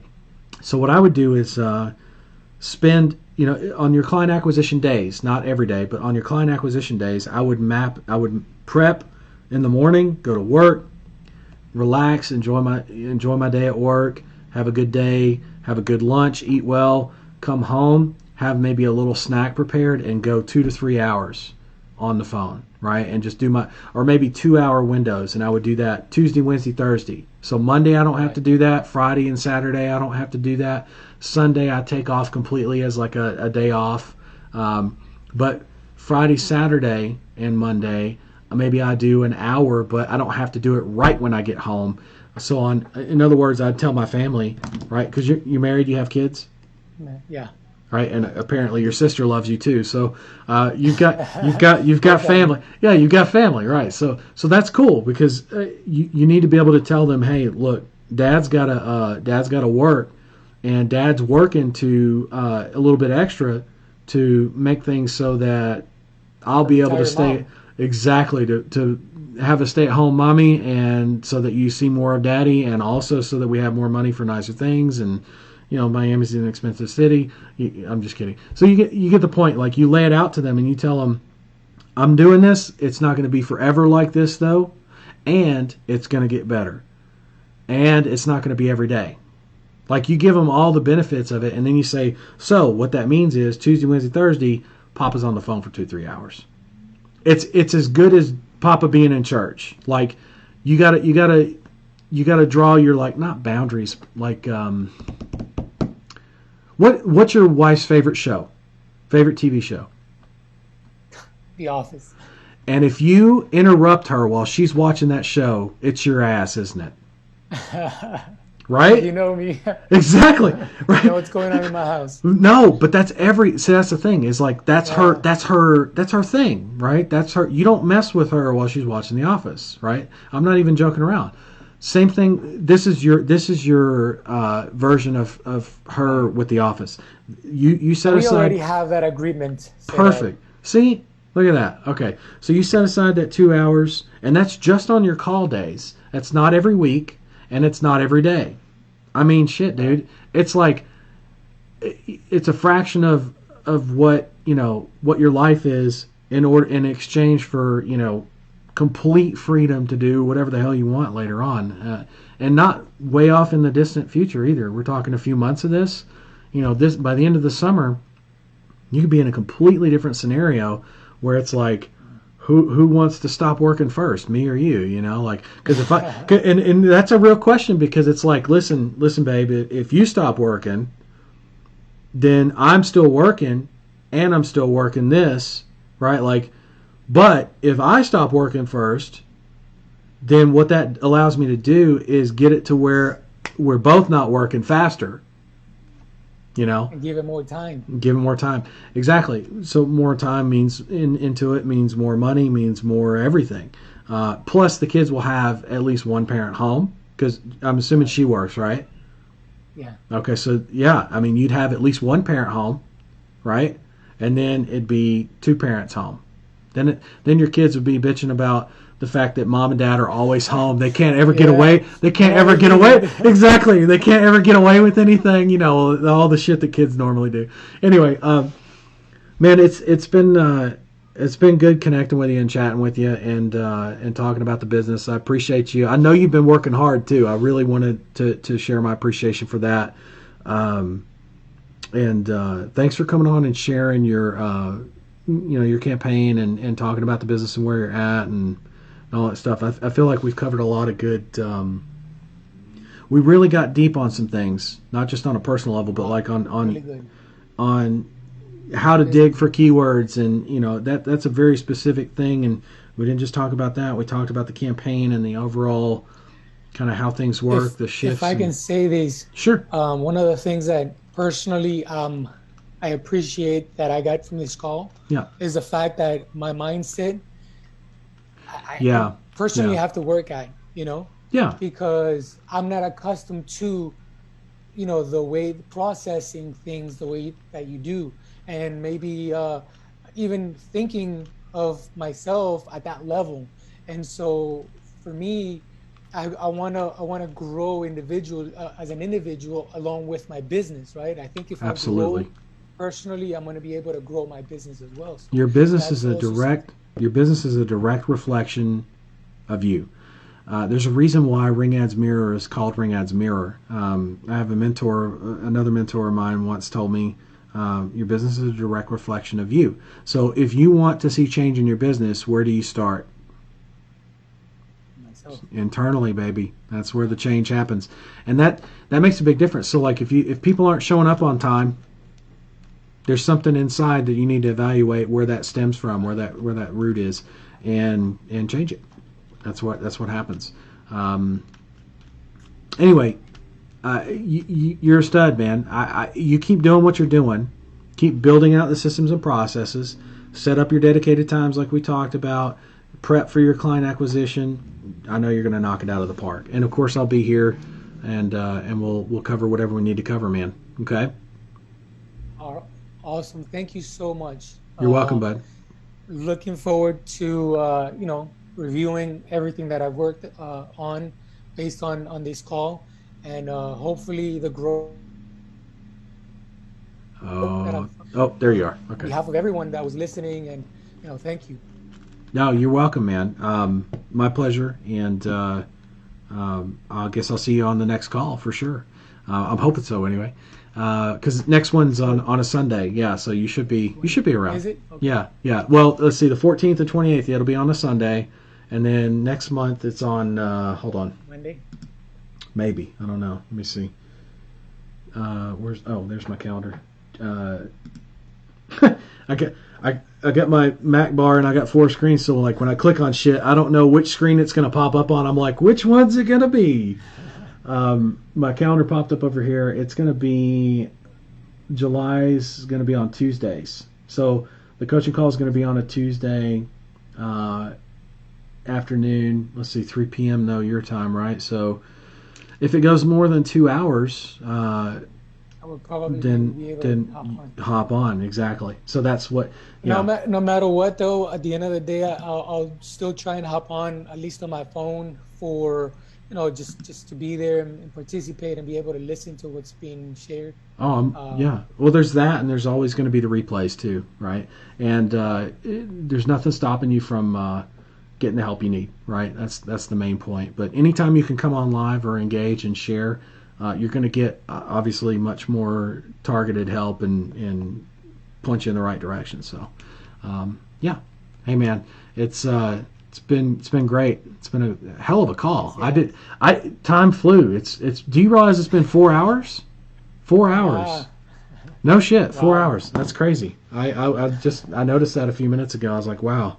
And I'm not known for my short calls either. I do have them from time to time, but 4 hours is for me to feel the way I feel that's pretty amazing. I've never gone 4 hours without a break and felt this good. So it's been a good call, man. It's been a good call. It was great. Thank you so Yeah. much. Again, looking forward to the next one. Yes, sir. Yes, sir. All right. Take care of All you right. and the family, and You too. until then, and we'll see you on the next call. Okay. All right. All right. All Cool. right, bye. Let me answer. I think maybe there were some more comments. Let me just double check here. And damn, I totally forgot. Needed to ask if anybody else has had problems uploading Mirror through AdWords Editor. I get it to work. Get 373 errors every time. Any ideas? Trying to get on the Zoom. Let me in, please.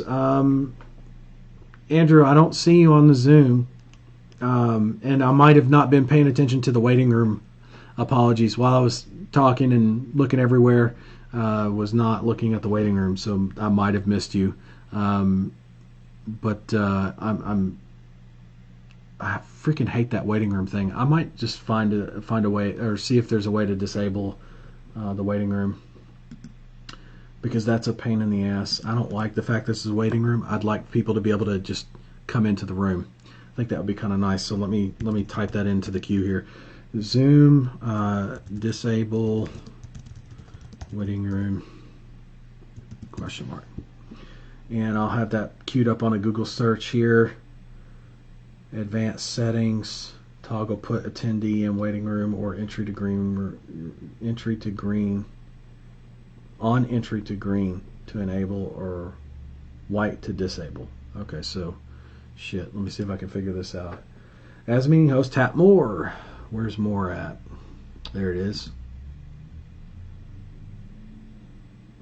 Enable waiting room. Damn, that was easy. Disabled the waiting room. Hey! So now we won't have that challenge in the future. Andrew, I promise next time you try to come in, it will not be in the waiting room. Thank God, because that's a pain in the ass trying to have to monitor that and do everything else I got to do. I got screens to control, cameras to look at, and then video feeds in case somebody's sharing their screen to look at, and then 3 other screens. That's freaking nuts. I make it happen, but damn, it's not easy. So the waiting room is one less thing for me to have to worry about now. If you'd like to jump in, I have no problems. I know it's been 4 hours, but I don't mind if you need some help, bud. Not seeing anything else on comments. Let's make this last call then. Or questions in the comments. If you have questions, please feel free to post in the comments. I have no problems answering those still for you. I know it's been a while, but that's fine. I don't mind. And same thing for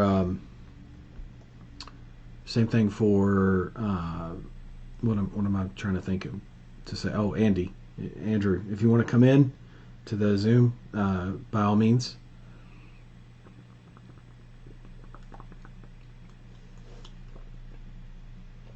Ooh, water's good.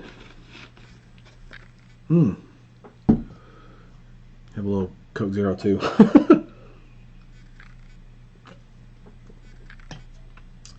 Yep, that hit the spot. All right. Yeah, that just on a personal note, that poem, while I'm waiting here for the last call and questions, that poem by Rudyard Kipling, no joke, I really can't read this entire thing without busting into tears. I think the biggest, honestly, on a personal level, fully transparent here, the reason why, one of the main reasons, not the only reason, but one of the main reasons why this thing here, this poem, gets me every time is like, nobody has a perfect childhood growing up, even the ones that seem like they have a perfect childhood. But to say that my childhood was great would be a lie. It was not very great, not at all, not even close. And there were lots of things that I had to deal with as a child, things that forced me to grow up early. And one of those things was, let's say this, like, that stuff I was talking about earlier about all the mistakes people around you make, and it teaches you how to not be that person. Like, I don't want to be that, or I don't want to do that. Good learning lessons. I had a lot of that, and one of the things I always wished I had was, growing up, of course, not nowadays, but growing up was a better father figure. And I just didn't know it back then, right? And it's something I've had to deal with and process over time, and for many reasons. But this if there was only one thing to live life by, I swear it would be this poem. Like, this is a map for a successful and enjoyable life, like high quality of life. And I feel like it's, towards the end here, it says, with 60 seconds worth of distance run, yours is the earth and everything that's in it. And which is more, you'll be a man, my son.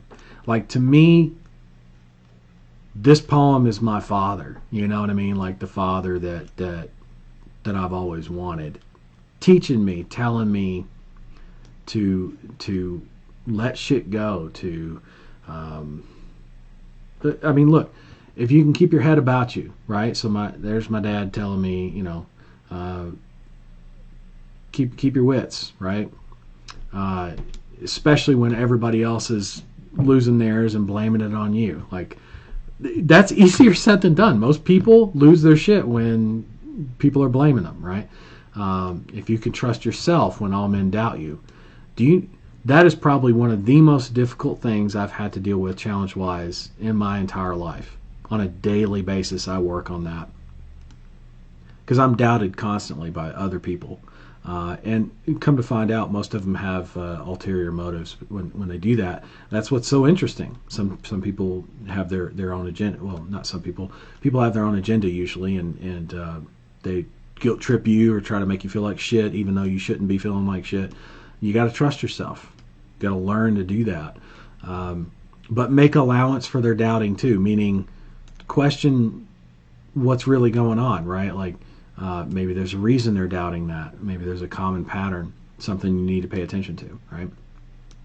If you can wait and not be tired by waiting, right? If you can wait and not be tired by waiting, patience.